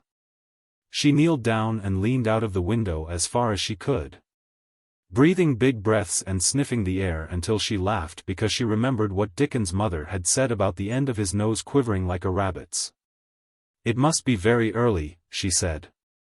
"The little clouds are all pink and I've never seen the sky look like this. No one is up. I don't even hear the stable boys." A sudden thought made her scramble to her feet. "I can't wait. I am going to see the garden." She had learned to dress herself by this time and she put on her clothes in 5 minutes. She knew a small side door which she could unbolt herself, and she flew downstairs in her stocking feet and put on her shoes in the hall. She unchained and unbolted and unlocked, and when the door was open she sprang across the step with one bound, and there she was standing on the grass, which seemed to have turned green. And with the sun pouring down on her and warm sweet wafts about her and the fluting and twittering and singing coming from every bush and tree, she clasped her hands for pure joy and looked up in the sky, and it was so blue and pink and pearly and white and flooded with springtime light that she felt as if she must flute and sing aloud herself, and knew that thrushes and robins and skylarks could not possibly help it. She ran around the shrubs and paths toward the secret garden. "It is all different already," she said. "The grass is greener and things are sticking up everywhere and things are uncurling and green buds of leaves are showing. This afternoon I am sure Dickon will come." The long warm rain had done strange things to the herbaceous beds which bordered the walk by the lower wall. There were things sprouting and pushing out from the roots of clumps of plants, and there were actually here and there glimpses of royal purple and yellow unfurling among the stems of crocuses. 6 months before Mistress Mary would not have seen how the world was waking up, but now she missed nothing. When she had reached the place where the door hid itself under the ivy, she was startled by a curious loud sound. It was the caw of a crow, and it came from the top of the wall, and when she looked up, there sat a big glossy plumaged blue-black bird, looking down at her very wisely indeed. She had never seen a crow so close before, and he made her a little nervous, but the next moment he spread his wings and flapped away across the garden. She hoped he was not going to stay inside, and she pushed the door open wondering if he would. When she got fairly into the garden she saw that he probably did intend to stay, because he had alighted on a dwarf apple tree. And under the apple tree was lying a little reddish animal with a bushy tail, and both of them were watching the stooping body and rust-red head of Dickon, who was kneeling on the grass working hard. Mary flew across the grass to him. "Oh, Dickon! Dickon!" she cried out. "How could you get here so early? How could you? The sun has only just got up." He got up himself, laughing and glowing, and tousled, his eyes like a bit of the sky. He said. "I was up long before him. How could I have stayed abed? World's all fair begun again this mornin', it has. An' it's workin' an' hummin' an' scratchin' an' pippin' an' nest buildin' an' breathin' out sense, till you've got to be out on it, 'stead o' lyin' on your back. When sun did jump up, Moor went mad for joy, an' I was in the midst of heather, an' I run like mad myself, shoutin' an' singin'. An' I come straight here. I couldn't have stayed away. Why, Garden was lyin' here waitin'. Mary put her hands on her chest, panting, as if she had been running herself. "Oh, Dickon! Dickon," she said. "I'm so happy I can scarcely breathe." Seeing him talking to a stranger, the little bushy-tailed animal rose from its place under the tree and came to him, and the rook, cawing once, flew down from its branch and settled quietly on his shoulder. "This is little fox cub," he said, rubbing the little reddish animal's head. "It's named Captain. And this here's Soot. Soot he flew across Moor with me and Captain he run same as if hounds had been after him. They both felt same as I did." Neither of the creatures looked as if he were the least afraid of Mary. When Dickon began to walk about, Soot stayed on his shoulder and Captain trotted quietly close to his side. "See here," said Dickon. "See how these has pushed up, and these. And, look at these here." He threw himself upon his knees and Mary went down beside him. They had come upon a whole clump of crocuses burst into purple and orange and gold. Mary bent her face down and kissed them. "You never kiss a person in that way," she said when she lifted her head. "Flowers are so different." He looked puzzled but smiled.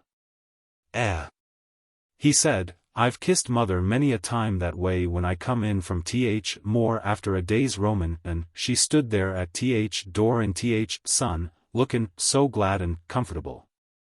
They ran from one part of the garden to another and found so many wonders that they were obliged to remind themselves that they must whisper or speak low. He showed her swelling leaf buds on rose branches which had seemed dead. He showed her 10,000 new green points pushing through the mold.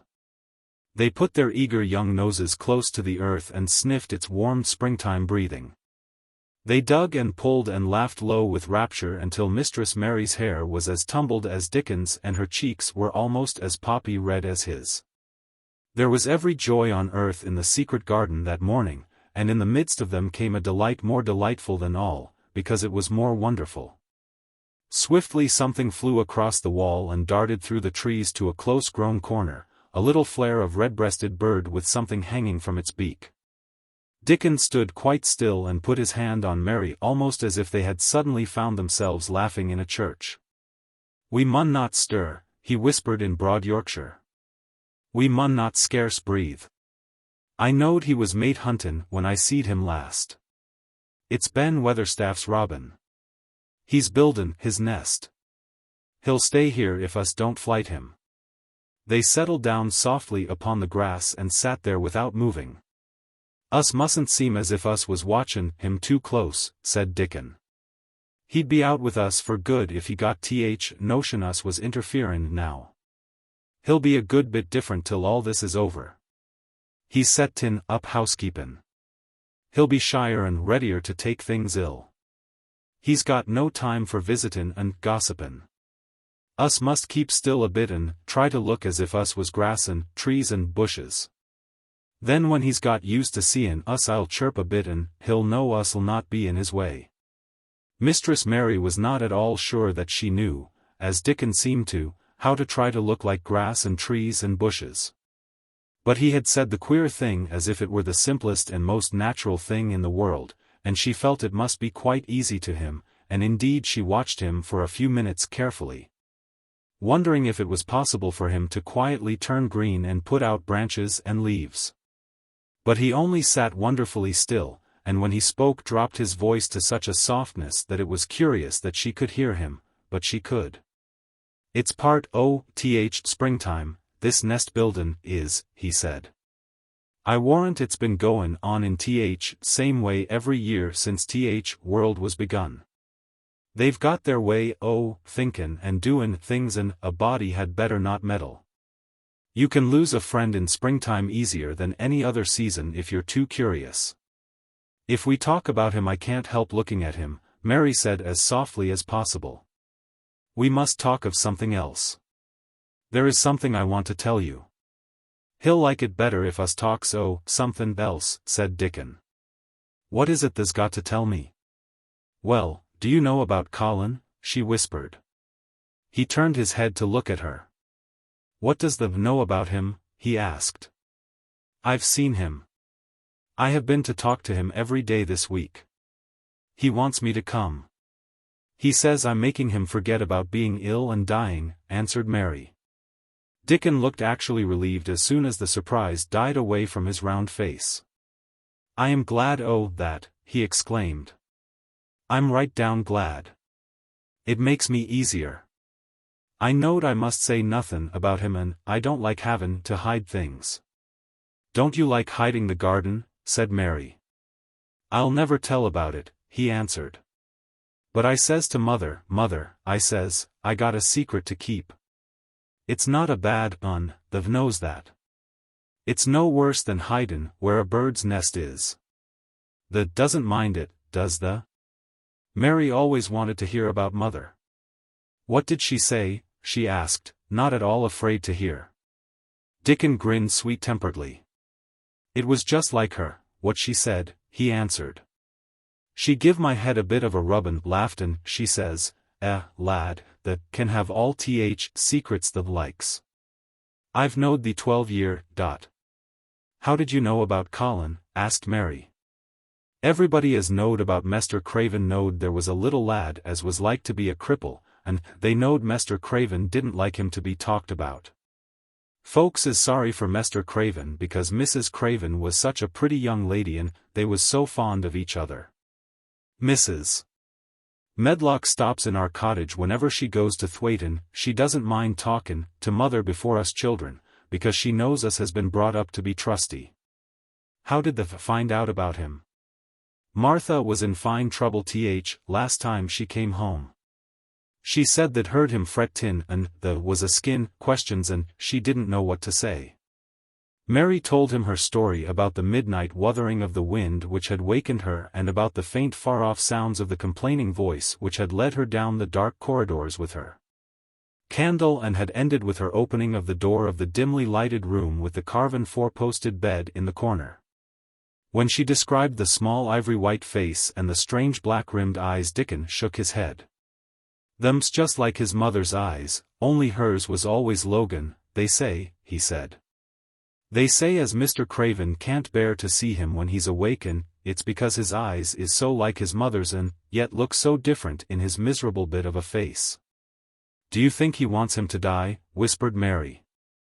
No, but he wishes he'd never been born. Mother she says that's worst thing on earth for a child. Them as is not wanted scarce ever thrives. Mester Craven he'd buy anythin' as money could buy for poor lad, but he'd like to forget as he's on earth. For one thing, he's afraid he'll look at him some day and find he's growed hunchback. Colin's so afraid of it himself that he won't sit up, said Mary. He says he's always thinking that if he should feel a lump coming he should go crazy and scream himself to death. He oughtn't to lie there thinkin' things like that, said Dickon. No lad could get well as thought them sort o' things. The fox was lying on the grass close by him looking up to ask for a pat now and then, and Dickon bent down and rubbed his neck softly and thought a few minutes in silence. Presently he lifted his head and looked round the garden. When first we got in here, he said, it seemed like everything was grey. Look round now and tell me if that doesn't see a difference. Mary looked and caught her breath a little. Why, she cried, the grey wall is changing. It is as if a green mist were creeping over it. It's almost like a green gauze veil. Aye, said Dickon. And it'll be greener and greener till grey's all gone. Can thou guess what I was thinkin'? "I know it was something nice," said Mary eagerly. "I believe it was something about Colin. I was thinkin' that if he was out here he wouldn't be watchin' for lumps to grow on his back, he'd be watchin' for buds to break on rose bushes, and he'd likely be healthier," explained Dickon. "I was wonderin' if us could ever get him in humor to come out here and lie under trees in his carriage. I've been wondering that myself. I've thought of it almost every time I've talked to him," said Mary. "I've wondered if he could keep a secret, and I've wondered if we could bring him here without anyone seeing us. I thought perhaps you could push his carriage. The doctor said he must have fresh air, and if he wants us to take him out no one dare disobey him. He won't go out for other people, and perhaps they will be glad if he will go out with us. He could order the gardeners to keep away so they wouldn't find out." Dickon was thinking very hard as he scratched Captain's back. "It'd be good for him, I'll warrant," he said. "Us'd not be thinkin' he'd better never been born. Us'd be just two children watchin' a garden grow, and he'd be another. Two lads and a little lass just lookin' on at springtime. I warrant it'd be better than doctor's stuff. He's been lying in his room so long, and he's always been so afraid of his back that it has made him queer," said Mary. "He knows a good many things out of books, but he doesn't know anything else. He says he has been too ill to notice things, and he hates going out of doors and hates gardens and gardeners. But he likes to hear about this garden because it is a secret. I daren't tell him much, but he said he wanted to see it. Us'll have him out here sometime for sure," said Dickon. "I could push his carriage well enough. Has the noticed how Robin and his mate has been workin' while we've been sittin' here? Look at him perched on that branch wonderin' where it'd be best to put that twig he's got in his beak." He made one of his low whistling calls, and the robin turned his head and looked at him inquiringly, still holding his twig. Dickon spoke to him as Ben Weatherstaff did, but Dickon's tone was one of friendly advice. "Where's ever the puts it," he said, "it'll be all right. The knew how to build the nest before the came out egg. Get on with the lad. They'st got no time to lose." "Oh, I do like to hear you talk to him," Mary said, laughing delightedly. "Ben Weatherstaff scolds him and makes fun of him, and he hops about and looks as if he understood every word, and I know he likes it. Ben Weatherstaff says he is so conceited he would rather have stones thrown at him than not be noticed." Dickon laughed too and went on talking. "The knows us won't trouble thee," he said to the robin. "Us is near bein' wild things ourselves. Us is nest buildin', too, bless thee. Look out the doesn't tell on us." And though the robin did not answer, because his beak was occupied, Mary knew that when he flew away with his twig to his own corner of the garden, the darkness of his dew-bright eye meant that he would not tell their secret for the world. Chapter 16. "I won't," said Mary. They found a great deal to do that morning, and Mary was late in returning to the house and was also in such a hurry to get back to her work that she quite forgot Colin until the last moment. "Tell Colin that I can't come and see him yet," she said to Martha. "I'm very busy in the garden." Martha looked rather frightened. "Miss Mary," she said, "it may put him all out of humor when I tell him that." But Mary was not as afraid of him as other people were, and she was not a self-sacrificing person. "I can't stay," she answered. "Dickon's waiting for me," and she ran away. The afternoon was even lovelier and busier than the morning had been. Already nearly all the weeds were cleared out of the garden, and most of the roses and trees had been pruned or dug about. Dickon had brought a spade of his own, and he had taught Mary to use all her tools. So that by this time it was plain that though the lovely wild place was not likely to become a gardener's garden, it would be a wilderness of growing things before the springtime was over. "There'll be apple blossoms and cherry blossoms overhead," Dickon said, working away with all his might. "And there'll be peach and plum trees in bloom against walls, and grass'll be a carpet o' flowers." The little fox and the rook were as happy and busy as they were, and the robin and his mate flew backward and forward like tiny streaks of lightning. Sometimes the rook flapped his black wings and soared away over the treetops in the park.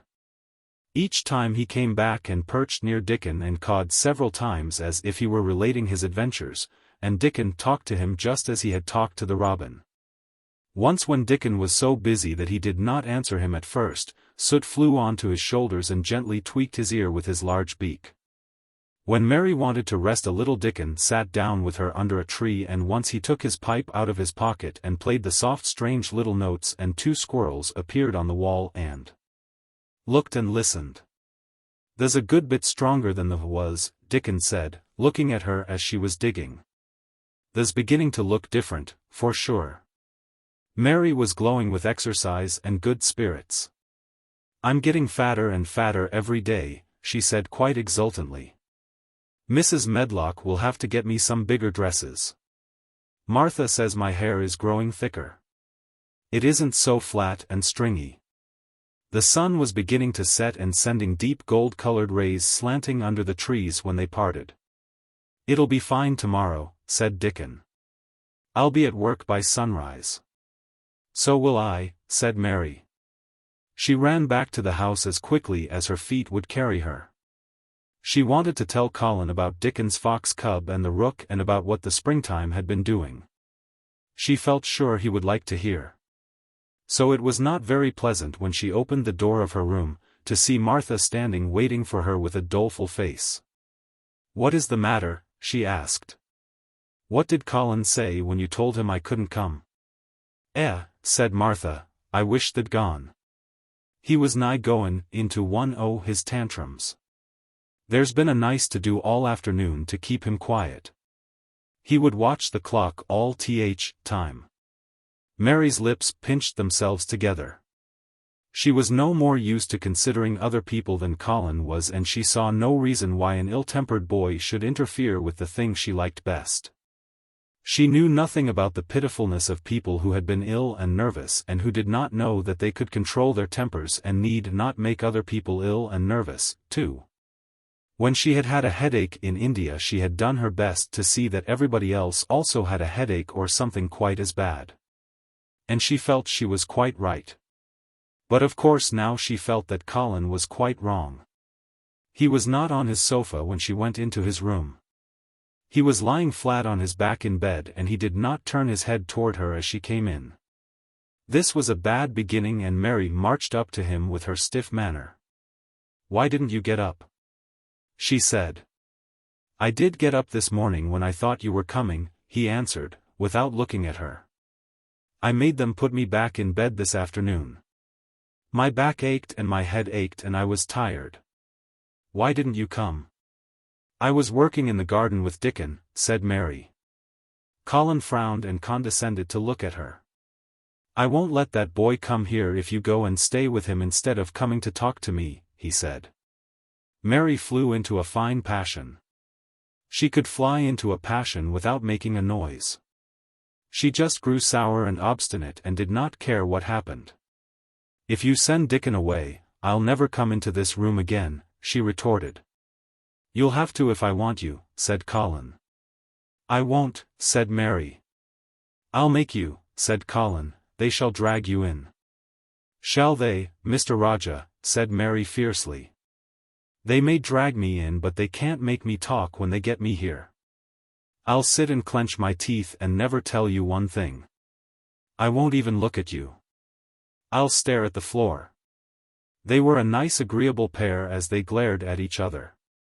If they had been two little street boys they would have sprung at each other and had a rough and tumble fight. As it was, they did the next thing to it.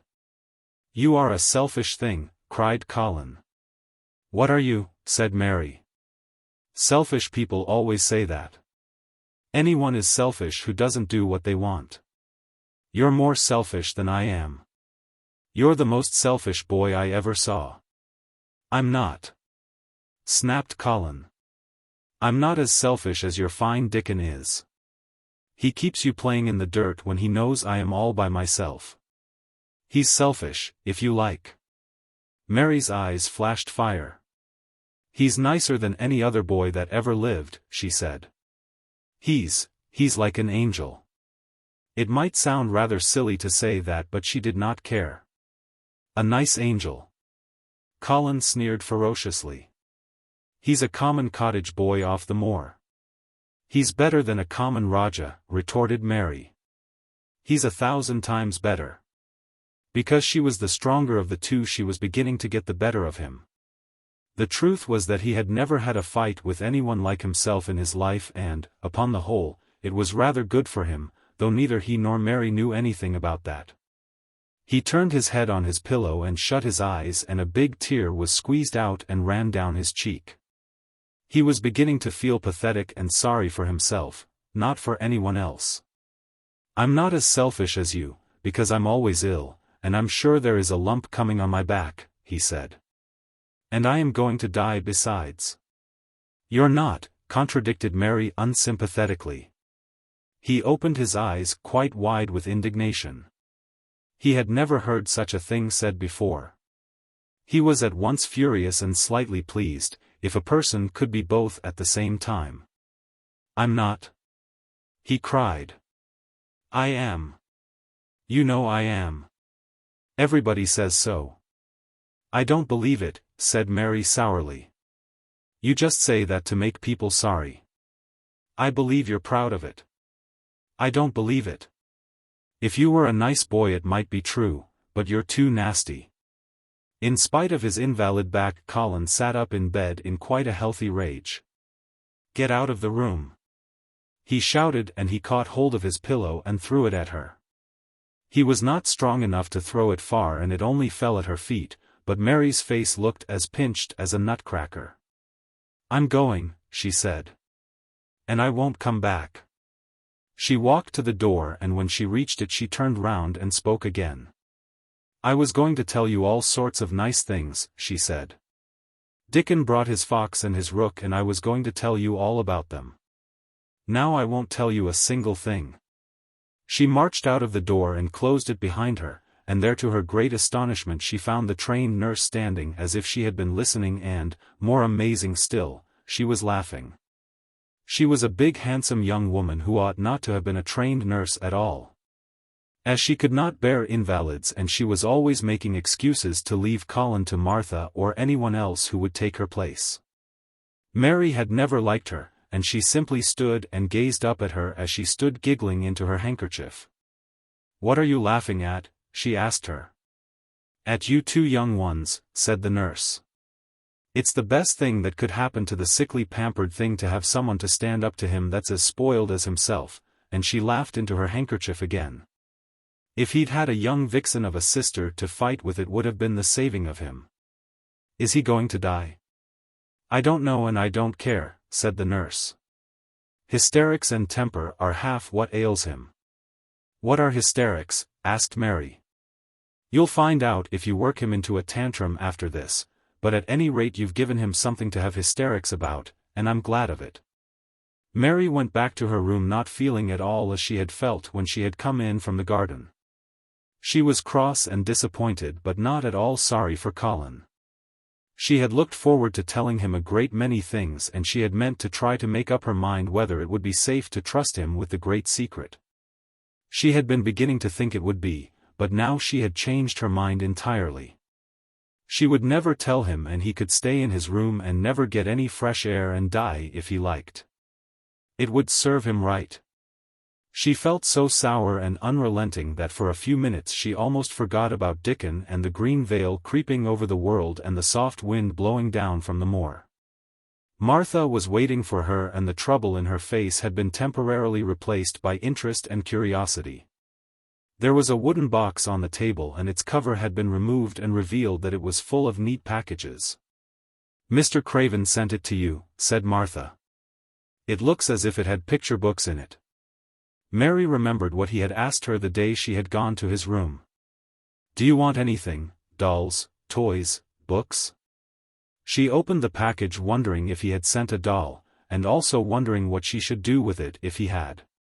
But he had not sent one. There were several beautiful books such as Colin had, and 2 of them were about gardens and were full of pictures. There were 2 or 3 games, and there was a beautiful little writing case with a gold monogram on it and a gold pen and inkstand. Everything was so nice that her pleasure began to crowd her anger out of her mind. She had not expected him to remember her at all, and her hard little heart grew quite warm.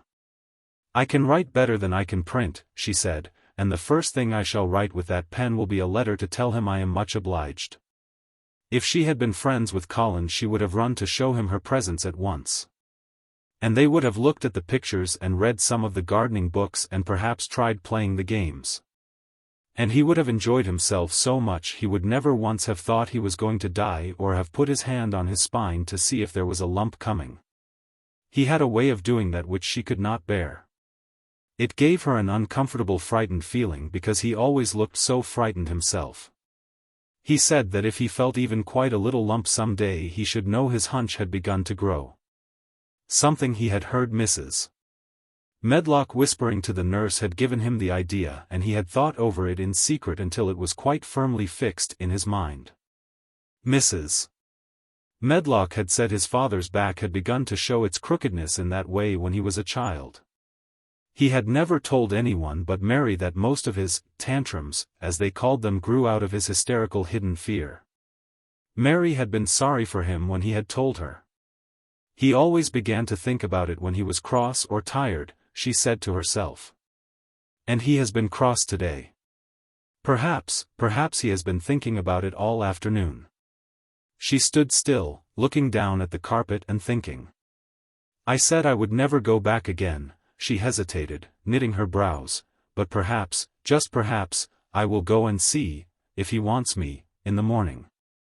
Perhaps he'll try to throw his pillow at me again, but, I think, I'll go." Chapter 17. A Tantrum. She had got up very early in the morning and had worked hard in the garden, and she was tired and sleepy, so as soon as Martha had brought her supper and she had eaten it, she was glad to go to bed. As she laid her head on the pillow she murmured to herself, "I'll go out before breakfast and work with Dickon, and then afterward, I believe, I'll go to see him." She thought it was the middle of the night when she was wakened by such dreadful sounds that she jumped out of bed in an instant. What was it? What was it? The next minute she felt quite sure she knew. Doors were opened and shut, and there were hurrying feet in the corridors, and someone was crying and screaming at the same time, screaming and crying in a horrible way. "It's Colin," she said. "He's having one of those tantrums the nurse called hysterics. How awful it sounds." As she listened to the sobbing scream she did not wonder that people were so frightened that they gave him his own way in everything rather than hear them. She put her hands over her ears and felt sick and shivering. "I don't know what to do. I don't know what to do," she kept saying. "I can't bear it." Once she wondered if he would stop if she dared go to him, and then she remembered how he had driven her out of the room and thought that perhaps the sight of her might make him worse. Even when she pressed her hands more tightly over her ears she could not keep the awful sounds out. She hated them so and was so terrified by them that suddenly they began to make her angry, and she felt as if she should like to fly into a tantrum herself and frighten him as he was frightening her. She was not used to anyone's tempers but her own. She took her hands from her ears and sprang up and stamped her foot. He ought to be stopped. Somebody ought to make him stop. Somebody ought to beat him, she cried out. Just then she heard feet almost running down the corridor, and her door opened and the nurse came in. She was not laughing now by any means. She even looked rather pale. "He's worked himself into hysterics," she said in a great hurry. "He'll do himself harm. No one can do anything with him. You come and try, like a good child. He likes you." "He turned me out of the room this morning," said Mary, stamping her foot with excitement. The stamp rather pleased the nurse. The truth was that she had been afraid she might find Mary crying and hiding her head under the bedclothes. "That's right," she said. "You're in the right humor. You go and scold him. Give him something new to think of. Do go, child, as quick as ever you can." It was not until afterward that Mary realized that the thing had been funny as well as dreadful, that it was funny that all the grown-up people were so frightened that they came to a little girl just because they guessed she was almost as bad as Colin himself. She flew along the corridor, and the nearer she got to the screams the higher her temper mounted. She felt quite wicked by the time she reached the door. She slapped it open with her hand and ran across the room to the four-posted bed. "You stop," she almost shouted. "You stop. I hate you. Everybody hates you. I wish everybody would run out of the house and let you scream yourself to death. You will scream yourself to death in a minute, and I wish you would." A nice sympathetic child could neither have thought nor said such things. But it just happened that the shock of hearing them was the best possible thing for this hysterical boy whom no one had ever dared to restrain or contradict. He had been lying on his face beating his pillow with his hands, and he actually almost jumped around. He turned so quickly at the sound of the furious little voice. His face looked dreadful, white and red and swollen, and he was gasping and choking, but savage little Mary did not care an atom. "If you scream another scream," she said, "I'll scream too, and I can scream louder than you can, and I'll frighten you, I'll frighten you." He actually had stopped screaming because she had startled him so.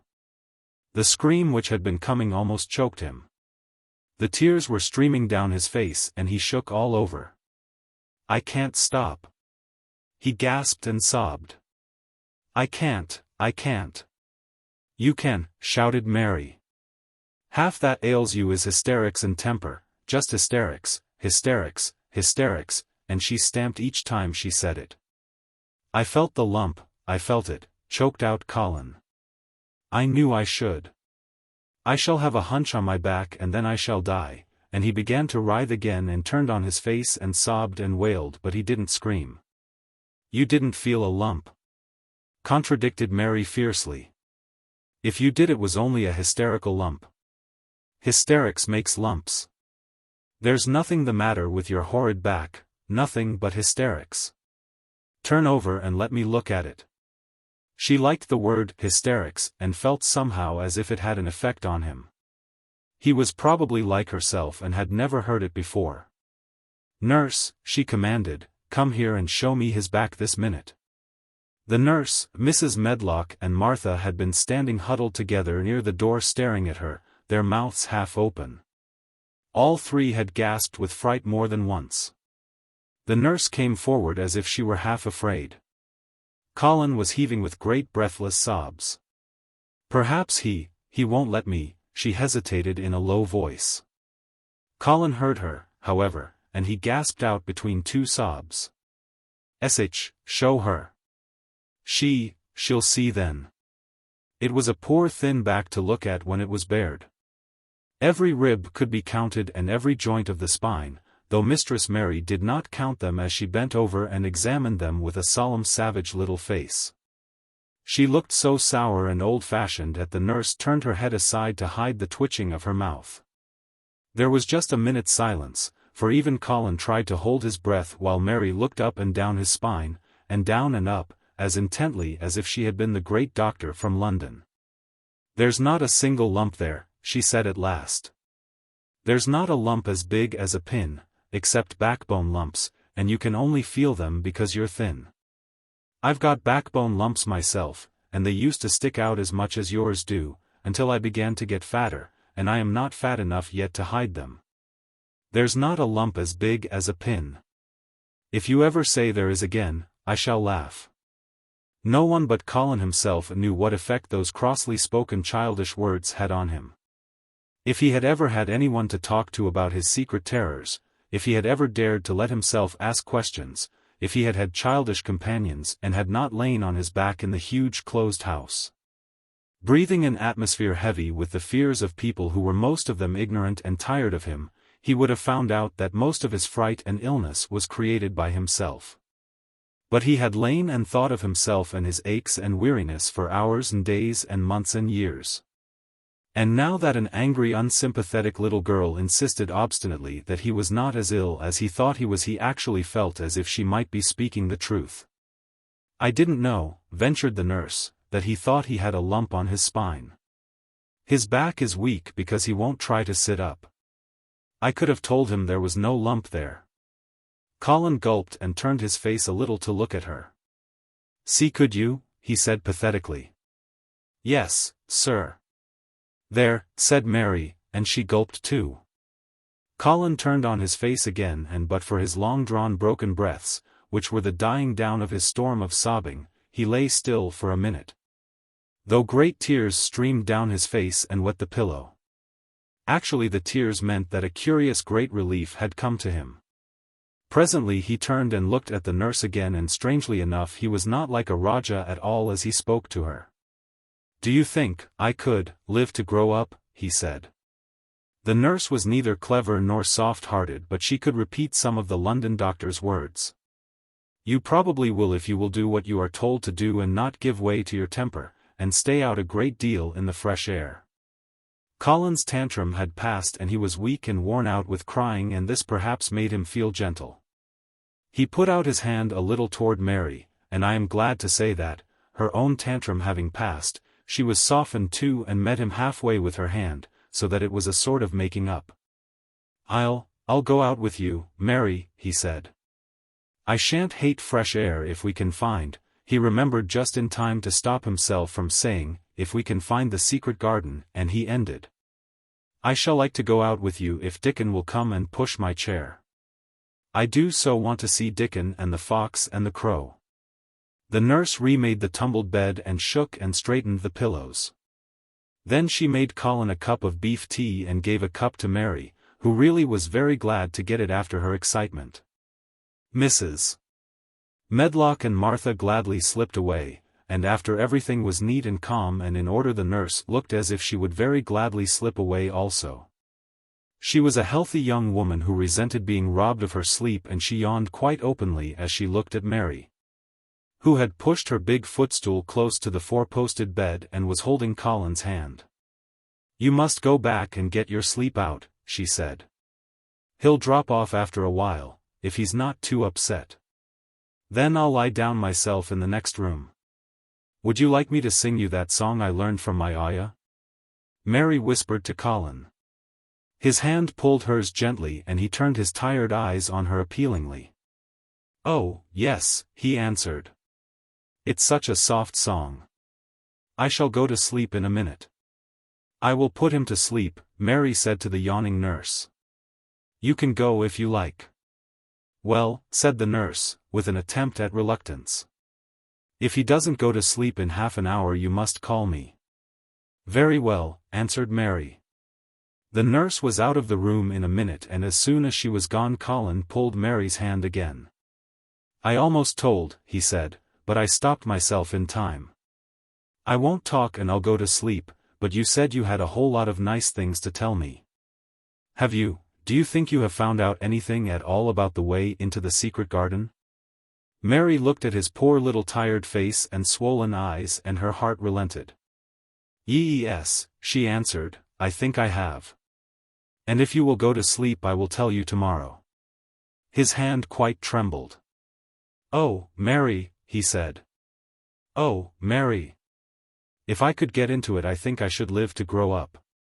Do you suppose that instead of singing the ayah song, you could just tell me softly as you did that first day what you imagine it looks like inside? I am sure it will make me go to sleep. Yes, answered Mary. Shut your eyes. He closed his eyes and lay quite still, and she held his hand and began to speak very slowly and in a very low voice. I think it has been left alone so long, that it has grown all into a lovely tangle. I think the roses have climbed and climbed and climbed until they hang from the branches and walls and creep over the ground, almost like a strange grey mist. Some of them have died, but many are alive, and when the summer comes there will be curtains and fountains of roses. I think the ground is full of daffodils and snowdrops and lilies and iris working their way out of the dark. Now the spring has begun, perhaps. The soft drone of her voice was making him stiller, and she saw it and went on. Perhaps they are coming up through the grass, perhaps there are clusters of purple crocuses and gold ones, even now. Perhaps the leaves are beginning to break out and uncurl, and perhaps the grey is changing and a green gauze veil is creeping, and creeping over everything. And the birds are coming to look at it, because it is so safe and still. And perhaps, very softly and slowly indeed, the robin has found a mate, and is building a nest. And Colin was asleep. Chapter 18. The Munnot waste no time. Of course Mary did not waken early the next morning. She slept late because she was tired. And when Martha brought her breakfast she told her that though Colin was quite quiet he was ill and feverish as he always was after he had worn himself out with a fit of crying. Mary ate her breakfast slowly as she listened. He says he wishes would please go and see him as soon as can, Martha said. It's queer what a fancy he's took to thee. Did give it him last night for sure, didn't Nobody else would have dared to do it. Poor lad. He's been spoiled till salt won't save him. Mother says as two worst things as can happen to a child is never to have his own way, or always to have it. She doesn't know which is worst. Was in a fine temper self, too. But he says to me when I went into his room, please ask Miss Mary if she'll please come and talk to me. Think him saying please. Will you go, miss? I'll run and see Dickon first, said Mary. No, I'll go and see Colin first and tell him, I know what I'll tell him, with a sudden inspiration. She had her hat on when she appeared in Colin's room and for a second he looked disappointed. He was in bed and his face was pitifully white and there were dark circles round his eyes. I'm glad you came, he said. My head aches and I ache all over because I'm so tired. Are you going somewhere? Mary went and leaned against his bed. I won't be long, she said. I'm going to Dickon, but I'll come back. Colin, it's something about the secret garden. His whole face brightened and a little color came into it. Oh! Is it? He cried out. I dreamed about it all night. I heard you say something about grey changing into green. And I dreamed I was standing in a place all filled with trembling little green leaves, and there were birds on nests everywhere and they looked so soft and still. I'll lie and think about it until you come back. In 5 minutes Mary was with Dickon in their garden. The fox and the crow were with him again and this time he had brought 2 tame squirrels. I came over on the pony this morning, he said. He is a good little chap, Jump is. I brought these 2 in my pockets. This here one he's called Nut and this here other one's called Shell. When he said, Nut, one squirrel leaped onto his right shoulder and when he said, Shell, the other one leaped onto his left shoulder. When they sat down on the grass with Captain curled at their feet, Soot solemnly listening on a tree and Nut and Shell nosing about close to them. It seemed to Mary that it would be scarcely bearable to leave such delightfulness, but when she began to tell her story somehow the look in Dickon's funny face gradually changed her mind. She could see he felt sorrier for Colin than she did. He looked up at the sky and all about him. Just listen to them birds, world seems full of all whistlin' and pippin', he said. Look at dartin' about, and hearken at Am Colin to each other. Come springtime seems like as if all world's callin'. The leaves is uncurlin' so you can see and my word, nice smells there is about, sniffing with his happy turned up nose. And that poor lad lyin' shut up and seein' so little that he gets to thinkin' things as sets him screamin'. My! We mun get him out here, we mun get him watchin' and listenin' and sniffin' up air and get him just soaked through sunshine. And we mun not lose no time about it. When he was very much interested he often spoke quite broad Yorkshire though at other times he tried to modify his dialect so that Mary could better understand. But she loved his broad Yorkshire and had in fact been trying to learn to speak it herself. So she spoke a little now. Aye, that we mun, she said, which meant, yes, indeed, we must.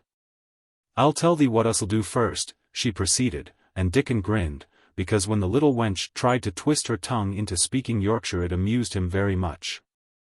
"He's took a greatly fancy to thee. He wants to see thee and he wants to see Sutton, Captain. When I go back to the house to talk to him I'll ax him if the canna come and see him tomorrow mornin', and bring the creatures wi' thee, and then, in a bit, when there's more leaves out, and happen a bud or two, we'll get him to come out and shall push him in his chair and we'll bring him here and show him everything." When she stopped she was quite proud of herself. She had never made a long speech in Yorkshire before and she had remembered very well. "The mun talk a bit o' Yorkshire like that to Mester Colin," Dickon chuckled. "They'll make him laugh and there's nowt as good for ill folk as Logan is. Mother says she believes as half a hour's good laugh every mornin' ud cure a chap as was makin' ready for typhus fever." "I'm going to talk Yorkshire to him this very day," said Mary, chuckling herself. The garden had reached the time when every day and every night it seemed as if magicians were passing through it drawing loveliness out of the earth and the boughs with wands. It was hard to go away and leave it all. Particularly as Nut had actually crept on to her dress and Shell had scrambled down the trunk of the apple tree they sat under and stayed there looking at her with inquiring eyes. But she went back to the house and when she sat down close to Colin's bed he began to sniff as Dickon did though not in such an experienced way. "You smell like flowers and fresh things," he cried out quite joyously. "What is it you smell of? It's cool and warm and sweet all at the same time."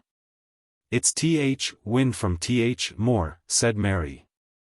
"It comes sittin' on grass under a tree Dickon and Captain and Sutton Nut and Shell. It's springtime and out doors and sunshine as smells so greatly." She said it as broadly as she could, and you do not know how broadly Yorkshire sounds until you have heard someone speak it. Colin began to laugh. "What are you doing?" he said. "I never heard you talk like that before. How funny it sounds." "I'm givin' thee a bit o' Yorkshire," answered Mary triumphantly. "I canna talk as gradely as Dickon and Martha can but the sees I can shape a bit. Doesn't the understand a bit o' Yorkshire when the hears it? And the a Yorkshire lad thysel, bred and born. I wonder thou'rt not ashamed o' thy face." And then she began to laugh too and they both laughed until they could not stop themselves and they laughed until the room echoed and Mrs. Medlock opening the door to come in drew back into the corridor and stood listening amazed. "Well, upon my word," she said, speaking rather broad Yorkshire herself because there was no one to hear her and she was so astonished. "Whoever heard like? Whoever on earth would ha' thought it?" There was so much to talk about. It seemed as if Colin could never hear enough of Dickon and Captain and Soot and Nut and Shell and the pony whose name was Jump. Mary had run round into the wood with Dickon to see Jump. He was a tiny little shaggy moor pony with thick locks hanging over his eyes and with a pretty face and a nuzzling velvet nose. He was rather thin with living on moor grass but he was as tough and wiry as if the muscle in his little legs had been made of steel springs.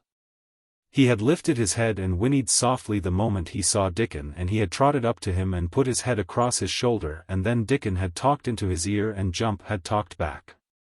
In odd little whinnies and puffs and snorts.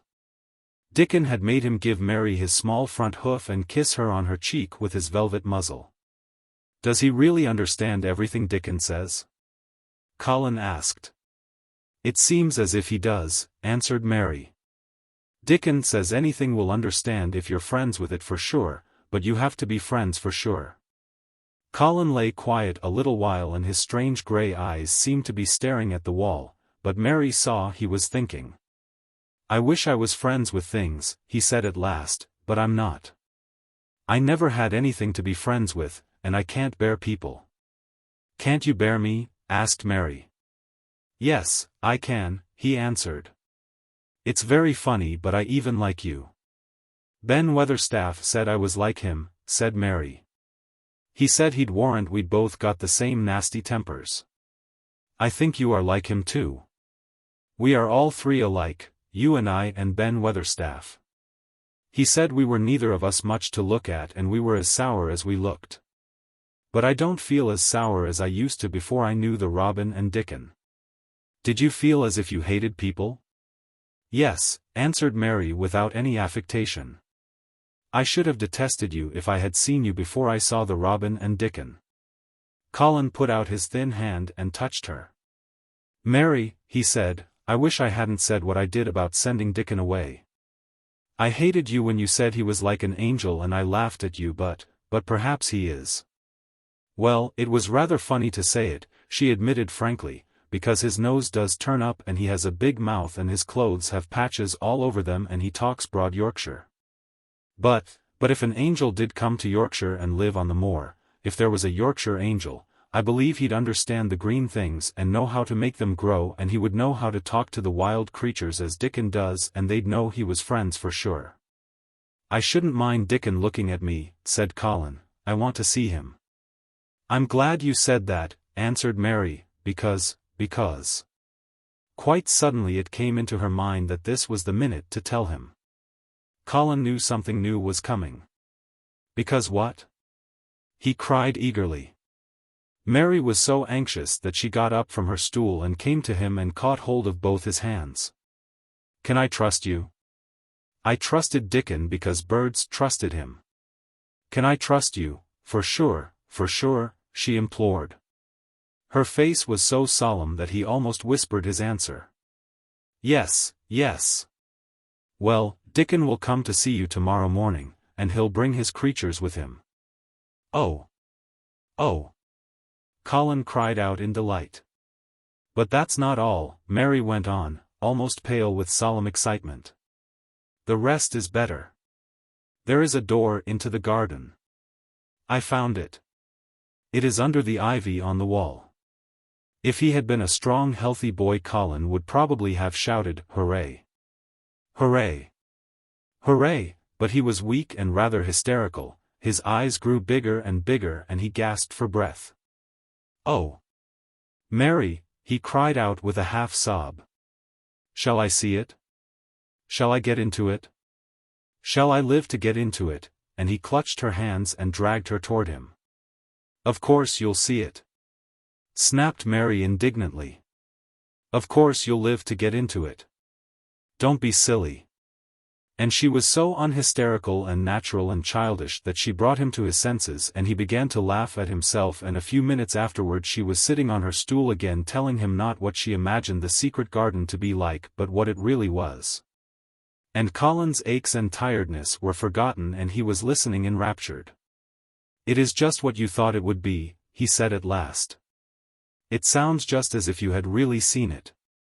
You know I said that when you told me first. Mary hesitated about 2 minutes and then boldly spoke the truth. I had seen it, and I had been in, she said. I found the key and got in weeks ago. But I daren't tell you, I daren't because I was so afraid I couldn't trust you, for sure. Chapter 19. It has come. Of course Dr. Craven had been sent for the morning after Colin had had his tantrum. He was always sent for at once when such a thing occurred and he always found, when he arrived, a white shaken boy lying on his bed. Sulky and still so hysterical that he was ready to break into fresh sobbing at the least word. In fact, Dr. Craven dreaded and detested the difficulties of these visits. On this occasion he was away from Misselthwaite Manor until afternoon. How is he? He asked Mrs. Medlock rather irritably when he arrived. He will break a blood vessel in one of those fits some day. The boy is half insane with hysteria and self-indulgence. Well, sir, answered Mrs. Medlock, you'll scarcely believe your eyes when you see him. That plain sour-faced child that's almost as bad as himself has just bewitched him. How she's done it there's no telling. The Lord knows she's nothing to look at and you scarcely ever hear her speak, but she did what none of us dare do. She just flew at him like a little cat last night, and stamped her feet and ordered him to stop screaming, and somehow she startled him so that he actually did stop. And this afternoon, well just come up and see, sir. It's past crediting. The scene which Dr. Craven beheld when he entered his patient's room was indeed rather astonishing to him. As Mrs. Medlock opened the door he heard laughing and chattering. Colin was on his sofa in his dressing gown and he was sitting up quite straight looking at a picture in one of the garden books and talking to the plain child who at that moment could scarcely be called plain at all because her face was so glowing with enjoyment. "Those long spires of blue ones, we'll have a lot of those," Colin was announcing. "They're called delphiniums. Dickon says they're larkspurs made big and grand," cried Mistress Mary. "There are clumps there already." Then they saw Dr. Craven and stopped. Mary became quite still and Colin looked fretful. "I am sorry to hear you were ill last night, my boy, Dr. Craven said a trifle nervously. He was rather a nervous man. "I'm better now, much better," Colin answered, rather like a Rajah. "I'm going out in my chair in a day or two if it is fine. I want some fresh air." Dr. Craven sat down by him and felt his pulse and looked at him curiously. "It must be a very fine day," he said, "and you must be very careful not to tire yourself." "Fresh air won't tire me," said the young Rajah. As there had been occasions when this same young gentleman had shrieked aloud with rage and had insisted that fresh air would give him cold and kill him. It is not to be wondered at that his doctor felt somewhat startled. "I thought you did not like fresh air," he said. "I don't when I am by myself," replied the Rajah, "but my cousin is going out with me." "And the nurse, of course," suggested Dr. Craven. "No, I will not have the nurse." So magnificently that Mary could not help remembering how the young native prince had looked with his diamonds and emeralds and pearls stuck all over him and the great rubies on the small dark hand he had waved to command his servants to approach with salams and receive his orders. "My cousin knows how to take care of me. I am always better when she is with me. She made me better last night. A very strong boy I know will push my carriage." Dr. Craven felt rather alarmed. If this tiresome hysterical boy should chance to get well he himself would lose all chance of inheriting Misselthwaite. But he was not an unscrupulous man, though he was a weak one, and he did not intend to let him run into actual danger. "He must be a strong boy and a steady boy," he said. "And I must know something about him. Who is he? What is his name?" "It's Dickon," Mary spoke up suddenly. She felt somehow that everybody who knew the Moor must know Dickon. And she was right, too. She saw that in a moment Dr. Craven's serious face relaxed into a relieved smile. "Oh, Dickon," he said. "If it is Dickon you will be safe enough. He's as strong as a Moor pony, is Dickon." "And he's trusty," said Mary. "He's trustiest lad I Yorkshire." She had been talking Yorkshire to Colin and she forgot herself. "Did Dickon teach you that?" asked Dr. Craven, laughing outright. "I'm learning it as if it was French," said Mary rather coldly. "It's like a native dialect in India. Very clever people try to learn them. I like it and so does Colin." Well, he said. "If it amuses you perhaps it won't do you any harm. Did you take your bromide last night, Colin?" "No," Colin answered. "I wouldn't take it at first and after Mary made me quiet she talked me to sleep, in a low voice, about the spring creeping into a garden." "That sounds soothing," said Dr. Craven, more perplexed than ever and glancing sideways at Mistress Mary sitting on her stool and looking down silently at the carpet. "You are evidently better, but you must remember." "I don't want to remember," interrupted the Rajah, appearing again. "When I lie by myself and remember I begin to have pains everywhere and I think of things that make me begin to scream because I hate them so. If there was a doctor anywhere who could make you forget you were ill instead of remembering it I would have him brought here." And he waved a thin hand which ought really to have been covered with royal signet rings made of rubies. "It is because my cousin makes me forget that she makes me better." Dr. Craven had never made such a short stay after a tantrum. Usually he was obliged to remain a very long time and do a great many things. This afternoon he did not give any medicine or leave any new orders, and he was spared any disagreeable scenes. When he went downstairs he looked very thoughtful, and when he talked to Mrs. Medlock in the library she felt that he was a much puzzled man. "Well, sir," she ventured, "could you have believed it?" "It is certainly a new state of affairs," said the doctor. "And there's no denying it is better than the old one." "I believe Susan Sowerby's right, I do that," said Mrs. Medlock. "I stopped in her cottage on my way to Thwaite yesterday and had a bit of talk with her. And she says to me, 'Well, Sarah, and she mayn't be a good child, and she mayn't be a pretty one, but she's a child, and children needs children. We went to school together, Susan Sowerby and me. She's the best sick nurse I know,' said Dr. Craven. 'When I find her in a cottage I know the chances are that I shall save my patient.'" Mrs. Medlock smiled. She was fond of Susan Sowerby. "She's got a way with her, has Susan," she went on quite volubly. "I've been thinking all morning of one thing she said yesterday. She says, 'Once when I was given children a bit of a preach after they'd been fightin' ISES to Am all. When I was at school my geography told us world was shaped like a orange, and I found out before I was 10 that whole orange doesn't belong to nobody. No one owns more than his bit of a quarter, and there's times it seems like there's not enow quarters to go round. But don't you, none o' you, think as you own whole orange, or you'll find out you're mistaken, and you won't find it out without hard knocks. What children learns from children,' she says, 'is that there's no sense in grabbin' at whole orange, peel and all. If you do you'll likely not get even pips, and them's too bitter to eat.'" "She's a shrewd woman," said Dr. Craven, putting on his coat. "Well, she's got a way of saying things," ended Mrs. Medlock, much pleased. "Sometimes I've said to her, Susan, if you was a different woman and didn't talk such broad Yorkshire, I've seen the times when I should have said you was clever." That night Colin slept without once awakening, and when he opened his eyes in the morning he lay still and smiled without knowing it, smiled because he felt so curiously comfortable. It was actually nice to be awake, and he turned over and stretched his limbs luxuriously. He felt as if tight strings which had held him had loosened themselves and let him go. He did not know that Dr. Craven would have said that his nerves had relaxed and rested themselves. Instead of lying and staring at the wall and wishing he had not awakened, his mind was full of the plans he and Mary had made yesterday.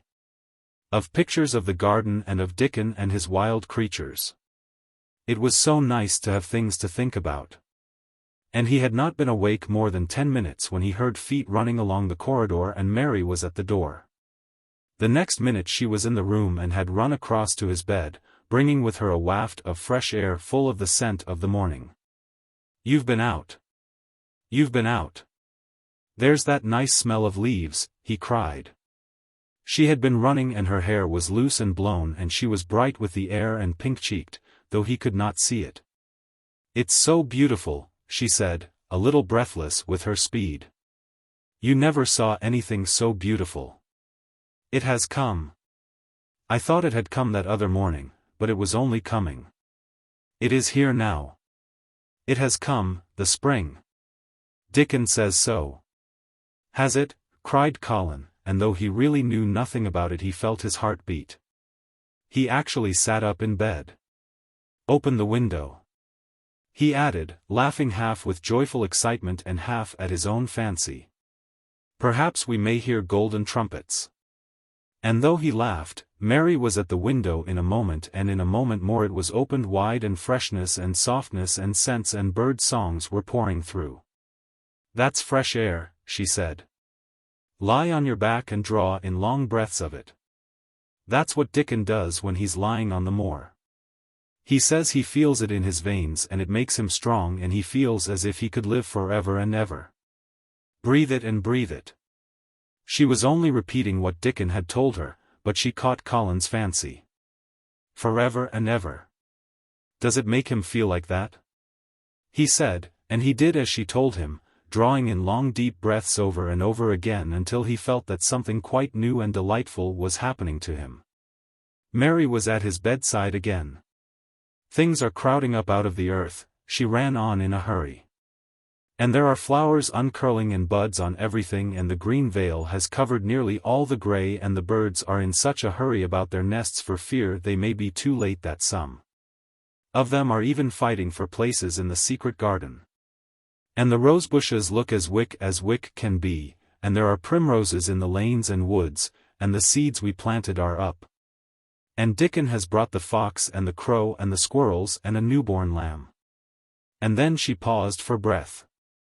The newborn lamb Dickon had found 3 days before lying by its dead mother among the gorse bushes on the moor. It was not the first motherless lamb he had found, and he knew what to do with it. He had taken it to the cottage wrapped in his jacket, and he had let it lie near the fire and had fed it with warm milk. It was a soft thing with a darling silly baby face and legs rather long for its body. Dickon had carried it over the moor in his arms, and its feeding bottle was in his pocket with a squirrel. And when Mary had sat under a tree with its limp warmness huddled on her lap, she had felt as if she were too full of strange joy to speak. A lamb, a lamb. A living lamb who lay on your lap like a baby. She was describing it with great joy, and Colin was listening and drawing in long breaths of air when the nurse entered. She started a little at the sight of the open window. She had sat stifling in the room many a warm day because her patient was sure that open windows gave people cold. "Are you sure you are not chilly, Master Colin?" she inquired. "No," was the answer. "I am breathing long breaths of fresh air. It makes you strong. I am going to get up to the sofa for breakfast, and my cousin will have breakfast with me." The nurse went away, concealing a smile, to give the order for 2 breakfasts. She found the servants' hall a more amusing place than the invalid's chamber, and just now everybody wanted to hear the news from upstairs. There was a great deal of joking about the unpopular young recluse who, as the cook said, had found his master, and good for him. The servants' hall had been very tired of the Tantrums, and the butler, who was a man with a family, had more than once expressed his opinion that the invalid would be all the better for a good hiding. When Colin was on his sofa and the breakfast for 2 was put upon the table, he made an announcement to the nurse in his most Rajah-like manner. "A boy, and a fox, and a crow, and 2 squirrels, and a newborn lamb, are coming to see me this morning. I want them brought upstairs as soon as they come," he said. "You are not to begin playing with the animals in the servants' hall and keep them there. I want them here." The nurse gave a slight gasp and tried to conceal it with a cough. "Yes, sir," she answered. "I'll tell you what you can do," added Colin, waving his hand. "You can tell Martha to bring them here. The boy is Martha's brother. His name is Dickon, and he is an animal charmer." "I hope the animals won't bite, Master Colin," said the nurse. "I told you he was a charmer," said Colin austerely. "Charmers' animals never bite." "There are snake charmers in India," said Mary, "and they can put their snakes' heads in their mouths." "Goodness," shuddered the nurse. They ate their breakfast with the morning air pouring in upon them. Colin's breakfast was a very good one, and Mary watched him with serious interest. "You will begin to get fatter just as I did," she said. "I never wanted my breakfast when I was in India, and now I always want it." "I wanted mine this morning," said Colin. "Perhaps it was the fresh air. When do you think Dickon will come?" "He was not long in coming." In about 10 minutes Mary held up her hand. "Listen," she said. "Did you hear a caw?" Colin listened and heard it, the oddest sound in the world to hear inside a house, a hoarse caw-caw. "Yes," he answered. "That's Soot," said Mary. "Listen again. Do you hear a bleat, a tiny one?" "Oh, yes," cried Colin, quite flushing. "That's the newborn lamb," said Mary. "He's coming." Dickon's moorland boots were thick and clumsy, and though he tried to walk quietly they made a clumping sound as he walked through the long corridors.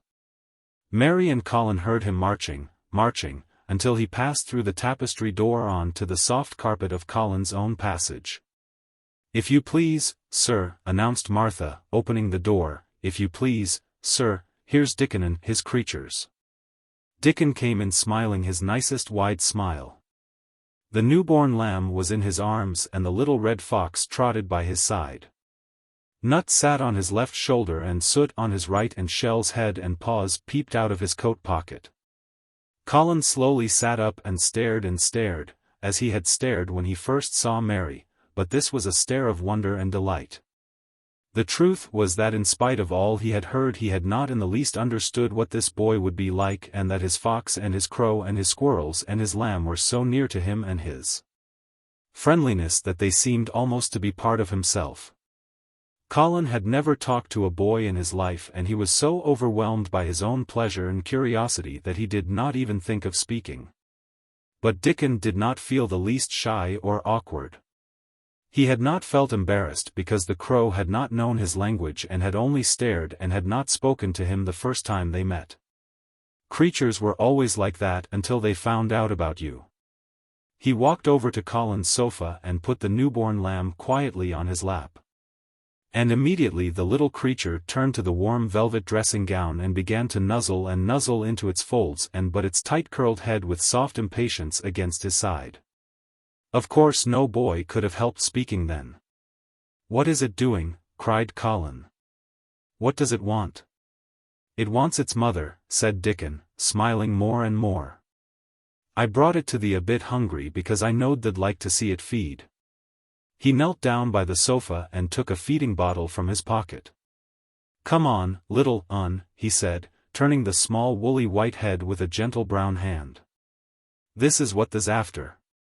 They'll get more out o' this than the will out o' silk velvet coats. There now," and he pushed the rubber tip of the bottle into the nuzzling mouth, and the lamb began to suck it with ravenous ecstasy. After that there was no wondering what to say. By the time the lamb fell asleep, questions poured forth and Dickon answered them all. He told them how he had found the lamb just as the sun was rising 3 mornings ago. He had been standing on the moor listening to a skylark and watching him swing higher and higher into the sky until he was only a speck in the heights of blue. "I'd almost lost him but for his song, and I was wonderin' how a chap could hear it when it seemed as if he'd get out o' th world in a minute, and just then I heard somethin' else far off among th gorse bushes. It was a weak bleedin', and I knowed it was a new lamb as was hungry, and I knowed it wouldn't be hungry if it hadn't lost its mother somehow, so I set off searchin'. I did have a look for it. I went in and out among th gorse bushes and round, and I always seemed to take th wrong tunnin'. But at last I seed a bit o' white by a rock on top o' th moor, and I climbed up and found th little un half dead y cold and clemmin dot." While he talked, Soot flew solemnly in and out of the open window and cawed remarks about the scenery, while Nut and Shell made excursions into the big trees outside and ran up and down trunks and explored branches. Captain curled up near Dickon, who sat on the hearthrug from preference. They looked at the pictures in the gardening books, and Dickon knew all the flowers by their country names and knew exactly which ones were already growing in the secret garden. "I couldna say that their name," he said, pointing to one under which was written Aquilegia, "but us calls that a columbine. And that there one it's a snapdragon, and they both grow wild in hedges, but these is garden ones and they're bigger and grander. There's some big clumps o' columbine in th garden. They'll look like a bed o' blue and white butterflies flutterin' when they're out." "I'm going to see them," cried Colin. "I am going to see them." "Aye, that the mun," said Mary quite seriously. "And the mun not lose no time about it." Chapter 20. I shall live forever, and ever, and ever. But they were obliged to wait more than a week, because first there came some very windy days, and then Colin was threatened with a cold. Which 2 things happening one after the other would no doubt have thrown him into a rage, but that there was so much careful and mysterious planning to do, and almost every day Dickon came in, if only for a few minutes, to talk about what was happening on the moor and in the lanes and hedges and on the borders of streams. The things he had to tell about otters and badgers and water rats' houses, not to mention birds' nests and field mice and their burrows, were enough to make you almost tremble with excitement when you heard all the intimate details from an animal charmer and realized with what thrilling eagerness and anxiety the whole busy underworld was working. "They're same as us," said Dickon, "only they have to build their homes every year. And it keeps 'em so busy they fair scuffle to get 'em done." The most absorbing thing, however, was the preparations to be made before Colin could be transported with sufficient secrecy to the garden. No one must see the chair carriage and Dickon and Mary after they turned a certain corner of the shrubbery and entered upon the walk outside the ivied walls. As each day passed, Colin had become more and more fixed in his feeling that the mystery surrounding the garden was one of its greatest charms. Nothing must spoil that. No one must ever suspect that they had a secret. People must think that he was simply going out with Mary and Dickon because he liked them and did not object to their looking at him. They had long and quite delightful talks about their route. They would go up this path and down that one and cross the other and go round among the fountain flower beds as if they were looking at the bedding-out plants the head gardener, Mr. Roach, had been having arranged. That would seem such a rational thing to do that no one would think it at all mysterious.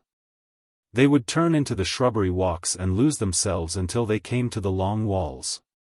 It was almost as serious and elaborately thought out as the plans of march made by great generals in time of war. Rumors of the new and curious things which were occurring in the invalid's apartments had of course filtered through the servants' hall into the stable yards and out among the gardeners. But notwithstanding this, Mr. Roach was startled one day when he received orders from Master Colin's room to the effect that he must report himself in the apartment no outsider had ever seen, as the invalid himself desired to speak to him. "Well, well," he said to himself as he hurriedly changed his coat, "what's to do now? His Royal Highness that wasn't to be looked at calling up a man he's never set eyes on." Mr. Roach was not without curiosity. He had never caught even a glimpse of the boy and had heard a dozen exaggerated stories about his uncanny looks and ways and his insane tempers. The thing he had heard oftenest was that he might die at any moment, and there had been numerous fanciful descriptions of a humped back and helpless limbs, given by people who had never seen him. "Things are changing in this house, Mr. Roach," said Mrs. Medlock, as she led him up the back staircase to the corridor onto which opened the hitherto mysterious chamber. "Let's hope they're changing for the better, Mrs. Medlock," he answered. "They couldn't well change for the worse," she continued. "And queer as it all is, there's them as finds their duties made a lot easier to stand up under. Don't you be surprised, Mr. Roach, if you find yourself in the middle of a menagerie and Martha Sowerby's Dickon more at home than you or me could ever be." There really was a sort of magic about Dickon, as Mary always privately believed. When Mr. Roach heard his name he smiled quite leniently. "He'd be at home in Buckingham Palace or at the bottom of a coal mine," he said. "And yet it's not impudence, either. He's just fine, is that lad." It was perhaps well he had been prepared, or he might have been startled.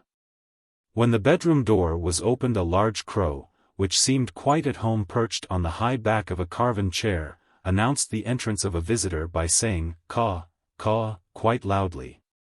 In spite of Mrs. Medlock's warning, Mr. Roach only just escaped being sufficiently undignified to jump backward. The young Rajah was neither in bed nor on his sofa. He was sitting in an armchair, and a young lamb was standing by him shaking its tail in feeding lamb fashion as Dickon knelt giving it milk from its bottle. A squirrel was perched on Dickon's bent back attentively nibbling a nut. The little girl from India was sitting on a big footstool looking on. "Here is Mr. Roach, Master Colin," said Mrs. Medlock. The young Rajah turned and looked his servitor over, at least that was what the head gardener felt happened.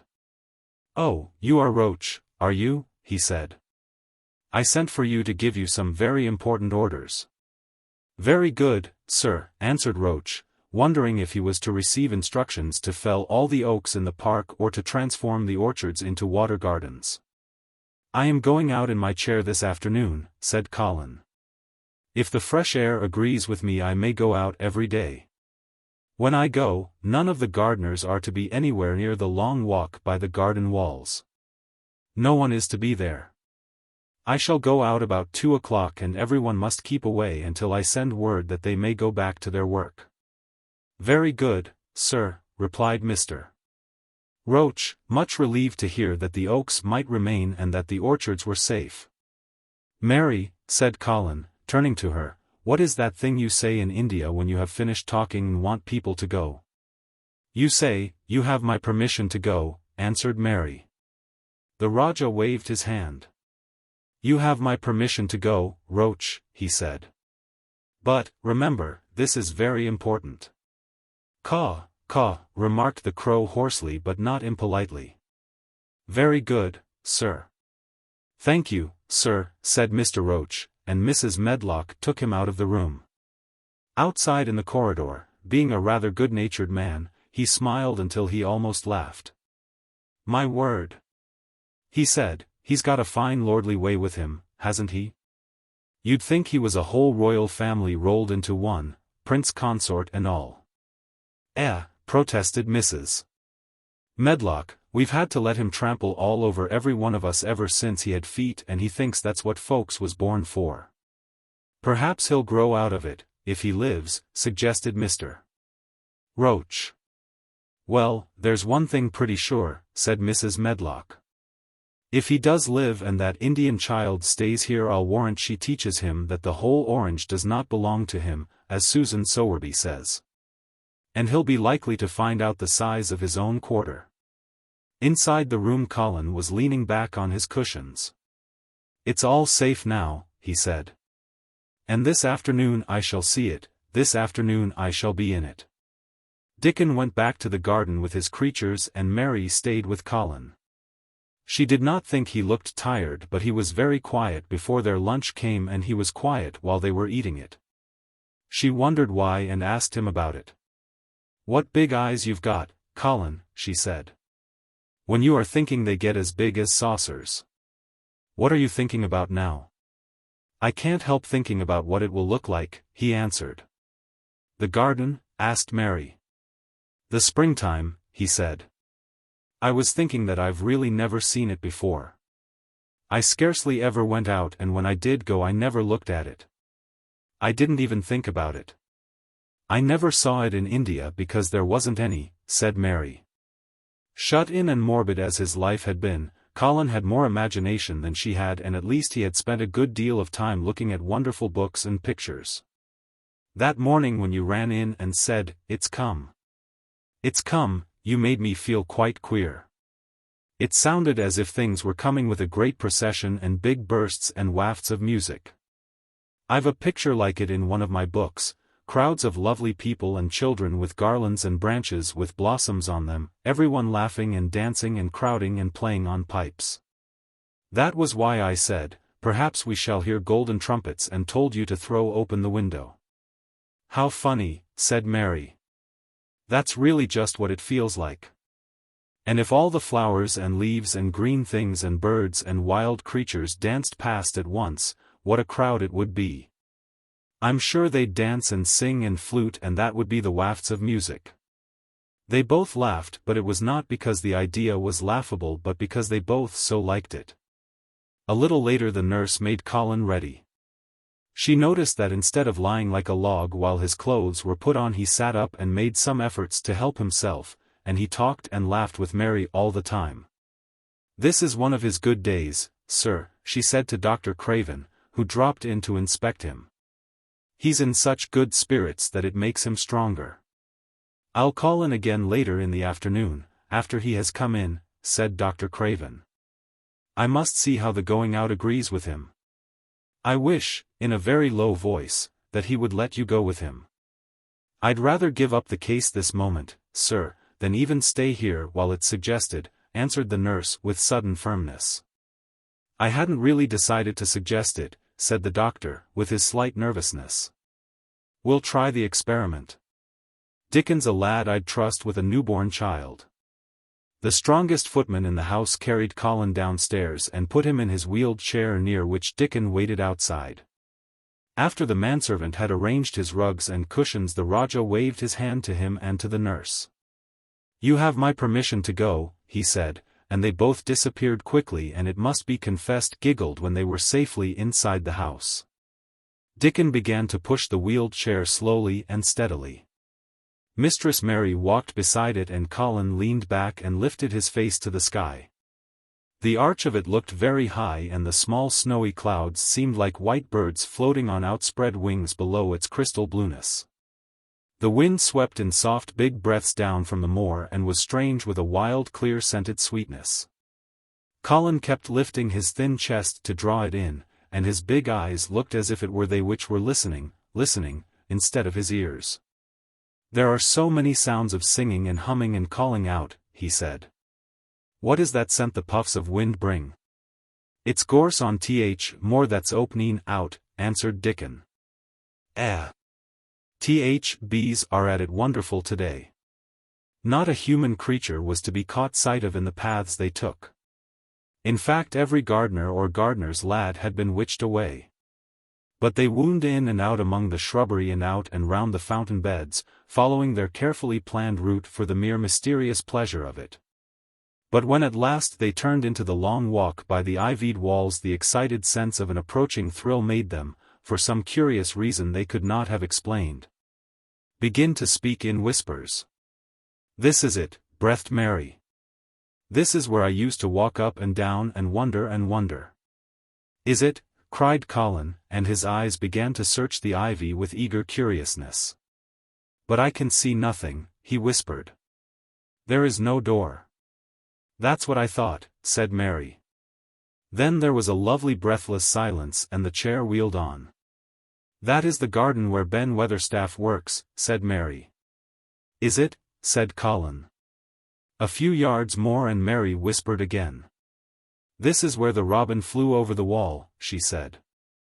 "Is it?" cried Colin. "Oh! I wish he'd come again." "And that," said Mary with solemn delight, pointing under a big lilac bush, "is where he perched on the little heap of earth and showed me the key." Then Colin sat up. "Where? Where?" "There," he cried, and his eyes were as big as the wolf's in Red Riding Hood, when Red Riding Hood felt called upon to remark on them. Dickon stood still and the wheeled chair stopped. "And this," said Mary, stepping on to the bed close to the ivy, "is where I went to talk to him when he chirped at me from the top of the wall. And this is the ivy the wind blew back," and she took hold of the hanging green curtain. "Oh! Is it, gasped Colin. "And here is the handle, and here is the door." "Dickon, push him in quickly." And Dickon did it with one strong, steady, splendid push. But Colin had actually dropped back against his cushions, even though he gasped with delight. And he had covered his eyes with his hands and held them there, shutting out everything until they were inside and the chair stopped as if by magic and the door was closed. Not till then did he take them away and look round and round and round as Dickon and Mary had done. And over walls and earth and trees and swinging sprays and tendrils the fair green veil of tender little leaves had crept. And in the grass under the trees and the grey urns in the alcoves and here and there everywhere were touches or splashes of gold and purple and white, and the trees were showing pink and snow above his head, and there were fluttering of wings and faint sweet pipes and humming and scents. And the sun fell warm upon his face like a hand with a lovely touch. And in wonder Mary and Dickon stood and stared at him. He looked so strange and different because a pink glow of color had actually crept all over him, ivory face and neck and hands and all. "I shall get well. I shall get well," he cried out. "Mary! Dickon! I shall get well. And I shall live forever and ever and ever." Chapter 21. Ben Weatherstaff. One of the strange things about living in the world is that it is only now and then one is quite sure one is going to live forever and ever and ever. One knows it sometimes when one gets up at the tender solemn dawn time and goes out and stands alone and throws one's head far back and looks up and watches the pale sky slowly changing and Flushing and marvelous unknown things happening until the east almost makes one cry out and one's heart stands still at the strange unchanging majesty of the rising of the sun, which has been happening every morning for thousands and thousands and thousands of years. One knows it then for a moment or so. And one knows it sometimes when one stands by oneself in a wood at sunset and the mysterious deep gold stillness slanting through and under the branches seems to be saying slowly again and again something one cannot quite hear, however much one tries. Then sometimes the immense quiet of the dark blue at night with millions of stars waiting and watching makes one sure, and sometimes a sound of far-off music makes it true. And sometimes a look in someone's eyes. And it was like that with Colin when he first saw and heard and felt the springtime inside the 4 high walls of a hidden garden. That afternoon the whole world seemed to devote itself to being perfect and radiantly beautiful and kind to one boy. Perhaps out of pure heavenly goodness the spring came and crowded everything it possibly could into that one place. More than once Dickon paused in what he was doing and stood still with a sort of growing wonder in his eyes, shaking his head softly. It is gradely, he said. I'm 12 goin' on 13 and there's a lot o' afternoons in 13 years, but seems to me like I never seed one as gradely as this air. Aye, it is a gradely one, said Mary, and she sighed for mere joy. I'll warrant it's gradelest one as ever was in this world. Does the think, said Colin with dreamy carefulness, as happen it was made loike this air all o' purpose for me? My word, cried Mary admiringly, that there is a bit o' good Yorkshire. The art shapen, first rate, that the art. And delight reigned. They drew the chair under the plum tree, which was snow-white with blossoms and musical with bees. It was like a king's canopy, a fairy king's. There were flowering cherry trees near and apple trees whose buds were pink and white, and here and there one had burst open wide. Between the blossoming branches of the canopy bits of blue sky looked down like wonderful eyes. Mary and Dickon worked a little here and there and Colin watched them. They brought him things to look at, buds which were opening, buds which were tight closed, bits of twig whose leaves were just showing green. The feather of a woodpecker which had dropped on the grass, the empty shell of some bird early hatched. Dickon pushed the chair slowly round and round the garden, stopping every other moment to let him look at wonders springing out of the earth or trailing down from trees. It was like being taken in state round the country of a magic king and queen and shown all the mysterious riches it contained. I wonder if we shall see the robin, said Colin. They'll see him often enow after a bit, answered Dickon. When eggs hatches out little chap he'll be kep' so busy it'll make his head swim. They'll see him flyin' backward and for'ard carryin' worms nigh as big as Missel and that much noise goin' on in nest when he gets there as fair flusters him so as he scarce knows which big mouth to drop first piece in. And gappin' beaks and squawks on every side. Mother says as when she sees work a robin has to keep them gappin' beaks filled, she feels like she was a lady with nothin' to do. She says she's seen little chaps when it seemed like sweat must be droppin' off though folk can't see it. This made them giggle so delightedly that they were obliged to cover their mouths with their hands, remembering that they must not be heard. Colin had been instructed as to the law of whispers and low voices several days before. He liked the mysteriousness of it and did his best, but in the midst of excited enjoyment it is rather difficult never to laugh above a whisper. Every moment of the afternoon was full of new things and every hour the sunshine grew more golden. The wheeled chair had been drawn back under the canopy and Dickon had sat down on the grass and had just drawn out his pipe when Colin saw something he had not had time to notice before. "That's a very old tree over there, isn't it?" he said. Dickon looked across the grass at the tree and Mary looked and there was a brief moment of stillness. "Yes," answered Dickon, after it, and his low voice had a very gentle sound. Mary gazed at the tree and thought. "The branches are quite grey and there's not a single leaf anywhere," Colin went on. "It's quite dead, isn't it?" "Aye," admitted Dickon.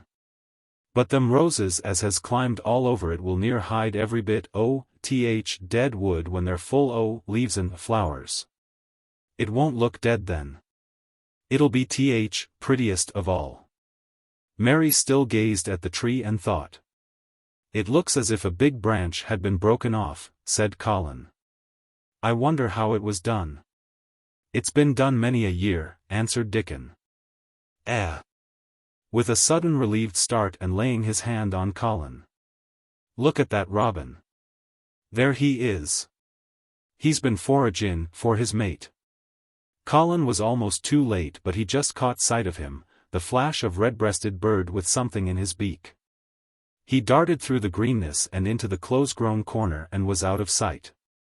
Colin leaned back on his cushion again, laughing a little. He's taking her tea to her. Perhaps it's 5 o'clock. I think I'd like some tea myself. And so they were safe. It was magic which sent the robin, said Mary secretly to Dickon afterward. I know it was magic. For both she and Dickon had been afraid Colin might ask something about the tree whose branch had broken off 10 years ago, and they had talked it over together, and Dickon had stood and rubbed his head in a troubled way. We mun look as if it wasn't no different from other trees, he had said. We couldn't never tell him how it broke, poor lad. If he says anything about it we mun try to look cheerful. Aye, that we mun, had answered Mary. But she had not felt as if she looked cheerful when she gazed at the tree. She wondered and wondered in those few moments if there was any reality in that other thing Dickon had said. He had gone on rubbing his rust-red hair in a puzzled way, but a nice comforted look had begun to grow in his blue eyes. Mrs. Craven was a very lovely young lady, he had gone on rather hesitatingly. And, mother, she thinks maybe she's about Misselthwaite many a time lookin' after Mester Colin, same as all mothers do when they're took out o' world. They have to come back, the seas. Happen she's been in the garden, and happen it was her set us to work, and told us to bring him here. Mary had thought he meant something about magic. She was a great believer in magic. Secretly she quite believed that Dickon worked magic, of course good magic, on everything near him, and that was why people liked him so much and wild creatures knew he was their friend. She wondered, indeed, if it were not possible that his gift had brought the robin just at the right moment when Colin asked that dangerous question. She felt that his magic was working all the afternoon and making Colin look like an entirely different boy. It did not seem possible that he could be the crazy creature who had screamed and beaten and bitten his pillow. Even his ivory whiteness seemed to change. The faint glow of color which had shone on his face and neck and hands when he first got inside the garden really never quite died away. He looked as if he were made of flesh instead of ivory or wax. They saw the robin carry food to his mate 2 or 3 times, and it was so suggestive of afternoon tea that Colin felt they must have some. Go and make one of the men servants bring some in a basket to the rhododendron walk, he said. And then you and Dickon can bring it here. It was an agreeable idea, easily carried out, and when the white cloth was spread upon the grass, with hot tea and buttered toast and crumpets, a delightfully hungry meal was eaten. And several birds on domestic errands paused to inquire what was going on and were led into investigating crumbs with great activity. Nut and Shell whisked up trees with pieces of cake, and Soot took the entire half of a buttered crumpet into a corner and pecked at and examined and turned it over and made hoarse remarks about it. Until he decided to swallow it all joyfully in one gulp. The afternoon was dragging toward its mellow hour. The sun was deepening the gold of its lances, the bees were going home and the birds were flying past less often. Dickon and Mary were sitting on the grass. The tea basket was repacked ready to be taken back to the house. And Colin was lying against his cushions with his heavy locks pushed back from his forehead and his face looking quite a natural color. I don't want this afternoon to go, he said, but I shall come back tomorrow, and the day after, and the day after, and the day after. You'll get plenty of fresh air, won't you? Said Mary. I'm going to get nothing else, he answered. I've seen the spring now, and I'm going to see the summer. I'm going to see everything grow here. I'm going to grow here myself." "That the will," said Dickon. "Us'll have thee walkin' about here and diggin' same as other folk afore long." Colin flushed tremendously. "Walk," he said. "Dig." "Shall I?" Dickon's glance at him was delicately cautious. Neither he nor Mary had ever asked if anything was the matter with his legs. "For sure the will," he said stoutly. They's got legs o' thine own, same as other folks." Mary was rather frightened until she heard Colin's answer. "Nothing really ails them," he said, "but they are so thin and weak. They shake so that I'm afraid to try to stand on them." Both Mary and Dickon drew a relieved breath. "When the stops bein' afraid they'll stand on 'em," Dickon said with renewed cheer. "And they'll stop bein' afraid in a bit." "I shall," said Colin, and he lay still as if he were wondering about things. They were really very quiet for a little while. The sun was dropping lower. It was that hour when everything stills itself, and they really had had a busy and exciting afternoon. Colin looked as if he were resting luxuriously. Even the creatures had ceased moving about and had drawn together and were resting near them. Soot had perched on a low branch and drawn up one leg and dropped the grey film drowsily over his eyes. Mary privately thought he looked as if he might snore in a minute. In the midst of this stillness it was rather startling when Colin half lifted his head and exclaimed in a loud suddenly alarmed whisper. "Who is that man?" Dickon and Mary scrambled to their feet. "Man," they both cried in low quick voices. Colin pointed to the high wall. "Look," he whispered excitedly. "Just look." Mary and Dickon wheeled about and looked. There was Ben Weatherstaff's indignant face glaring at them over the wall from the top of a ladder. He actually shook his fist at Mary. "If I wasn't a bachelder, and the was a wench o' mine," he cried, "I'd give thee a hidin'." He mounted another step threateningly as if it were his energetic intention to jump down and deal with her. But as she came toward him he evidently thought better of it and stood on the top step of his ladder shaking his fist down at her. "I never thought much o' thee," he harangued. "I couldna abide thee first time I set eyes on thee." A scrawny buttermilk-faced young besom, a lose a skin questions and pokin' the nose where it wasna wanted. "I never knowed how the got so thick why me. If it hadna been for Robin, drat him."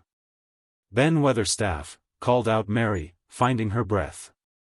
She stood below him and called up to him with a sort of gasp. "Ben Weatherstaff, it was the Robin who showed me the way." Then it did seem as if Ben really would scramble down on her side of the wall, he was so outraged. "The young bad un," he called down at her. "Layin' the badness on a Robin, not but what he's impotent enow for anythin'. Him showin' the way. Him. The young knout," she could see his next words burst out because he was overpowered by curiosity, "however this world did the get in?" "It was the Robin who showed me the way," she protested obstinately. "He didn't know he was doing it but he did. And I can't tell you from here while you're shaking your fist at me." He stopped shaking his fist very suddenly at that very moment and his jaw actually dropped as he stared over her head at something he saw coming over the grass toward him. At the first sound of his torrent of words Colin had been so surprised that he had only sat up and listened as if he were spellbound. But in the midst of it he had recovered himself and beckoned imperiously to Dickon. "Wheel me over there," he commanded. "Wheel me quite close and stop right in front of him." And this, if you please, this is what Ben Weatherstaff beheld and which made his jaw drop. A wheeled chair with luxurious cushions and robes which came toward him looking rather like some sort of state coach because a young Rajah leaned back in it with royal command in his great black-rimmed eyes and a thin white hand extended haughtily toward him. And it stopped right under Ben Weatherstaff's nose. It was really no wonder his mouth dropped open. "Do you know who I am?" demanded the Rajah. How Ben Weatherstaff stared. His red old eyes fixed themselves on what was before him as if he were seeing a ghost. He gazed and gulped a lump down his throat and did not say a word. "Do you know who I am?" demanded Colin still more imperiously. "Answer." Ben Weatherstaff put his gnarled hand up and passed it over his eyes and over his forehead, and then he did answer in a queer shaky voice.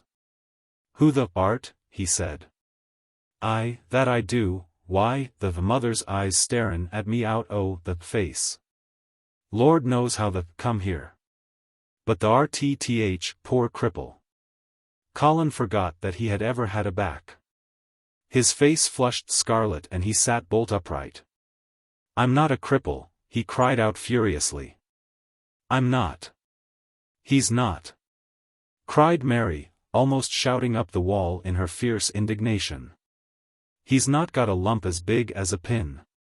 I looked and there was none there, not one." Ben Weatherstaff passed his hand over his forehead again and gazed as if he could never gaze enough. His hand shook and his mouth shook and his voice shook. He was an ignorant old man and a tactless old man, and he could only remember the things he had heard. The hasn't got a crooked back," he said hoarsely. "No," shouted Colin. The hasn't got crooked legs," quavered Ben more hoarsely yet. It was too much. The strength which Colin usually threw into his tantrums rushed through him now in a new way. Never yet had he been accused of crooked legs, even in whispers, and the perfectly simple belief in their existence which was revealed by Ben Weatherstaff's voice was more than Rajah flesh and blood could endure. His anger and insulted pride made him forget everything but this one moment and filled him with a power he had never known before, an almost unnatural strength. "Come here," he shouted to Dickon, and he actually began to tear the coverings off his lower limbs and disentangle himself. "Come here. Come here. This minute." Dickon was by his side in a second. Mary caught her breath in a short gasp and felt herself turn pale. "He can do it. He can do it. He can do it. He can," she gabbled over to herself under her breath as fast as ever she could. There was a brief fierce scramble, the rugs were tossed onto the ground, Dickon held Colin's arm, the thin legs were out, the thin feet were on the grass.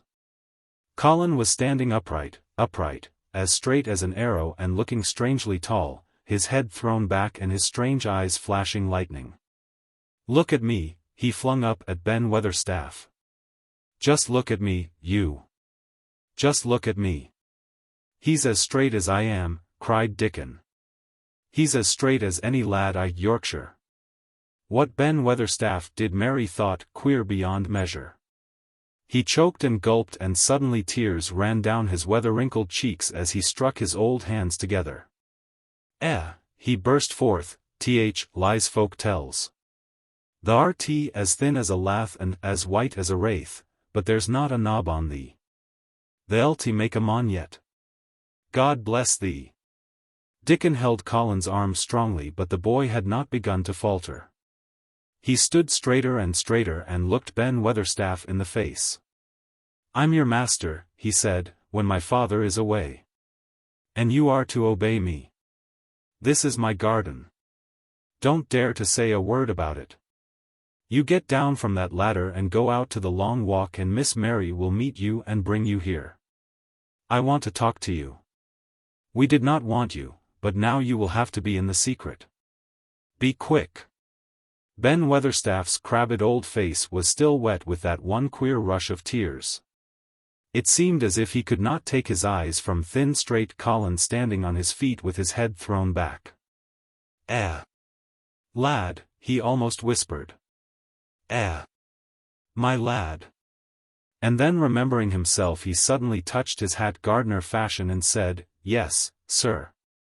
Yes, sir," and obediently disappeared as he descended the ladder. Chapter 22. When the sun went down.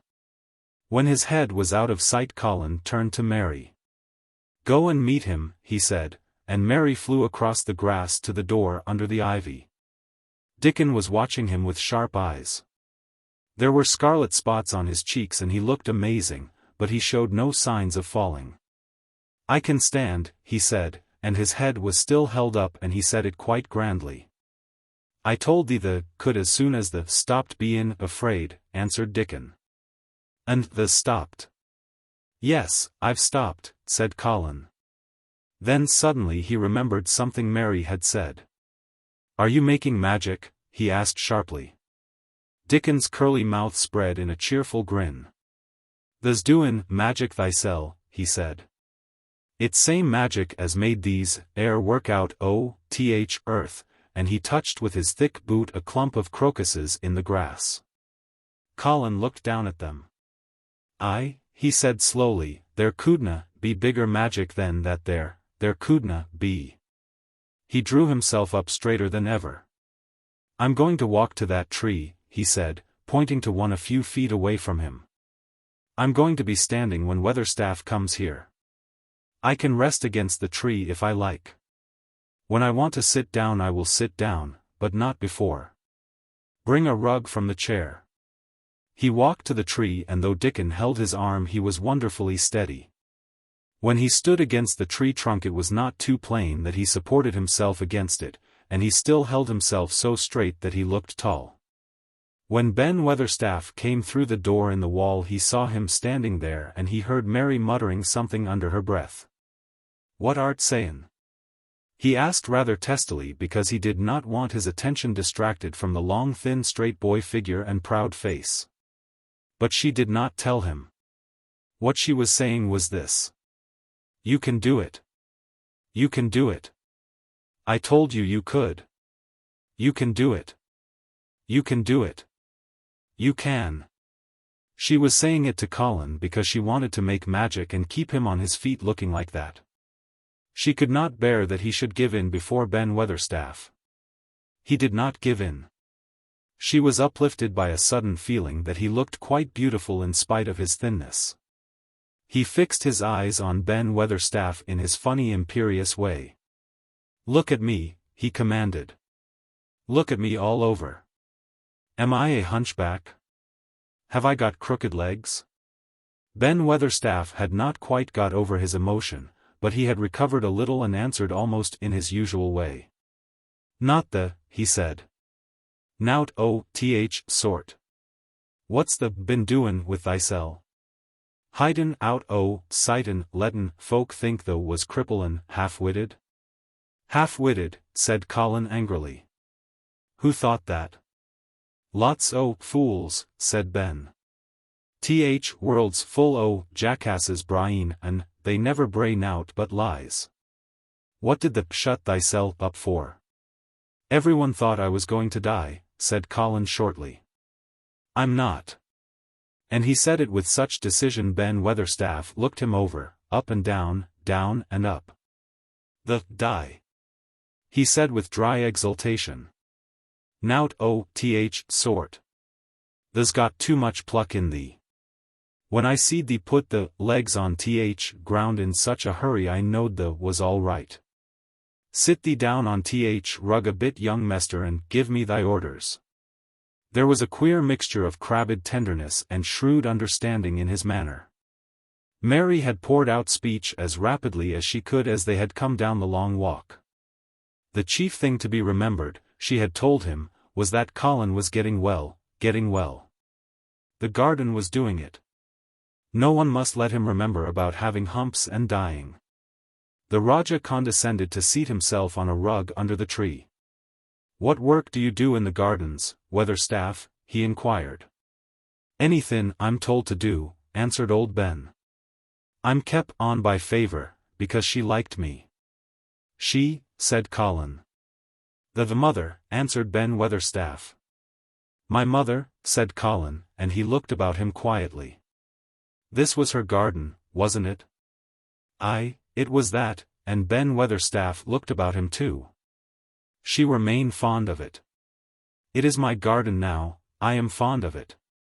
I shall come here every day," announced Colin. "But it is to be a secret. My orders are that no one is to know that we come here. Dickon and my cousin have worked and made it come alive. I shall send for you sometimes to help, but you must come when no one can see you." Ben Weatherstaff's face twisted itself in a dry old smile. "I've come here before when no one saw me," he said. "What?" exclaimed Colin. "When? Last time I was here," rubbing his chin and looking round, "was about 2 years ago." "But no one has been in it for 10 years, cried Colin.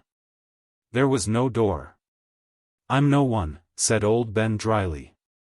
"And I didn't come through door. I come over wall. Rheumatics held me back last 2 year. The comin' did a bit o' prunin'," cried Dickon. "I couldn't make out how it had been done." "She was so fond of it, she was," said Ben Weatherstaff slowly. "And she was such a pretty young thing. She says to me once, 'Ben,' says she, 'Logan, if ever I'm ill or if I go away you must take care of my roses.' When she did go away orders was no one was ever to come nigh. But I come, with grumpy obstinacy. Over wall I come, until rheumatic stopped me, and I did a bit o' work once a year. She'd gave her order first. It wouldn't have been as wick as it is if the hadn't done it," said Dickon. "I did wonder." "I'm glad you did it, Weatherstaff," said Colin. "You'll know how to keep the secret." I'll know, sir," answered Ben. "And it'll be easier for a man rheumatics to come in at door." On the grass near the tree Mary had dropped her trowel. Colin stretched out his hand and took it up. An odd expression came into his face and he began to scratch at the earth. His thin hand was weak enough, but presently as they watched him, Mary with quite breathless interest, he drove the end of the trowel into the soil and turned some over. "You can do it. You can do it," said Mary to herself. "I tell you, you can." Dickon's round eyes were full of eager curiousness, but he said not a word. Ben Weatherstaff looked on with interested face. Colin persevered. After he had turned a few trowelfuls of soil he spoke exultantly to Dickon in his best Yorkshire. "That said as they'd have me walkin' about here same as other folk, and that said they'd have me diggin'. I thought the was just leein' to please me. This is only first day and I've walked, and here I am diggin'. Ben Weatherstaff's mouth fell open again when he heard him, but he ended by chuckling. He said, "That sounds as if they'd got wits enow. Th'art a Yorkshire lad for sure. And th'art diggin', too. How'd the like to plant a bit o' somethin'? I can get thee a rose in a pot." "Go and get it," said Colin, digging excitedly. "Quick! Quick!" It was done quickly enough indeed. Ben Weatherstaff went his way forgetting rheumatics. Dickon took his spade and dug the hole deeper and wider than a new digger with thin white hands could make it. Mary slipped out to run and bring back a watering can. When Dickon had deepened the hole Colin went on turning the soft earth over and over. He looked up at the sky, flushed and glowing with the strangely new exercise, slight as it was. "I want to do it before the sun goes quite down," he said. Mary thought that perhaps the sun held back a few minutes just on purpose. Ben Weatherstaff brought the rose in its pot from the greenhouse. He hobbled over the grass as fast as he could. He had begun to be excited, too. He knelt down by the hole and broke the pot from the mold. "Here, lad," he said, handing the plant to Colin. "Set it in the earth thyself, same as King does when he goes to a new place." The thin white hands shook a little and Colin's flush grew deeper as he set the rose in the mold and held it while old Ben made firm the earth. It was filled in and pressed down and made steady. Mary was leaning forward on her hands and knees. Soot had flown down and marched forward to see what was being done. Nut and Shell chattered about it from a cherry tree.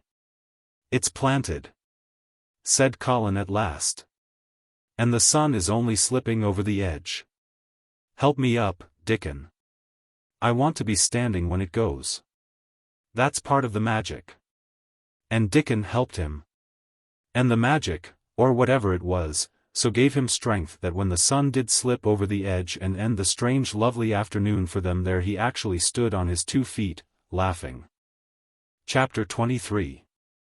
Magic. Dr. Craven had been waiting some time at the house when they returned to it. He had indeed begun to wonder if it might not be wise to send someone out to explore the garden paths. When Colin was brought back to his room the poor man looked him over seriously. "You should not have stayed so long," he said. "You must not overexert yourself." "I am not tired at all," said Colin. "It has made me well. Tomorrow I am going out in the morning as well as in the afternoon." "I am not sure that I can allow it," answered Dr. Craven. "I am afraid it would not be wise." "It would not be wise to try to stop me," said Colin quite seriously. "I am going." Even Mary had found out that one of Colin's chief peculiarities was that he did not know in the least what a rude little brute he was with his way of ordering people about. He had lived on a sort of desert island all his life, and as he had been the king of it he had made his own manners and had had no one to compare himself with. Mary had indeed been rather like him herself, and since she had been at Misselthwaite had gradually discovered that her own manners had not been of the kind which is usual or popular. Having made this discovery she naturally thought it of enough interest to communicate to Colin. So she sat and looked at him curiously for a few minutes after Dr. Craven had gone. She wanted to make him ask her why she was doing it, and of course she did. "What are you looking at me for?" he said. "I'm thinking that I am rather sorry for Dr. Craven."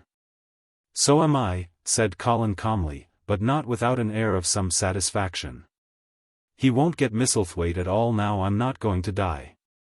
"I'm sorry for him because of that, of course," said Mary, "but I was thinking just then that it must have been very horrid to have had to be polite for 10 years to a boy who was always rude.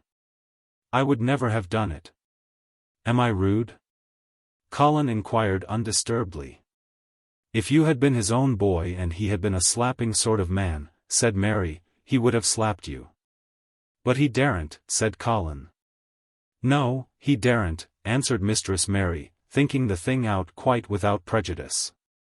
"Nobody ever dared to do anything you didn't like, because you were going to die and things like that. You were such a poor thing." "But," announced Colin stubbornly, "I am not going to be a poor thing. I won't let people think I'm one. I stood on my feet this afternoon." "It is always having your own way that has made you so queer," Mary went on, thinking aloud. Colin turned his head, frowning. "Am I queer?" he demanded. "Yes," answered Mary, "very. But you needn't be cross," she added impartially, "because so am I queer, and so is Ben Weatherstaff. But I am not as queer as I was before I began to like people and before I found the garden." "I don't want to be queer," said Colin. "I am not going to be," and he frowned again with determination. He was a very proud boy. He lay thinking for a while, and then Mary saw his beautiful smile begin and gradually change his whole face. "I shall stop being queer," he said, "if I go every day to the garden. There is magic in there, good magic, you know, Mary." "I am sure there is." "So am I," said Mary. "Even if it isn't real magic," Colin said, "we can pretend it is. Something is there, something." "It's magic," said Mary, "but not black. It's as white as snow." They always called it magic, and indeed it seemed like it in the months that followed, the wonderful months, the radiant months, the amazing ones. Oh! The things which happened in that garden. If you have never had a garden, you cannot understand, and if you have had a garden you will know that it would take a whole book to describe all that came to pass there. At first it seemed that green things would never cease pushing their way through the earth, in the grass, in the beds, even in the crevices of the walls. Then the green things began to show buds, and the buds began to unfurl and show color, every shade of blue, every shade of purple, every tint and hue of crimson. In its happy days flowers had been tucked away into every inch and hole and corner. Ben Weatherstaff had seen it done and had himself scraped out mortar from between the bricks of the wall and made pockets of earth for lovely clinging things to grow on. Iris and white lilies rose out of the grass in sheaves. And the green alcoves filled themselves with amazing armies of the blue and white flower lances of tall delphiniums or columbines or campanulas. She was main fond o' them, she was, Ben Weatherstaff said. She liked them things as was allus pointin' up to blue sky, she used to tell. Not as she was one o' them as looked down on earth, not her. She just loved it, but she said as blue sky allus looked so joyful. The seeds Dickon and Mary had planted grew as if fairies had tended them. Satiny poppies of all tints danced in the breeze by the score. Gaily defying flowers which had lived in the garden for years and which it might be confessed seemed rather to wonder how such new people had got there. And the roses, rising out of the grass, tangled round the sundial, wreathing the tree trunks and hanging from their branches. Climbing up the walls and spreading over them with long garlands falling in cascades, they came alive day by day, hour by hour. Fair fresh leaves.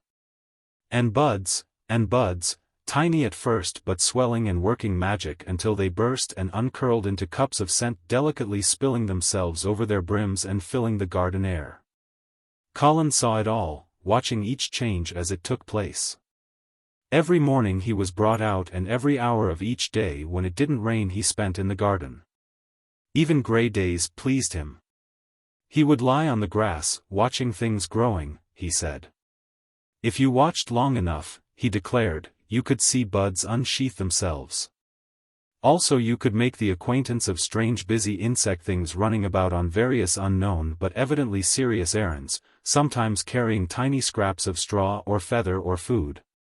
Or climbing blades of grass as if they were trees from whose tops one could look out to explore the country.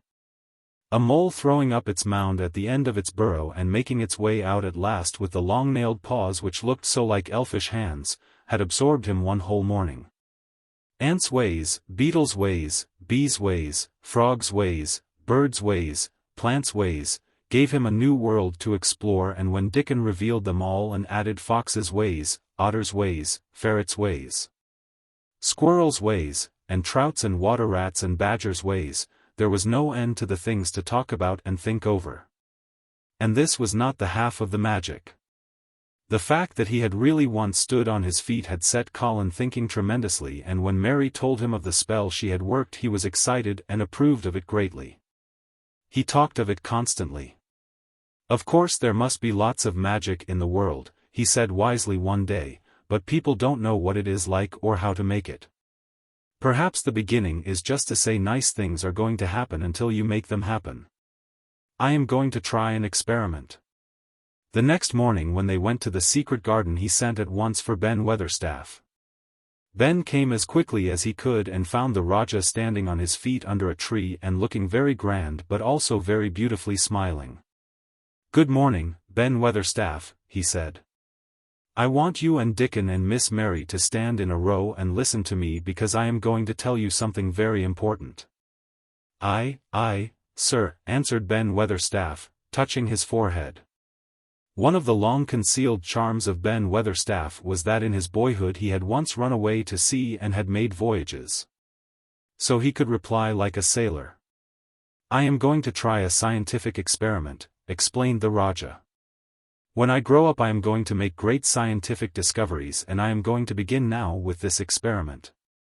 Aye, sir," said Ben Weatherstaff promptly, though this was the first time he had heard of great scientific discoveries. It was the first time Mary had heard of them either, but even at this stage she had begun to realize that, queer as he was, Colin had read about a great many singular things and was somehow a very convincing sort of boy. When he held up his head and fixed his strange eyes on you it seemed as if you believed him almost in spite of yourself, though he was only 10 years old, going on 11. At this moment he was especially convincing because he suddenly felt the fascination of actually making a sort of speech like a grown-up person. "The great scientific discoveries I am going to make," he went on, "will be about magic. Magic is a great thing and scarcely anyone knows anything about it except a few people in old books, and Mary a little, because she was born in India where there are fakirs. I believe Dickon knows some magic, but perhaps he doesn't know he knows it. He charms animals and people. I would never have let him come to see me if he had not been an animal charmer, which is a boy charmer, too, because a boy is an animal. I am sure there is magic in everything, only we have not sense enough to get hold of it and make it do things for us, like electricity and horses and steam. This sounded so imposing that Ben Weatherstaff became quite excited and really could not keep still. "Aye, sir," he said, and he began to stand up quite straight. "When Mary found this garden it looked quite dead," the orator proceeded. "Then something began pushing things up out of the soil and making things out of nothing. One day things weren't there and another they were. I had never watched things before and it made me feel very curious. Scientific people are always curious and I am going to be scientific. I keep saying to myself, what is it? What is it? It's something. It can't be nothing. I don't know its name so I call it magic. I have never seen the sun rise but Mary and Dickon have, and from what they tell me I am sure that is magic too. Something pushes it up and draws it. Sometime since I've been in the garden I've looked up through the trees at the sky and I have had a strange feeling of being happy, as if something were pushing and drawing in my chest and making me breathe fast. Magic is always pushing and drawing and making things out of nothing. Everything is made out of magic, leaves and trees, flowers and birds, badgers and foxes and squirrels and people. So it must be all around us. In this garden, in all the places. The magic in this garden has made me stand up and know I am going to live to be a man. I am going to make the scientific experiment of trying to get some and put it in myself and make it push and draw me and make me strong. I don't know how to do it, but I think that if you keep thinking about it and calling it, perhaps it will come. Perhaps that is the first baby way to get it.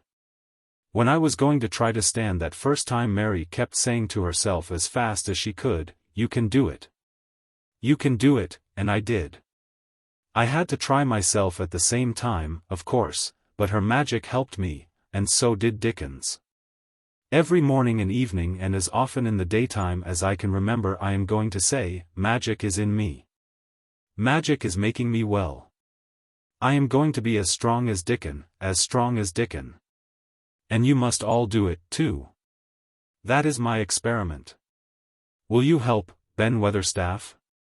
Aye, sir, said Ben Weatherstaff. Aye. If you keep doing it every day as regularly as soldiers go through drill, we shall see what will happen and find out if the experiment succeeds. You learn things by saying them over and over and thinking about them until they stay in your mind forever, and I think it will be the same with magic. If you keep calling it to come to you and help you, it will get to be part of you and it will stay and do things. I once heard an officer in India tell my mother that there were fakirs who said words over and over thousands of times, said Mary. I've heard Jem Fettleworth's wife say same thing over thousands times. Callan, Jem a drunken brute, said Ben Weatherstaff dryly. Summat alus come that, sure enough. He gave her a good hidin' and went to Blue Lion and got as drunk as a lord. Colin drew his brows together and thought a few minutes. Then he cheered up. Well, he said, you see, something did come of it. She used the wrong magic until she made him beat her. If she'd used the right magic and had said something nice, perhaps he wouldn't have got as drunk as a lord, and perhaps he might have bought her a new bonnet. Ben Weatherstaff chuckled and there was shrewd admiration in his little old eyes. "Thou'rt a clever lad as well as a straight-legged one, Mester Colin," he said. "Next time I see Bess Fettleworth I'll give her a bit of a hint what magic will do for her. She'd be rare and pleased if scientific experiment worked, and so ud Jem." Dickon had stood listening to the lecture, his round eyes shining with curious delight. Nut and Shell were on his shoulders and he held a long-eared white rabbit in his arm and stroked it softly while it laid its ears along its back and enjoyed itself. "Do you think the experiment will work?" Colin asked him, wondering what he was thinking. He so often wondered what Dickon was thinking when he saw him looking at him or at one of his creatures, with his happy wide smile. He smiled now, and his smile was wider than usual. He answered, that I do. It'll work same as seeds do when sun shines on them. It'll work for sure. Shall us begin it now? Colin was delighted, and so was Mary. Fired by recollections of fakirs and devotees in illustrations, Colin suggested that they should all sit cross-legged under the tree which made a canopy. It will be like sitting in a sort of temple, said Colin. I'm rather tired and I want to sit down. Said Dickon, the mustn't begin by sayin' the RT tired. The might spoil magic. Colin turned and looked at him, into his innocent round eyes. That's true, he said slowly. I must only think of the magic. It all seemed most majestic and mysterious when they sat down in their circle. Ben Weatherstaff felt as if he had somehow been led into appearing at a prayer meeting. Ordinarily he was very fixed in being what he called eigen prayer meetings, but this being the Rajah's affair he did not resent it and was indeed inclined to be gratified at being called upon to assist. Mistress Mary felt solemnly enraptured. Dickon held his rabbit in his arm, and perhaps he made some charmer's signal no one heard, for when he sat down, cross-legged like the rest, the crow, the fox, the squirrels and the lamb slowly drew near and made part of the circle, settling each into a place of rest as if of their own desire. The creatures have come, said Colin gravely. They want to help us. Colin really looked quite beautiful, Mary thought. He held his head high as if he felt like a sort of priest, and his strange eyes had a wonderful look in them. The light shone on him through the tree canopy.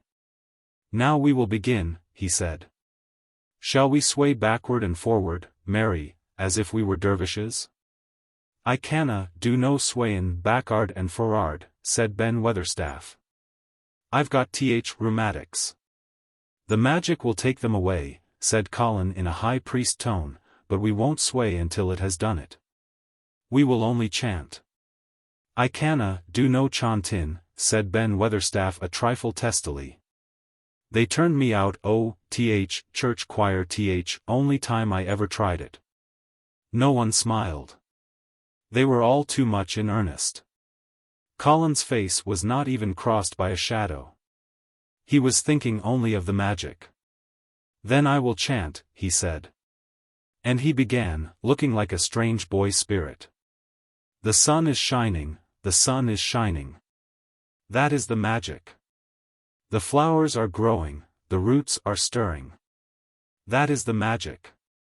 Being alive is the magic, being strong is the magic. The magic is in me, the magic is in me. It is in me, it is in me. It's in every one of us. It's in Ben Weatherstaff's back. Magic. Magic. Come and help. He said it a great many times, not 1,000 times but quite a goodly number. Mary listened entranced. She felt as if it were at once queer and beautiful, and she wanted him to go on and on. Ben Weatherstaff began to feel soothed into a sort of dream which was quite agreeable. The humming of the bees in the blossoms mingled with the chanting voice and drowsily melted into a doze. Dickon sat cross-legged with his rabbit asleep on his arm and a hand resting on the lamb's back. Soot had pushed away a squirrel and huddled close to him on his shoulder, the grey film dropped over his eyes. At last Colin stopped. Now I am going to walk round the garden, he announced. Ben Weatherstaff's head had just dropped forward and he lifted it with a jerk. You have been asleep, said Colin.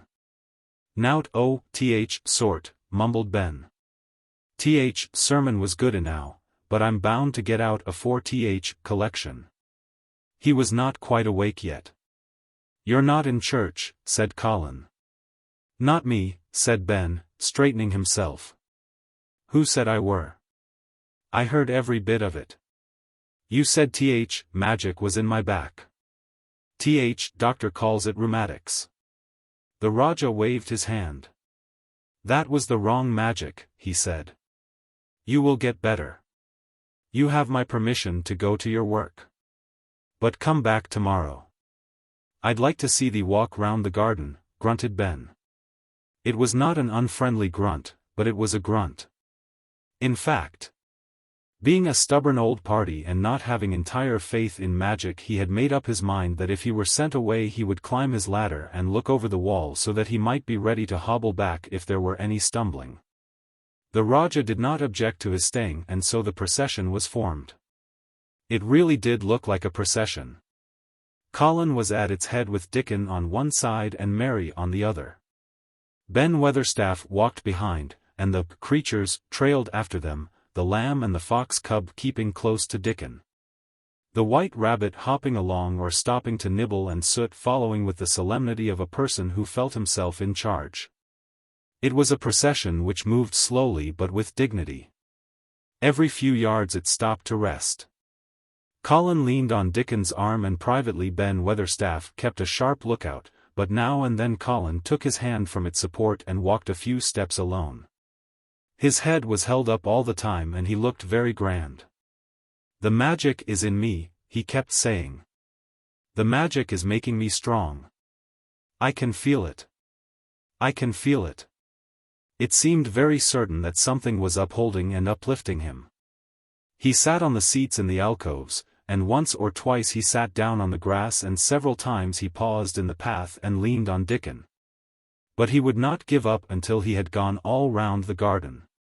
When he returned to the canopy tree his cheeks were flushed and he looked triumphant. "I did it. The magic worked," he cried. "That is my first scientific discovery." "What will Dr. Craven say?" broke out Mary. "He won't say anything," Colin answered, "because he will not be told. This is to be the biggest secret of all. No one is to know anything about it until I have grown so strong that I can walk and run like any other boy. I shall come here every day in my chair and I shall be taken back in it. I won't have people whispering and asking questions, and I won't let my father hear about it until the experiment has quite succeeded. Then sometime when he comes back to Misselthwaite I shall just walk into his study and say, 'Here I am like any other boy. I am quite well and I shall live to be a man. It has been done by a scientific experiment.'" "He will think he is in a dream," cried Mary. "He won't believe his eyes." Colin flushed triumphantly. He had made himself believe that he was going to get well, which was really more than half the battle, if he had been aware of it. And the thought which stimulated him more than any other was this, imagining what his father would look like when he saw that he had a son who was as straight and strong as other fathers' sons.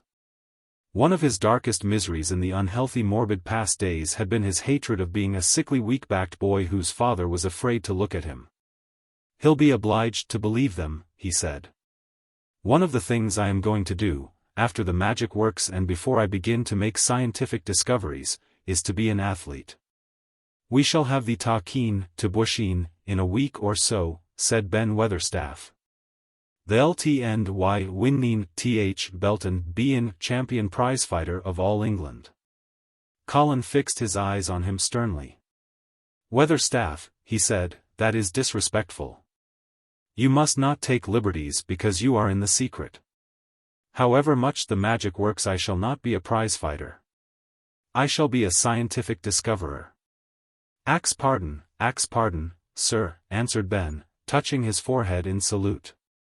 "I ought to have seen it wasn't a joking matter," but his eyes twinkled and secretly he was immensely pleased. He really did not mind being snubbed, since the snubbing meant that the lad was gaining strength and spirit. Chapter 24. Let them laugh. The secret garden was not the only one Dickon worked in. Round the cottage on the moor there was a piece of ground enclosed by a low wall of rough stones.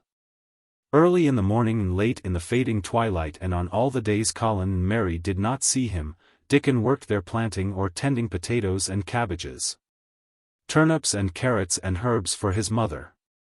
In the company of his creatures, he did wonders there and was never tired of doing them, it seemed. While he dug or weeded he whistled or sang bits of Yorkshire moor songs or talked to Soot or Captain or the brothers and sisters he had taught to help him. "We'd never get on as comfortable as we do," Mrs. Sowerby said, "if it wasn't for Dickon's garden. Anything'll grow for him. His taters and cabbages is twice th size of anyone else's, and they've got a flavor with 'em as nobody's has." When she found a moment to spare, she liked to go out and talk to him. After supper there was still a long clear twilight to work in, and that was her quiet time. She could sit upon the low rough wall and look on and hear stories of the day. She loved this time. There were not only vegetables in this garden. Dickon had bought penny packages of flower seeds now and then and sown bright sweet-scented things among gooseberry bushes and even cabbages, and he grew borders of mignonette and pinks and pansies. And things whose seeds he could save year after year, or whose roots would bloom each spring and spread in time into fine clumps. The low wall was one of the prettiest things in Yorkshire because he had tucked moorland foxglove and ferns and rock cress and hedgerow flowers into every crevice until only here and there glimpses of the stones were to be seen. "All a chap's got to do to make 'em thrive, mother," he would say, "is to be friends with 'em for sure. They're just like creatures. If they're thirsty, give 'em a drink, and if they're hungry, give 'em a bit o' food. They want to live same as we do. If they died, I should feel as if I'd been a bad lad and somehow treated them heartless." It was in these twilight hours that Mrs. Sowerby heard of all that happened at Misselthwaite Manor. At first she was only told that Master Colin had taken a fancy to going out into the grounds with Miss Mary and that it was doing him good. But it was not long before it was agreed between the two children that Dickon's mother might come into the secret. Somehow it was not doubted that she was safe for sure. So one beautiful still evening Dickon told the whole story, with all the thrilling details of the buried key and the robin and the grey haze which had seemed like deadness and the secret Mistress Mary had planned never to reveal. The coming of Dickon and how it had been told to him, the doubt of Master Colin and the final drama of his introduction to the hidden domain, combined with the incident of Ben Weatherstaff's angry face peering over the wall and Master Colin's sudden indignant strength, made Mrs. Sowerby's nice-looking face quite change color several times. "My word," she said. "It was a good thing that little lass came to Manor. It's been makin' o' her and savon o' him. Standin' on his feet. And us all thinkin' he was a poor half-witted lad with not a straight bone in him."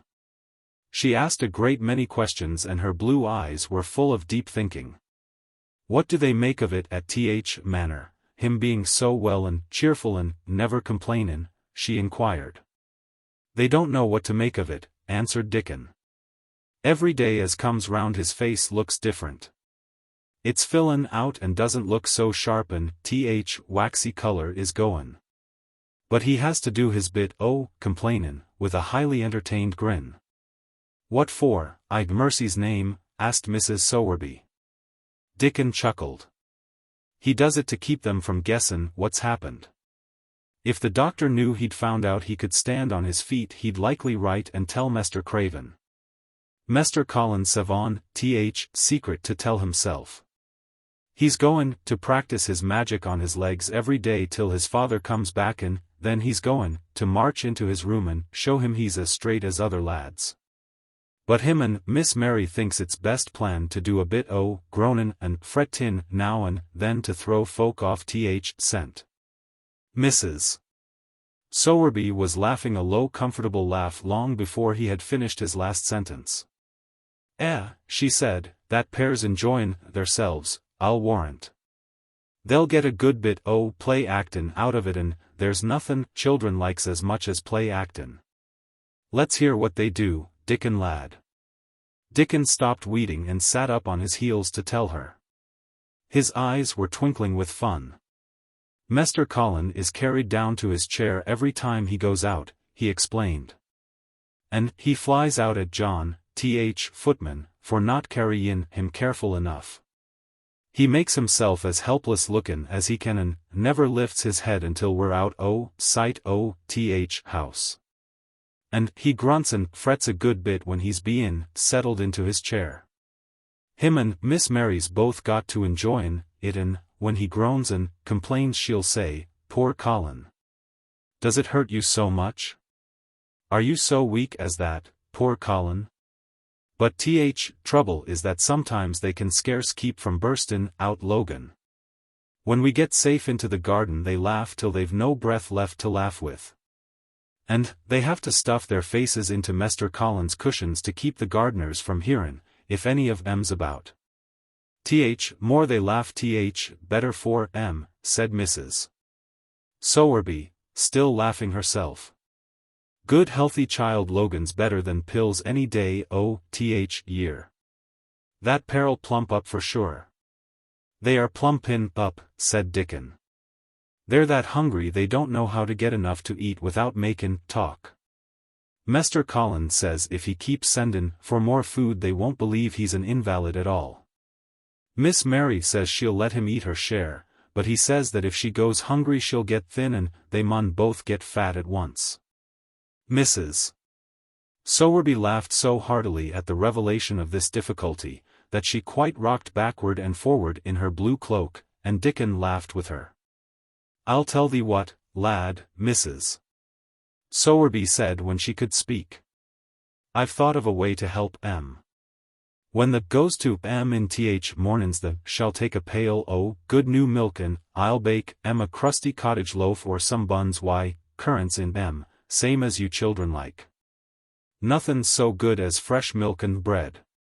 Then they could take off edge o' their hunger while they were in their garden and fine food they get indoors you'd polish off corners." "Mother," said Dickon admiringly, "what a wonder the art. The always sees a way out o' things. They was quite in a pother yesterday. They didn't see how they was to manage without orderin' up more food, they felt that empty inside. They're too young, uns growin' fast, and health's comin' back to both of 'em. Children like that feels like young wolves and food's flesh and blood to 'em," said Mrs. Sowerby. Then she smiled Dickon's own curving smile. "But they're enjoyin' theirselves for sure," she said. She was quite right, the comfortable wonderful mother creature, and she had never been more so than when she said their play actin' would be their joy. Colin and Mary found it one of their most thrilling sources of entertainment. The idea of protecting themselves from suspicion had been unconsciously suggested to them first by the puzzled nurse and then by Dr. Craven himself. "Your appetite is improving very much, Master Colin," the nurse had said one day. "You used to eat nothing, and so many things disagreed with you." "Nothing disagrees with me now," replied Colin, and then seeing the nurse looking at him curiously he suddenly remembered that perhaps he ought not to appear too well just yet. "At least things don't so often disagree with me. It's the fresh air." "Perhaps it is," said the nurse, still looking at him with a mystified expression. "But I must talk to Dr. Craven about it." "How she stared at you," said Mary when she went away. "As if she thought there must be something to find out." "I won't have her finding out things," said Colin. "No one must begin to find out yet." When Dr. Craven came that morning he seemed puzzled, also. He asked a number of questions, to Colin's great annoyance. "You stay out in the garden a great deal," he suggested. "Where do you go?" Colin put on his favorite air of dignified indifference to opinion. "I will not let anyone know where I go," he answered. "I go to a place I like. Everyone has orders to keep out of the way. I won't be watched and stared at. You know that. You seem to be out all day but I do not think it has done you harm, I do not think so. The nurse says that you eat much more than you have ever done before." "Perhaps," said Colin, prompted by a sudden inspiration, "perhaps it is an unnatural appetite." "I do not think so, as your food seems to agree with you," said Dr. Craven. "You are gaining flesh rapidly and your color is better." Perhaps I am bloated and feverish," said Colin, assuming a discouraging air of gloom. "People who are not going to live are often different." Dr. Craven shook his head. He was holding Colin's wrist and he pushed up his sleeve and felt his arm. "You are not feverish," he said thoughtfully, and such flesh as you have gained is healthy. If we can keep this up, my boy, we need not talk of dying. Your father will be very happy to hear of this remarkable improvement. I won't have him told. Colin broke forth fiercely. It will only disappoint him if I get worse again, and I may get worse this very night. I might have a raging fever. I feel as if I might be beginning to have one now. I won't have letters written to my father, I won't. You are making me angry and you know that is bad for me. I feel hot already. I hate being written about and being talked over as much as I hate being stared at. Hush. My boy, Dr. Craven soothed him. Nothing shall be written without your permission. You are too sensitive about things. You must not undo the good which has been done. He said no more about writing to Mr.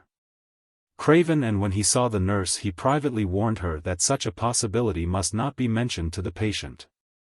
The boy is extraordinarily better, he said. His advance seems almost abnormal. But of course he is doing now of his own free will what we could not make him do before. Still, he excites himself very easily and nothing must be said to irritate him. Mary and Colin were much alarmed and talked together anxiously. From this time dated their plan of play actin'. I may be obliged to have a tantrum, said Colin regretfully. I don't want to have one and I'm not miserable enough now to work myself into a big one. Perhaps I couldn't have one at all. That lump doesn't come in my throat now and I keep thinking of nice things instead of horrible ones. But if they talk about writing to my father I shall have to do something. He made up his mind to eat less. But unfortunately it was not possible to carry out this brilliant idea when he wakened each morning with an amazing appetite and the table near his sofa was set with a breakfast of homemade bread and fresh butter. Snow-white eggs, raspberry jam and clotted cream. Mary always breakfasted with him and when they found themselves at the table, particularly if there were delicate slices of sizzling ham sending forth tempting odors from under a hot silver cover, they would look into each other's eyes in desperation. I think we shall have to eat it all this morning, Mary, Colin always ended by saying. We can send away some of the lunch and a great deal of the dinner. But they never found they could send away anything and the highly polished condition of the empty plates returned to the pantry awakened much comment. I do wish, Colin would say also, I do wish the slices of ham were thicker, and one muffin each is not enough for anyone. It's enough for a person who is going to die, answered Mary when first she heard this, but it's not enough for a person who is going to live. I sometimes feel as if I could eat 3 when those nice fresh heather and gorse smells from the moor come pouring in at the open window. The morning that Dickon, after they had been enjoying themselves in the garden for about 2 hours, went behind a big rosebush and brought forth 2 tin pails and revealed that one was full of rich new milk with cream on the top of it, and that the other held cottage-made currant buns folded in a clean blue and white napkin, buns so carefully tucked in that they were still hot, there was a riot of surprised joyfulness. What a wonderful thing for Mrs. Sowerby to think of! What a kind, clever woman she must be! How good the buns were! And what delicious fresh milk! Magic is in her just as it is in Dickon, said Colin. It makes her think of ways to do things, nice things. She is a magic person. Tell her we are grateful, Dickon, extremely grateful. He was given to using rather grown-up phrases at times. He enjoyed them. He liked this so much that he improved upon it. Tell her she has been most bounteous and our gratitude is extreme.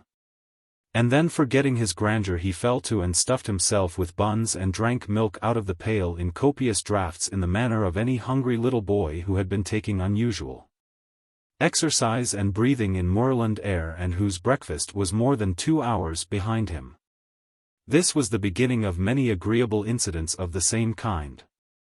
They actually awoke to the fact that as Mrs. Sowerby had 14 people to provide food for she might not have enough to satisfy 2 extra appetites every day. So they asked her to let them send some of their shillings to buy things. Dickon made the stimulating discovery that in the wood in the park outside the garden where Mary had first found him piping to the wild creatures there was a deep little hollow where you could build a sort of tiny oven with stones and roast potatoes and eggs in it. Roasted eggs were a previously unknown luxury, and very hot potatoes with salt and fresh butter in them were fit for a woodland king, besides being deliciously satisfying. You could buy both potatoes and eggs and eat as many as you liked without feeling as if you were taking food out of the mouths of 14 people. Every beautiful morning the magic was worked by the mystic circle under the plum tree, which provided a canopy of thickening green leaves after its brief blossom time was ended. After the ceremony Colin always took his walking exercise, and throughout the day he exercised his newly found power at intervals. Each day he grew stronger and could walk more steadily and cover more ground. And each day his belief in the magic grew stronger, as well it might. He tried one experiment after another as he felt himself gaining strength, and it was Dickon who showed him the best things of all. "Yesterday," he said one morning after an absence, "I went to Thwaite for mother and near Blue Cow in I seed Bob Hayworth. He's the strongest chap on Moor. He's the champion wrestler and he can jump higher than any other chap and throw hammer farther. He's gone all way to Scotland for sport some years. He's knowed me ever since I was a little and he's a friendly sort, and I axed him some questions. Gentry calls him a athlete, and I thought, oh, the Mester Colin, and I says, how did the make the muscles stick out that way, Bob? Did the do anythin' extra to make thysel so strong? And he says, well, yes, lad, I did. A strong man in a show that came to Thwaite once showed me how to exercise my arms and legs and every muscle in my body. And I says, could a delicate chap make himself stronger with Bob? And he laughed and says, art the delicate chap? And I says, no, but I knows a young gentleman that's gettin' well of a long illness, and I wish I knowed some o' them tricks to tell him about. I didn't say no names and he didn't ask none. He's friendly same as I said, and he stood up and showed me good-natured like, and I imitated what he did till I knowed it by heart." Colin had been listening excitedly. "Can you show me?" he cried. "Will you?" "Aye, to be sure," Dickon answered, getting up. "But he says the mun do gentle at first, and be careful not to tire thysel. Rest in between times and take deep breaths and don't overdo." "I'll be careful," said Colin. "Show me. Show me. Dickon, you are the most magic boy in the world." Dickon stood up on the grass and slowly went through a carefully practical but simple series of muscle exercises. Colin watched them with widening eyes. He could do a few while he was sitting down. Presently he did a few gently while he stood upon his already steadied feet. Mary began to do them also. Soot, who was watching the performance, became much disturbed and left his branch and hopped about restlessly because he could not do them too. From that time the exercises were part of the day's duties as much as the magic was. It became possible for both Colin and Mary to do more of them each time they tried. And such appetites were the results that but for the basket Dickon put down behind the bush each morning when he arrived they would have been lost. But the little oven in the hollow and Mrs. Sowerby's bounties were so satisfying that Mrs. Medlock and the nurse and Dr. Craven became mystified again. You can trifle with your breakfast and seem to disdain your dinner if you are full to the brim with roasted eggs and potatoes and richly frothed new milk and oatcakes and buns and heather honey and clotted cream. "They are eating next to nothing," said the nurse. "They'll die of starvation if they can't be persuaded to take some nourishment.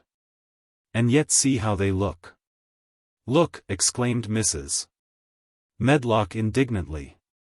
I'm moithered to death with them. They're a pair of young Satans. Bursting their jackets one day and the next turning up their noses at the best meals cook can tempt them with. Not a mouthful of that lovely young fowl and bread sauce did they set a fork into yesterday, and the poor woman fair invented a pudding for them, and back it sent. She almost cried. She's afraid she'll be blamed if they starve themselves into their graves. Dr. Craven came and looked at Colin long and carefully. He wore an extremely worried expression when the nurse talked with him and showed him the almost untouched tray of breakfast she had saved for him to look at, but it was even more worried when he sat down by Colin's sofa and examined him. He had been called to London on business and had not seen the boy for nearly 2 weeks. When young things begin to gain health, they gain it rapidly. The waxen tinge had left Colin's skin and a warm rose showed through it. His beautiful eyes were clear and the hollows under them and in his cheeks and temples had filled out. His once dark, heavy locks had begun to look as if they sprang healthily from his forehead and were soft and warm with life. His lips were fuller and of a normal color. In fact, as an imitation of a boy who was a confirmed invalid, he was a disgraceful sight. Dr. Craven held his chin in his hand and thought him over. "I am sorry to hear that you do not eat anything," he said. "That will not do. You will lose all you have gained, and you have gained amazingly. You ate so well a short time ago." "I told you it was an unnatural appetite," answered Colin.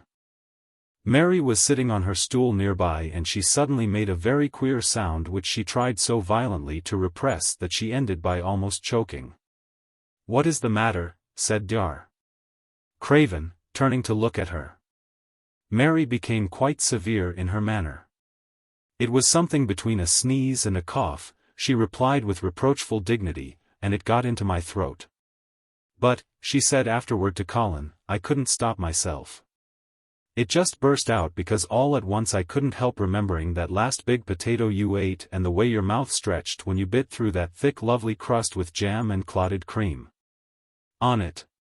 Is there any way in which those children can get food secretly?" Dr. Craven inquired of Mrs. Medlock. "There's no way unless they dig it out of the earth or pick it off the trees," Mrs. Medlock answered. "They stay out in the grounds all day and see no one but each other. And if they want anything different to eat from what's sent up to them they need only ask for it." "Well," said Dr. Craven, "so long as going without food agrees with them we need not disturb ourselves. The boy is a new creature." "So is the girl," said Mrs. Medlock. "She's begun to be downright pretty since she's filled out and lost her ugly little sour look. Her hair's grown thick and healthy looking and she's got a bright color. The glummest, ill-natured little thing she used to be, and now her and Master Colin laugh together like a pair of crazy young ones. Perhaps they're growing fat on that." "Perhaps they are," said Dr. Craven. "Let them laugh." Chapter 25. The Curtain. And the secret garden bloomed and every morning revealed new miracles. In the robin's nest there were eggs and the robin's mate sat upon them keeping them warm with her feathery little breast and careful wings. At first she was very nervous and the robin himself was indignantly watchful. Even Dickon did not go near the close-grown corner in those days, but waited until by the quiet working of some mysterious spell he seemed to have conveyed to the soul of the little pair that in the garden there was nothing which was not quite like themselves, nothing which did not understand the wonderfulness of what was happening to them, the immense, tender, terrible, heartbreaking beauty and solemnity of eggs. If there had been one person in that garden who had not known through all his or her innermost being that if an egg were taken away or hurt the whole world would whirl round and crash through space and come to an end, if there had been even one who did not feel it and act accordingly, there could have been no happiness even in that golden springtime air. But they all knew it and felt it, and the robin and his mate knew they knew it. At first the robin watched Mary and Colin with sharp anxiety. For some mysterious reason he knew he need not watch Dickon. The first moment he set his dew-bright black eye on Dickon he knew he was not a stranger but a sort of robin without beak or feathers. He could speak robin, which is a quite distinct language and not to be mistaken for any other. To speak robin to a robin is like speaking French to a Frenchman. Dickon always spoke it to the robin himself, so the queer gibberish he used when he spoke to humans did not matter in the least.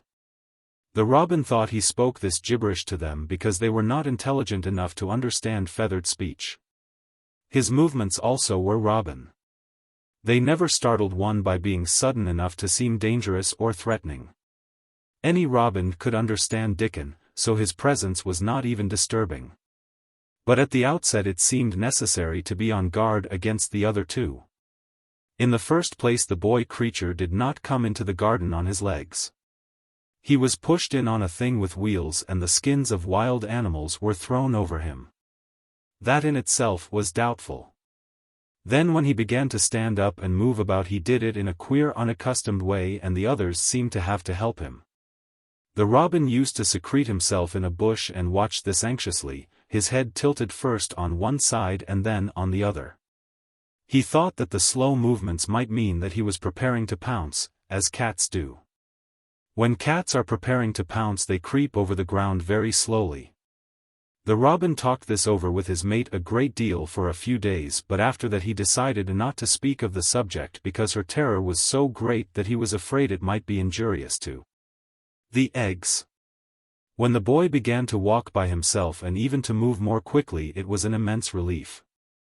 But for a long time, or it seemed a long time to the robin, he was a source of some anxiety. He did not act as the other humans did. He seemed very fond of walking, but he had a way of sitting or lying down for a while and then getting up in a disconcerting manner to begin again. One day the robin remembered that when he himself had been made to learn to fly by his parents, he had done much the same sort of thing. He had taken short flights of a few yards and then had been obliged to rest. So it occurred to him that this boy was learning to fly, or rather to walk. He mentioned this to his mate, and when he told her that the eggs would probably conduct themselves in the same way after they were fledged, she was quite comforted and even became eagerly interested, and derived great pleasure from watching the boy over the edge of her nest, though she always thought that the eggs would be much cleverer and learn more quickly. But then she said indulgently that humans were always more clumsy and slow than eggs, and most of them never seemed really to learn to fly at all. You never met them in the air or on treetops.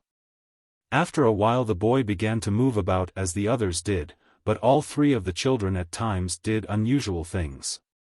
They would stand under the trees and move their arms and legs and heads about in a way which was neither walking nor running nor sitting down.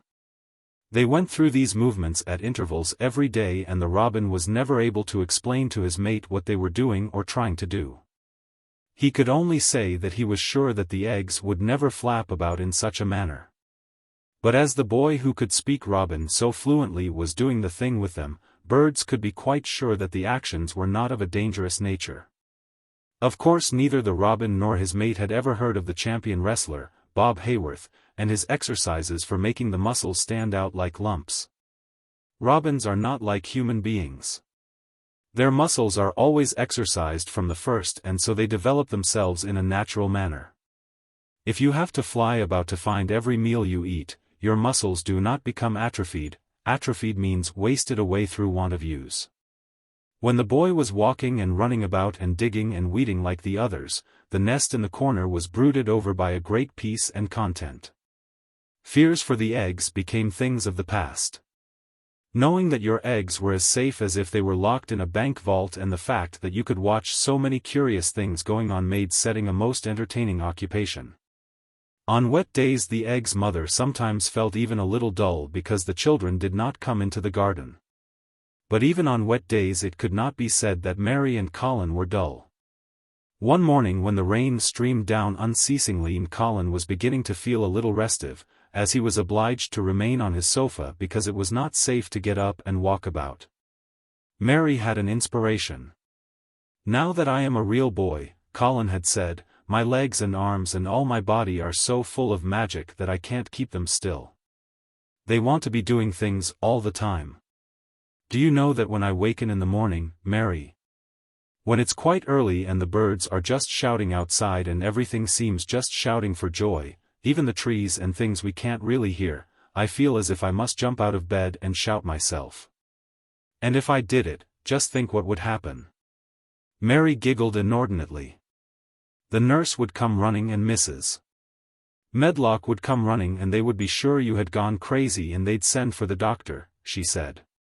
Colin giggled himself.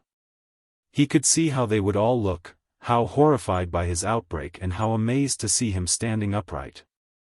"I wish my father would come home," he said. "I want to tell him myself. I'm always thinking about it, but we couldn't go on like this much longer.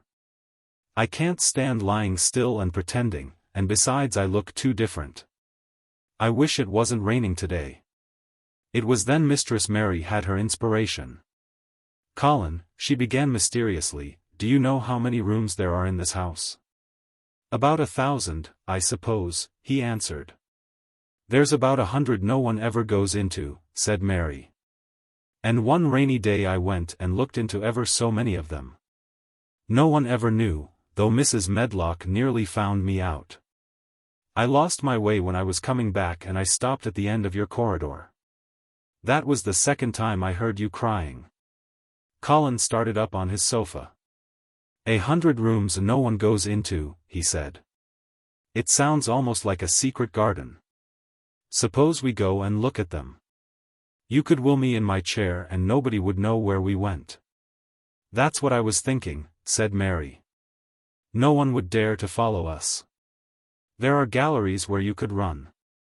We could do our exercises. There is a little Indian room where there is a cabinet full of ivory elephants. There are all sorts of rooms." "Ring the bell," said Colin. When the nurse came in he gave his orders. "I want my chair," he said. "Miss Mary and I are going to look at the part of the house which is not used.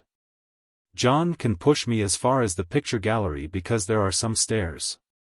Then he must go away and leave us alone until I send for him again." Rainy days lost their terrors that morning.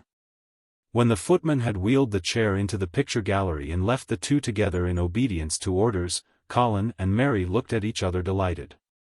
As soon as Mary had made sure that John was really on his way back to his own quarters below stairs, Colin got out of his chair. "I am going to run from one end of the gallery to the other," he said, "and then I am going to jump and then we will do Bob Hayworth's exercises." And they did all these things and many others. They looked at the portraits and found the plain little girl dressed in green brocade and holding the parrot on her finger. "All these," said Colin, "must be my relations. They lived a long time ago.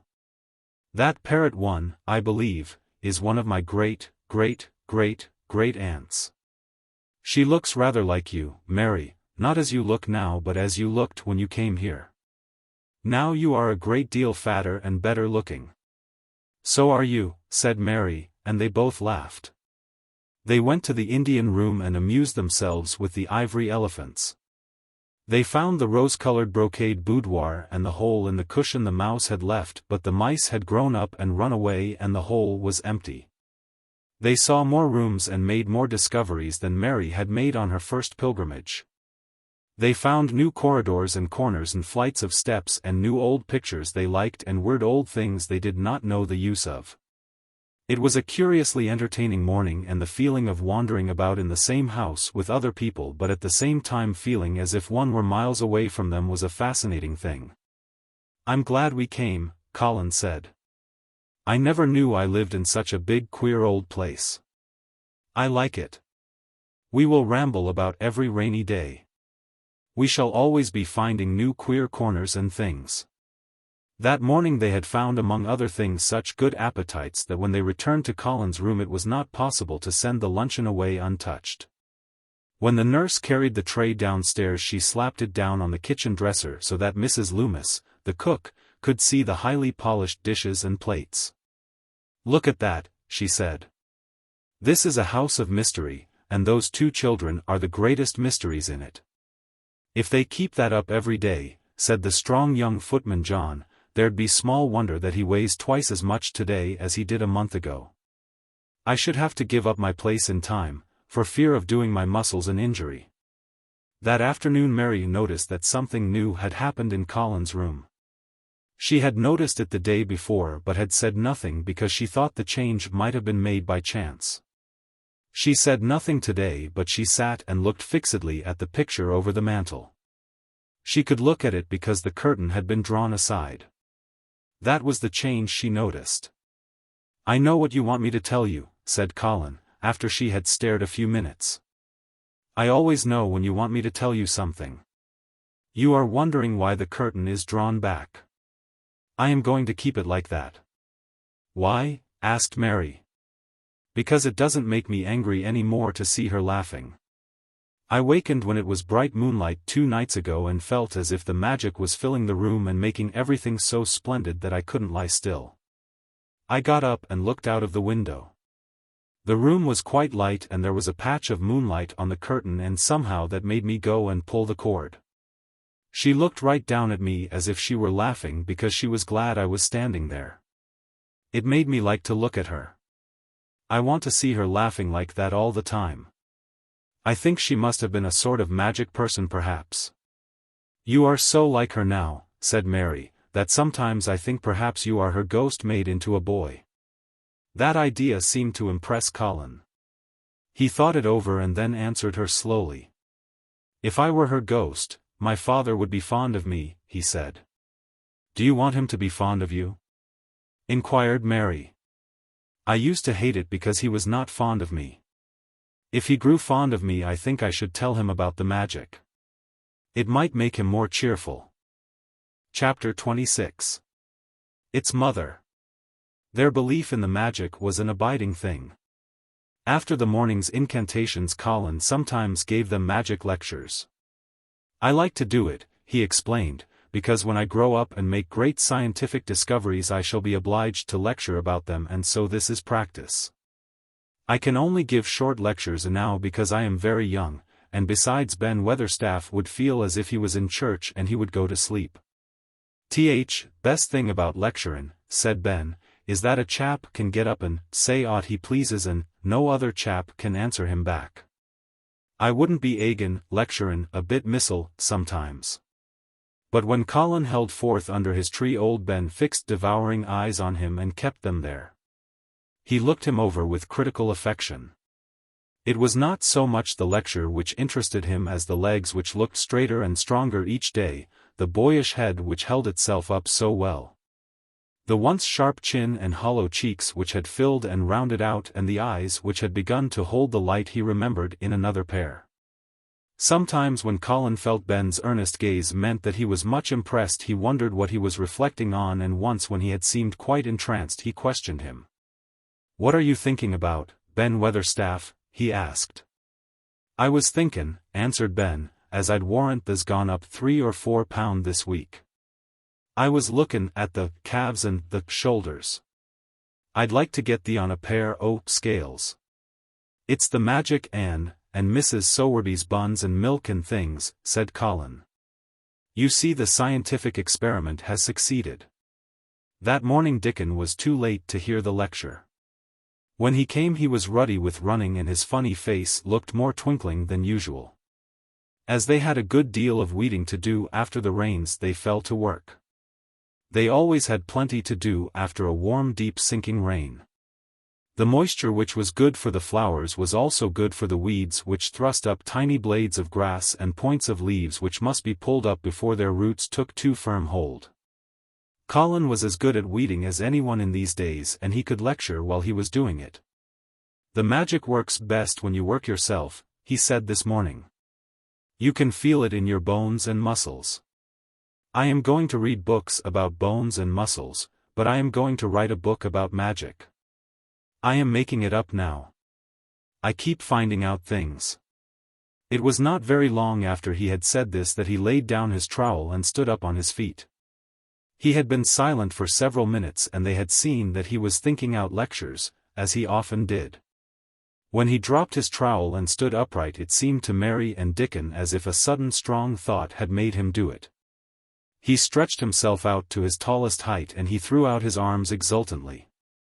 Color glowed in his face and his strange eyes widened with joyfulness. All at once he had realized something to the full. Mary! Dickon, he cried. Just look at me. They stopped their weeding and looked at him. Do you remember that first morning you brought me in here? He demanded. Dickon was looking at him very hard. Being an animal charmer, he could see more things than most people could, and many of them were things he never talked about. He saw some of them now in this boy. Aye, that we do, he answered. Mary looked hard too, but she said nothing. Just this minute, said Colin, all at once I remembered it myself, when I looked at my hand digging with the trowel, and I had to stand up on my feet to see if it was real. And it is real. I'm well, I'm well. Aye, that the art, said Dickon. I'm well. I'm well, said Colin again, and his face went quite red all over. He had known it before in a way, he had hoped it and felt it and thought about it. But just at that minute something had rushed all through him, a sort of rapturous belief and realization, and it had been so strong that he could not help calling out. I shall live forever and ever and ever, he cried grandly. I shall find out thousands and thousands of things. I shall find out about people and creatures and everything that grows, like Dickon, and I shall never stop making magic. I'm well. I'm well. I feel as if I want to shout out something thankful, joyful. Ben Weatherstaff, who had been working near a rosebush, glanced round at him.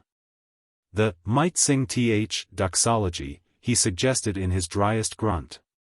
He had no opinion of the doxology and he did not make the suggestion with any particular reverence. But Colin was of an exploring mind and he knew nothing about the doxology. What is that? He inquired. Dickon can sing it for thee, I'll warrant, replied Ben Weatherstaff.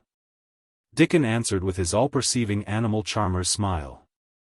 They sing it at church, he said. Mother says she believes Skylark sings it when they gets up mornin'. If she says that, it must be a nice song, Colin answered. I've never been in a church myself. I was always too ill. Sing it, Dickon. I want to hear it. Dickon was quite simple and unaffected about it. He understood what Colin felt better than Colin did himself. He understood by a sort of instinct so natural that he did not know it was understanding. He pulled off his cap and looked round still smiling. The must take off the cap, he said to Colin, and so mun the Ben, and the mun stand up, the nose. Colin took off his cap and the sun shone on and warmed his thick hair as he watched Dickon intently.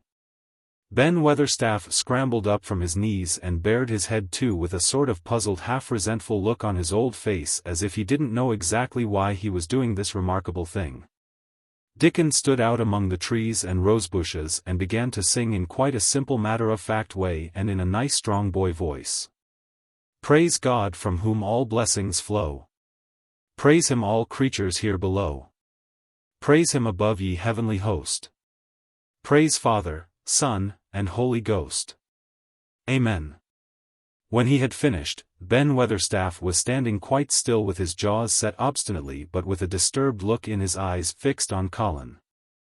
Colin's face was thoughtful and appreciative.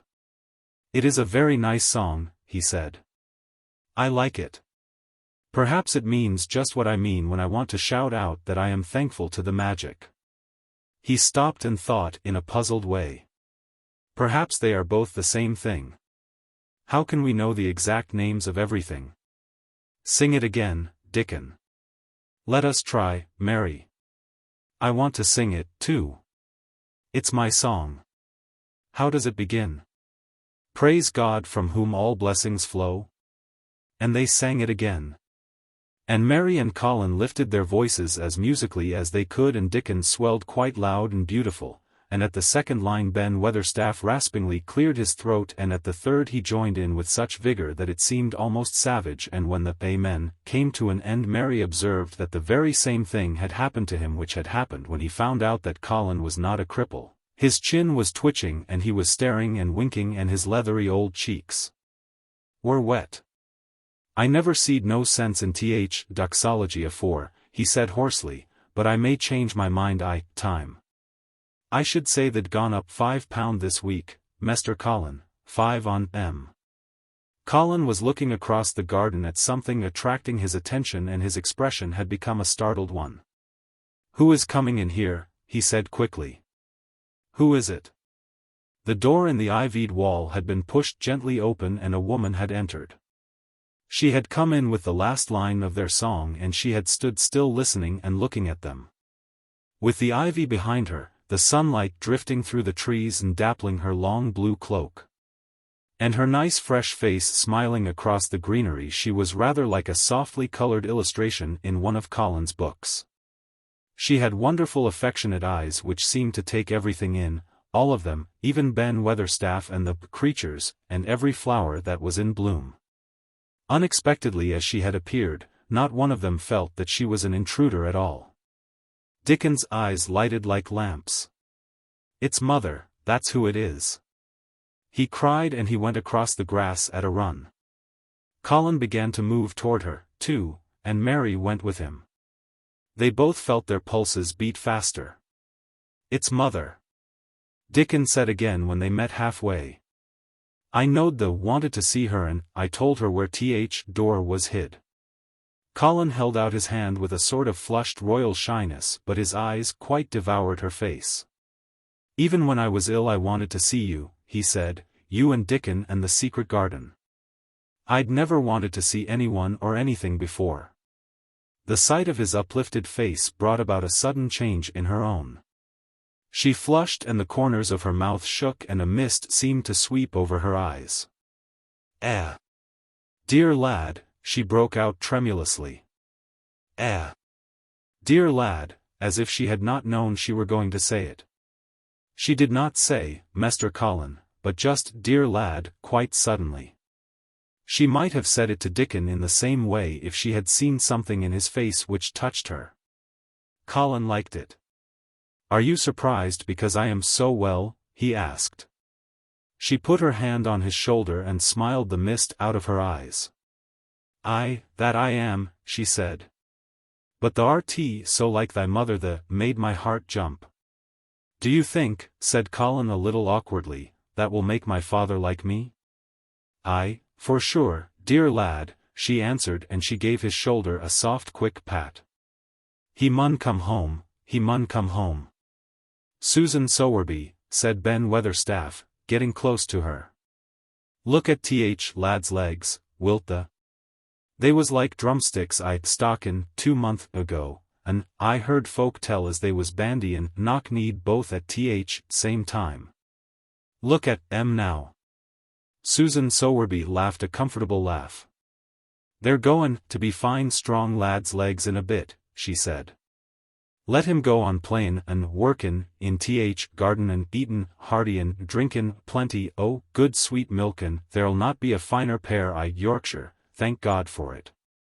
She put both hands on Mistress Mary's shoulders and looked her little face over in a motherly fashion.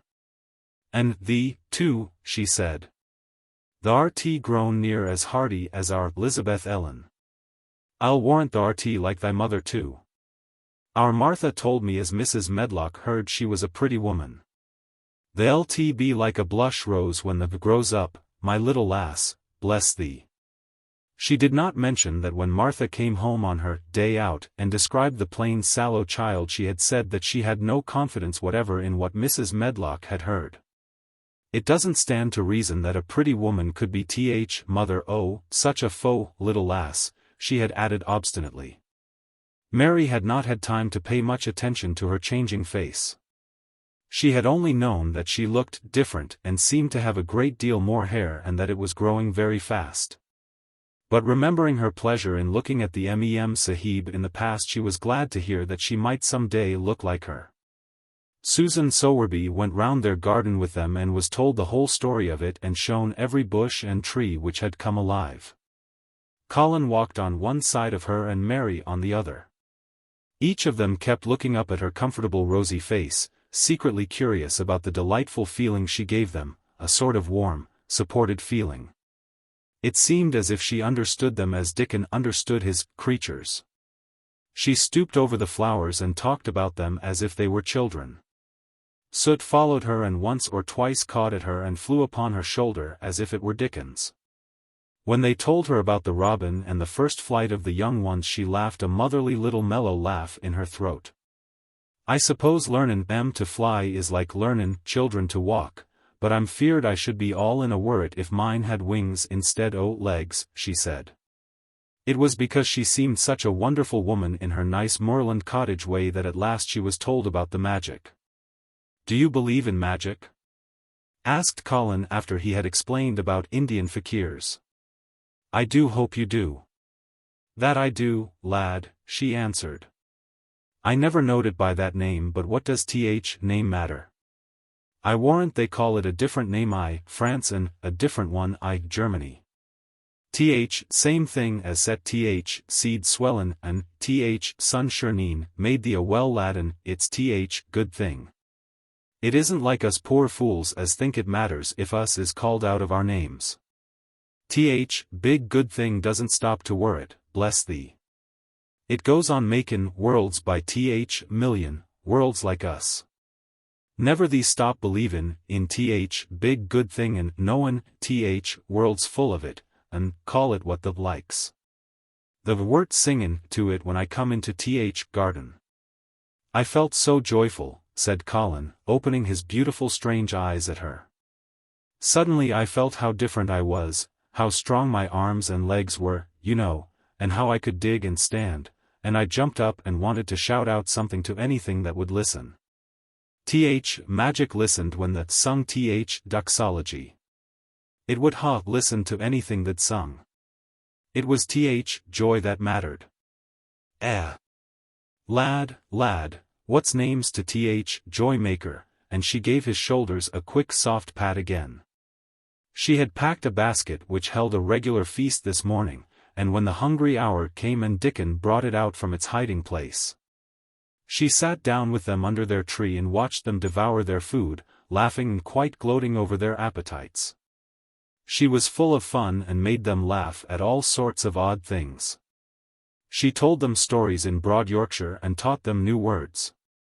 She laughed as if she could not help it when they told her of the increasing difficulty there was in pretending that Colin was still a fretful invalid.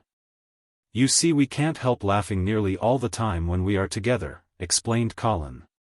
"And it doesn't sound ill at all. We try to choke it back, but it will burst out, and that sounds worse than ever. There's one thing that comes into my mind so often," said Mary, "and I can scarcely ever hold in when I think of it suddenly. I keep thinking, suppose Colin's face should get to look like a full moon. It isn't like one yet, but he gets a tiny bit fatter every day, and suppose some morning it should look like one, what should we do? Bless us all, I can see has a good bit o' play actin' to do," said Susan Sowerby. "But won't have to keep it up much longer. Mr. Craven'll come home." "Do you think he will?" asked Colin. "Why?" Susan Sowerby chuckled softly. "I suppose you'd nigh break thy heart if he found out before told him in the own way," she said. "Tha's laid awake nights plannin' it." "I couldn't bear anyone else to tell him," said Colin. "I think about different ways every day. I think now I just want to run into his room." "That'd be a fine start for him," said Susan Sowerby. "I'd like to see his face, lad. I would that. He mun come back, that he mun." One of the things they talked of was the visit they were to make to her cottage. They planned it all. They were to drive over the moor and lunch out of doors among the heather. They would see all the 12 children in Dickon's garden and would not come back until they were tired. Susan Sowerby got up at last to return to the house and Mrs. Medlock. It was time for Colin to be wheeled back also. But before he got into his chair he stood quite close to Susan and fixed his eyes on her with a kind of bewildered adoration, and he suddenly caught hold of the fold of her blue cloak and held it fast. "You are just what I wanted," he said. "I wish you were my mother, as well as Dickon's." All at once Susan Sowerby bent down and drew him with her warm arms close against the bosom under the blue cloak, as if he had been Dickon's brother. The quick mist swept over her eyes. "Dear lad," she said. "Thy own mother's in this very garden, I do believe. She couldna keep out of it. Thy father mun come back to thee, he mun." Chapter 27. In the Garden. In each century since the beginning of the world wonderful things have been discovered. In the last century more amazing things were found out than in any century before. In this new century hundreds of things still more astounding will be brought to light. At first people refuse to believe that a strange new thing can be done, then they begin to hope it can be done. Then they see it can be done, then it is done and all the world wonders why it was not done centuries ago. One of the new things people began to find out in the last century was that thoughts, just mere thoughts, are as powerful as electric batteries, as good for one as sunlight is. Or as bad for one as poison. To let a sad thought or a bad one get into your mind is as dangerous as letting a scarlet fever germ get into your body. If you let it stay there after it has got in, you may never get over it as long as you live. So long as Mistress Mary's mind was full of disagreeable thoughts about her dislikes and sour opinions of people and her determination not to be pleased by or interested in anything. She was a yellow-faced, sickly, bored and wretched child. Circumstances, however, were very kind to her, though she was not at all aware of it. They began to push her about for her own good. When her mind gradually filled itself with robins, and moorland cottages crowded with children, with queer crabbed old gardeners and common little Yorkshire housemaids. With springtime and with secret gardens coming alive day by day, and also with a Moor boy and his creatures. There was no room left for the disagreeable thoughts which affected her liver and her digestion and made her yellow and tired. So long as Colin shut himself up in his room and thought only of his fears and weakness and his detestation of people who looked at him and reflected hourly on humps and early death. He was a hysterical half-crazy little hypochondriac who knew nothing of the sunshine and the spring and also did not know that he could get well and could stand upon his feet if he tried to do it. When new beautiful thoughts began to push out the old hideous ones, life began to come back to him, his blood ran healthily through his veins and strength poured into him like a flood. His scientific experiment was quite practical and simple and there was nothing weird about it at all. Much more surprising things can happen to anyone who, when a disagreeable or discouraged thought comes into his mind, just has the sense to remember in time and push it out by putting in an agreeable determinately courageous one. Two things cannot be in one place. Where you tend a rose, my lad, a thistle cannot grow. While the secret garden was coming alive and two children were coming alive with it. There was a man wandering about certain faraway beautiful places in the Norwegian fjords and the valleys and mountains of Switzerland, and he was a man who for 10 years had kept his mind filled with dark and heartbroken thinking. He had not been courageous, he had never tried to put any other thoughts in the place of the dark ones. He had wandered by blue lakes and thought them.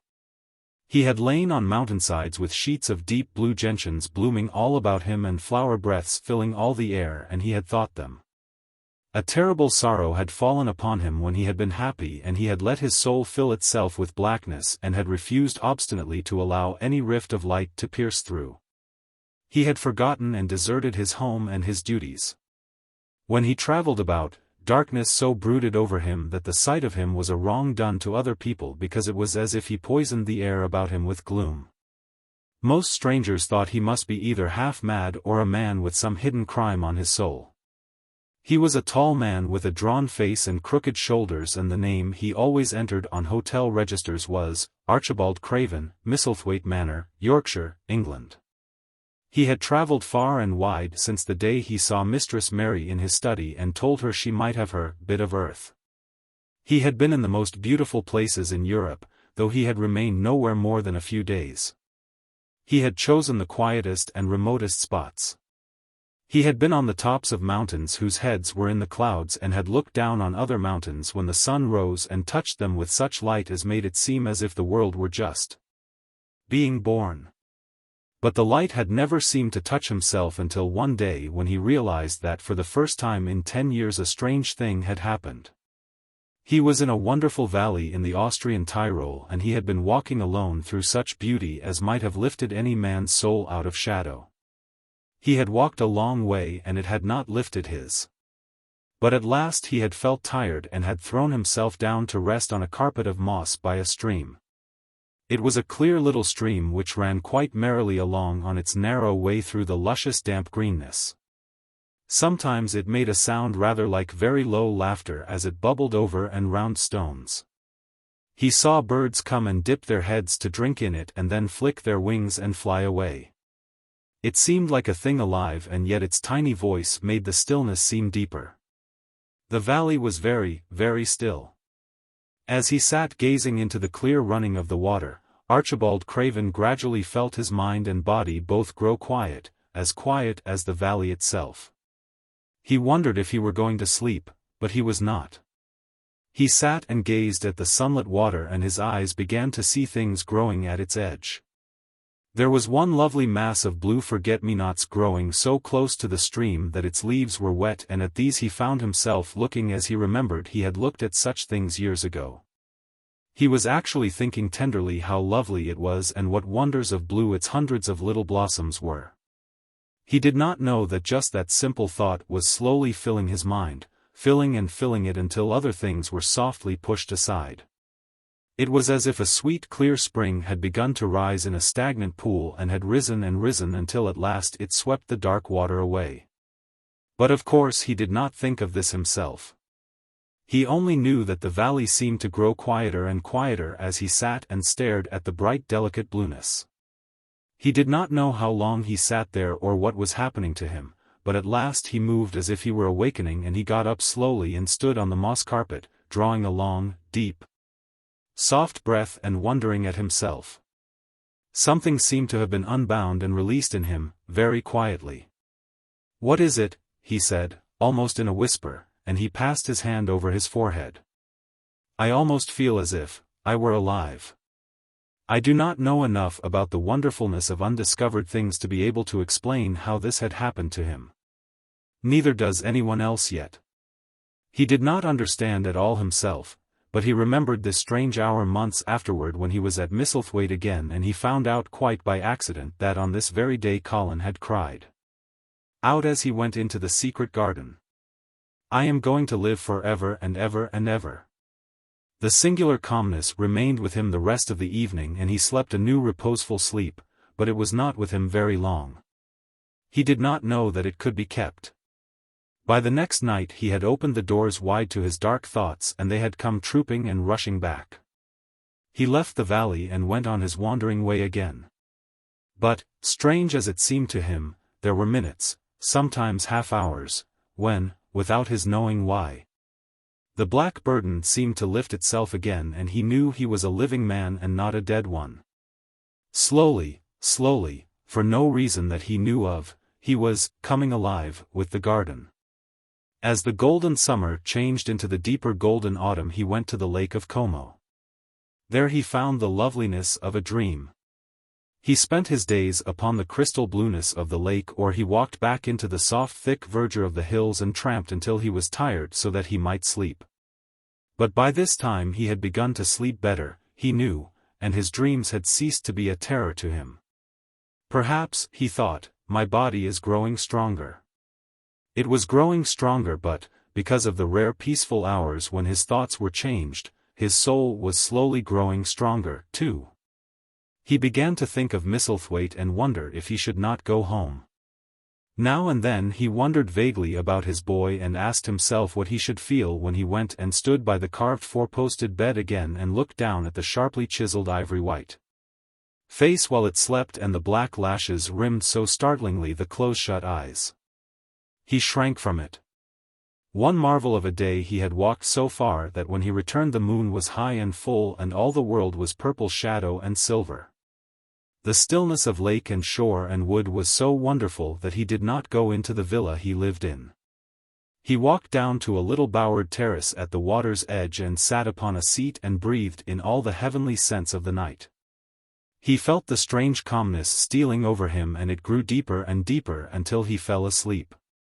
He did not know when he fell asleep and when he began to dream. His dream was so real that he did not feel as if he were dreaming. He remembered afterward how intensely wide awake and alert he had thought he was. He thought that as he sat and breathed in the scent of the late roses and listened to the lapping of the water at his feet, he heard a voice calling. It was sweet and clear and happy and far away. It seemed very far, but he heard it as distinctly as if it had been at his very side. "Archie! Archie! Archie," it said, and then again, sweeter and clearer than before, "Archie! Archie!" He thought he sprang to his feet, not even startled. It was such a real voice, and it seemed so natural that he should hear it. "Lilia's. Lilia's," he answered. "Lilia's. Where are you?" "In the garden," it came back like a sound from a golden flute. "In the garden." And then the dream ended. But he did not awaken. He slept soundly and sweetly all through the lovely night. When he did awake at last, it was brilliant morning, and a servant was standing staring at him. He was an Italian servant and was accustomed, as all the servants of the villa were, to accepting without question any strange thing his foreign master might do. No one ever knew when he would go out or come in, or where he would choose to sleep, or if he would roam about the garden or lie in the boat on the lake all night. The man held a salver with some letters on it, and he waited quietly until Mr. Craven took them.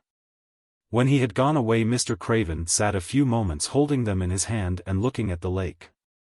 His strange calm was still upon him, and something more, a lightness, as if the cruel thing which had been done had not happened as he thought, as if something had changed.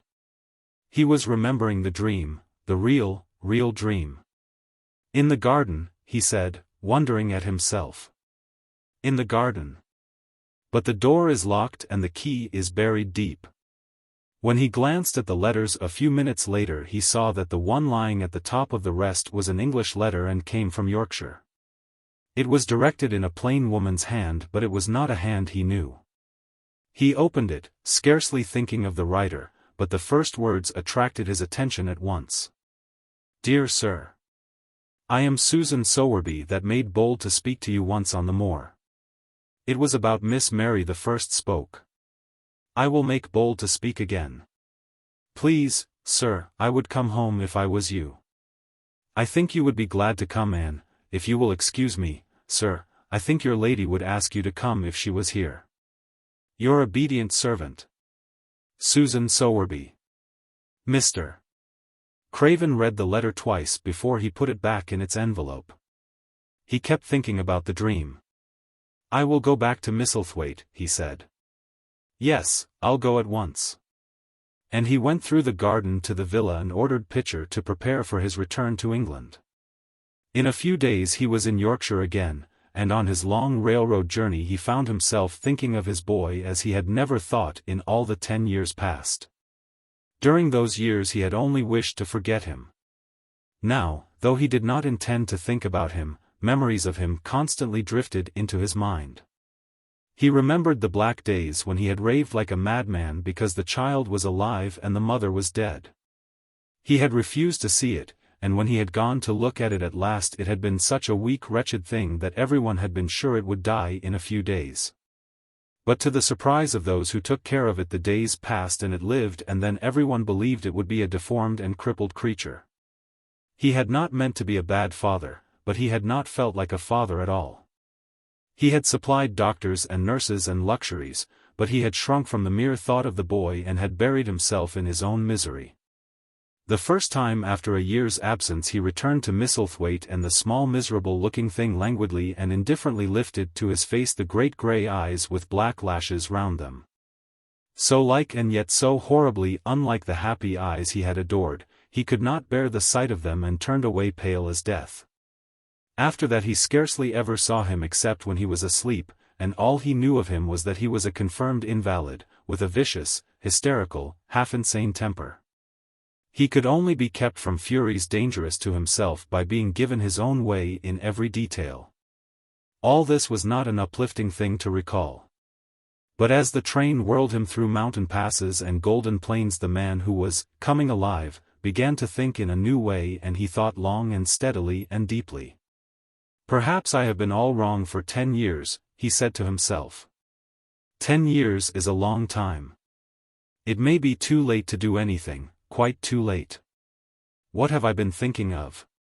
Of course this was the wrong magic, to begin by saying, too late. Even Colin could have told him that. But he knew nothing of magic, either black or white.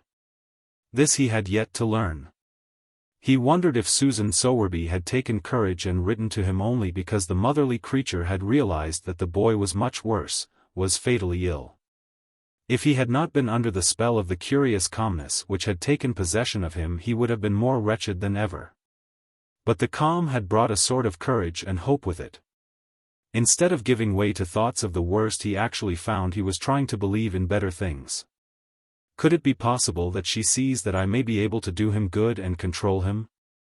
He thought. I will go and see her on my way to Misselthwaite. But when on his way across the moor he stopped the carriage at the cottage. 7 or 8 children who were playing about gathered in a group and bobbing 7 or 8 friendly and polite curtsies told him that their mother had gone to the other side of the moor early in the morning to help a woman who had a new baby. Our Dickon, they volunteered, was over at the manor working in one of the gardens where he went several days each week. Mr. Craven looked over the collection of sturdy little bodies and round red-cheeked faces, each one grinning in its own particular way, and he awoke to the fact that they were a healthy, likable lot. He smiled at their friendly grins and took a golden sovereign from his pocket and gave it to our Elizabeth Ellen, who was the oldest. If you divide that into 8 parts there will be half a crown for each of you, he said. Then amid grins and chuckles and bobbing of curtsies he drove away, leaving ecstasy and nudging elbows and little jumps of joy behind. The drive across the wonderfulness of the moor was a soothing thing. Why did it seem to give him a sense of homecoming which he had been sure he could never feel again, that sense of the beauty of land and sky and purple bloom of distance and a warming of the heart at drawing nearer to the great old house which had held those of his blood for 600 years? How he had driven away from it the last time, shuddering to think of its closed rooms and the boy lying in the 4-posted bed with the brocaded hangings. Was it possible that perhaps he might find him changed a little for the better and that he might overcome his shrinking from him? How real that dream had been, how wonderful and clear the voice which called back to him, "In the garden, in the garden." "I will try to find the key," he said. "I will try to open the door.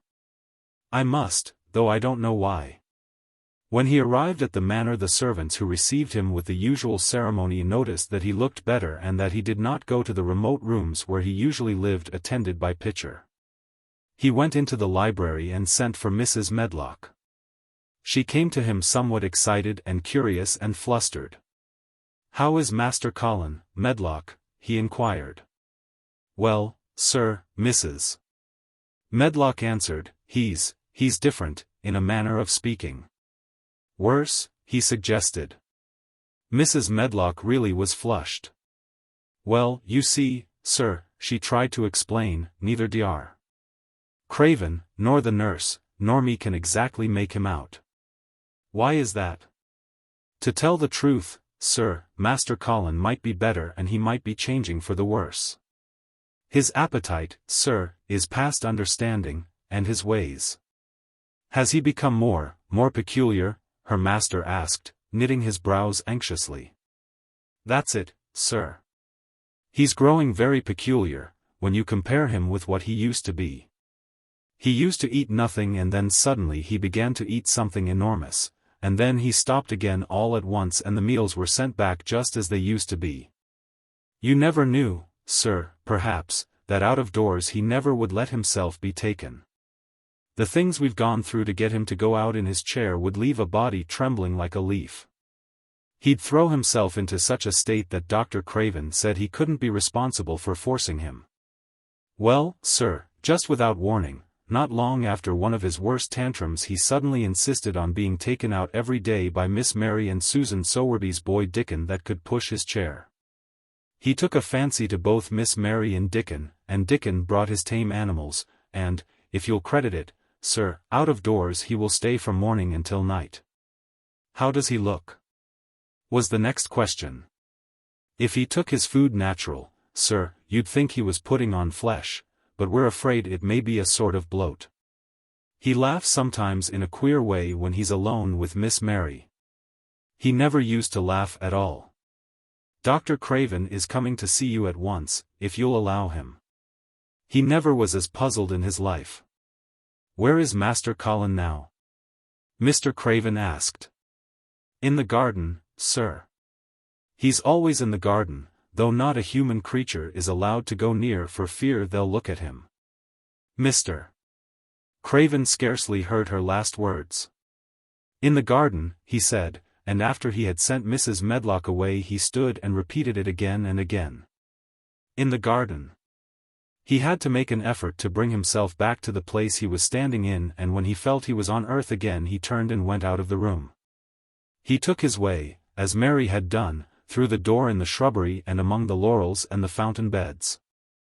The fountain was playing now and was encircled by beds of brilliant autumn flowers. He crossed the lawn and turned into the long walk by the ivied walls.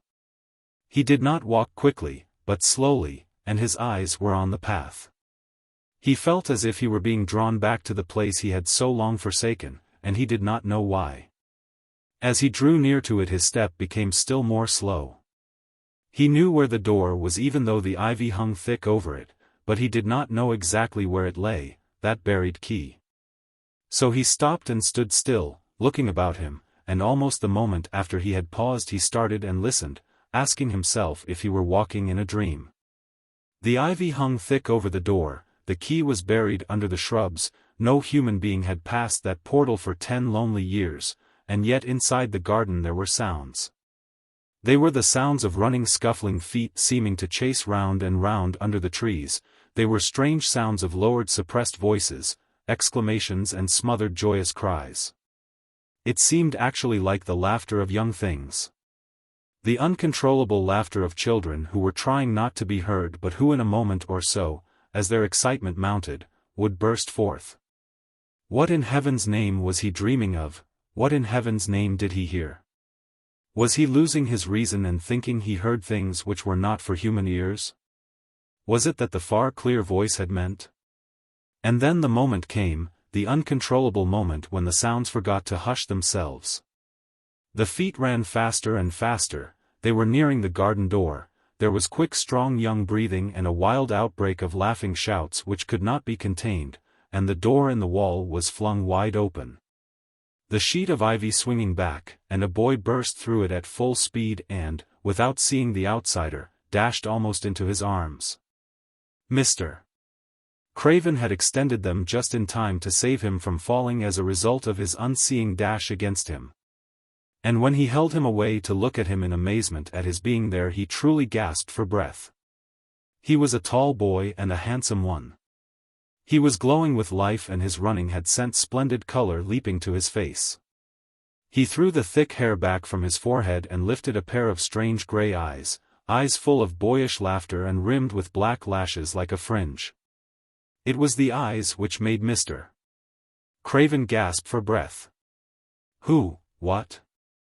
Who?" he stammered. This was not what Colin had expected, this was not what he had planned.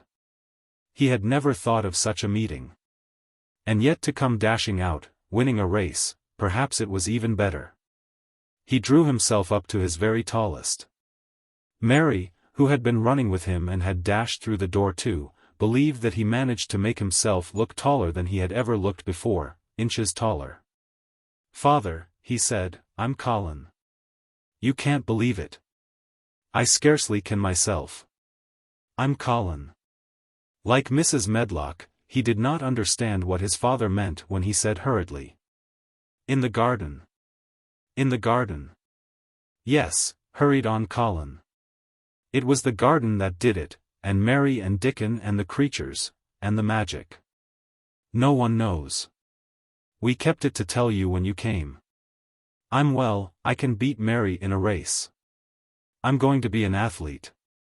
He said it all so like a healthy boy, his face flushed, his words tumbling over each other in his eagerness, that Mr.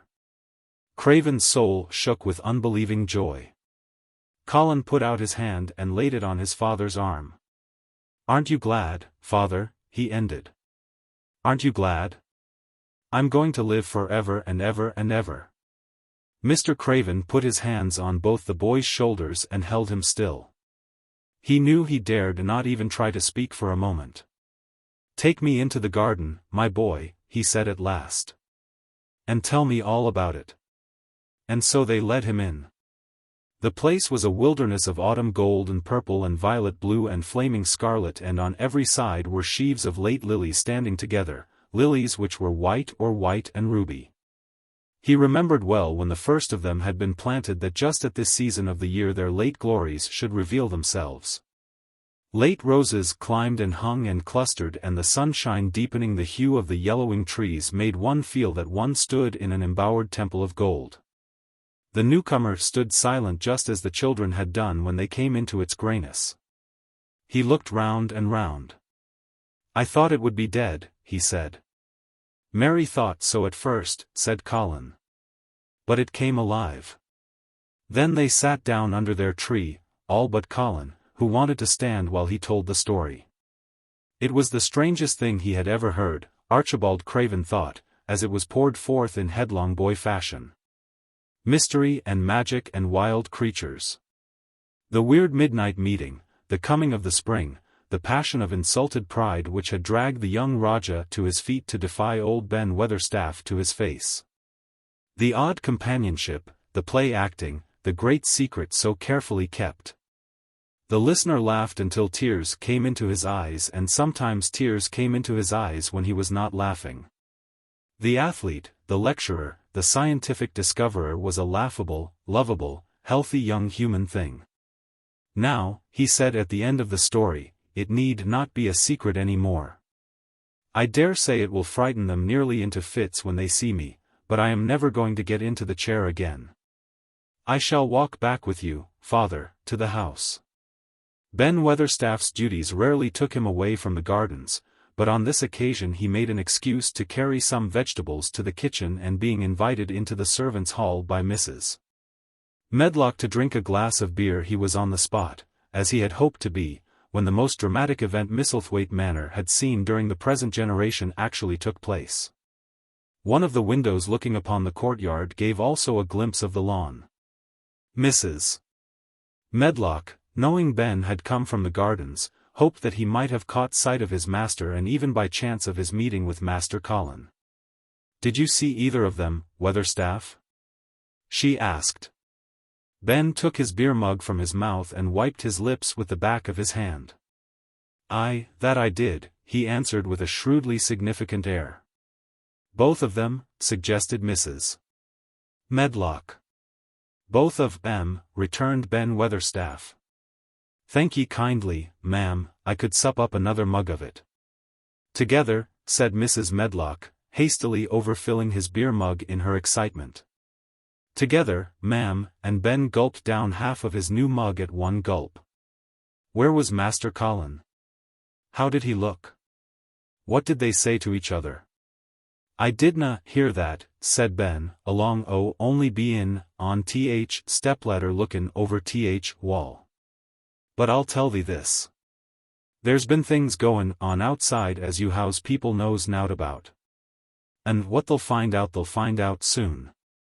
And it was not 2 minutes before he swallowed the last of his beer and waved his mug solemnly toward the window which took in through the shrubbery a piece of the lawn. "Look there," he said, "if they's curious. Look what's comin' across grass." When Mrs. Medlock looked, she threw up her hands and gave a little shriek, and every man and woman servant within hearing bolted across the servants' hall and stood looking through the window with their eyes almost starting out of their heads. Across the lawn came the master of Misselthwaite, and he looked as many of them had never seen him. And by his side, with his head up in the air and his eyes full of laughter, walked as strongly and steadily as any boy in Yorkshire, Master Colin.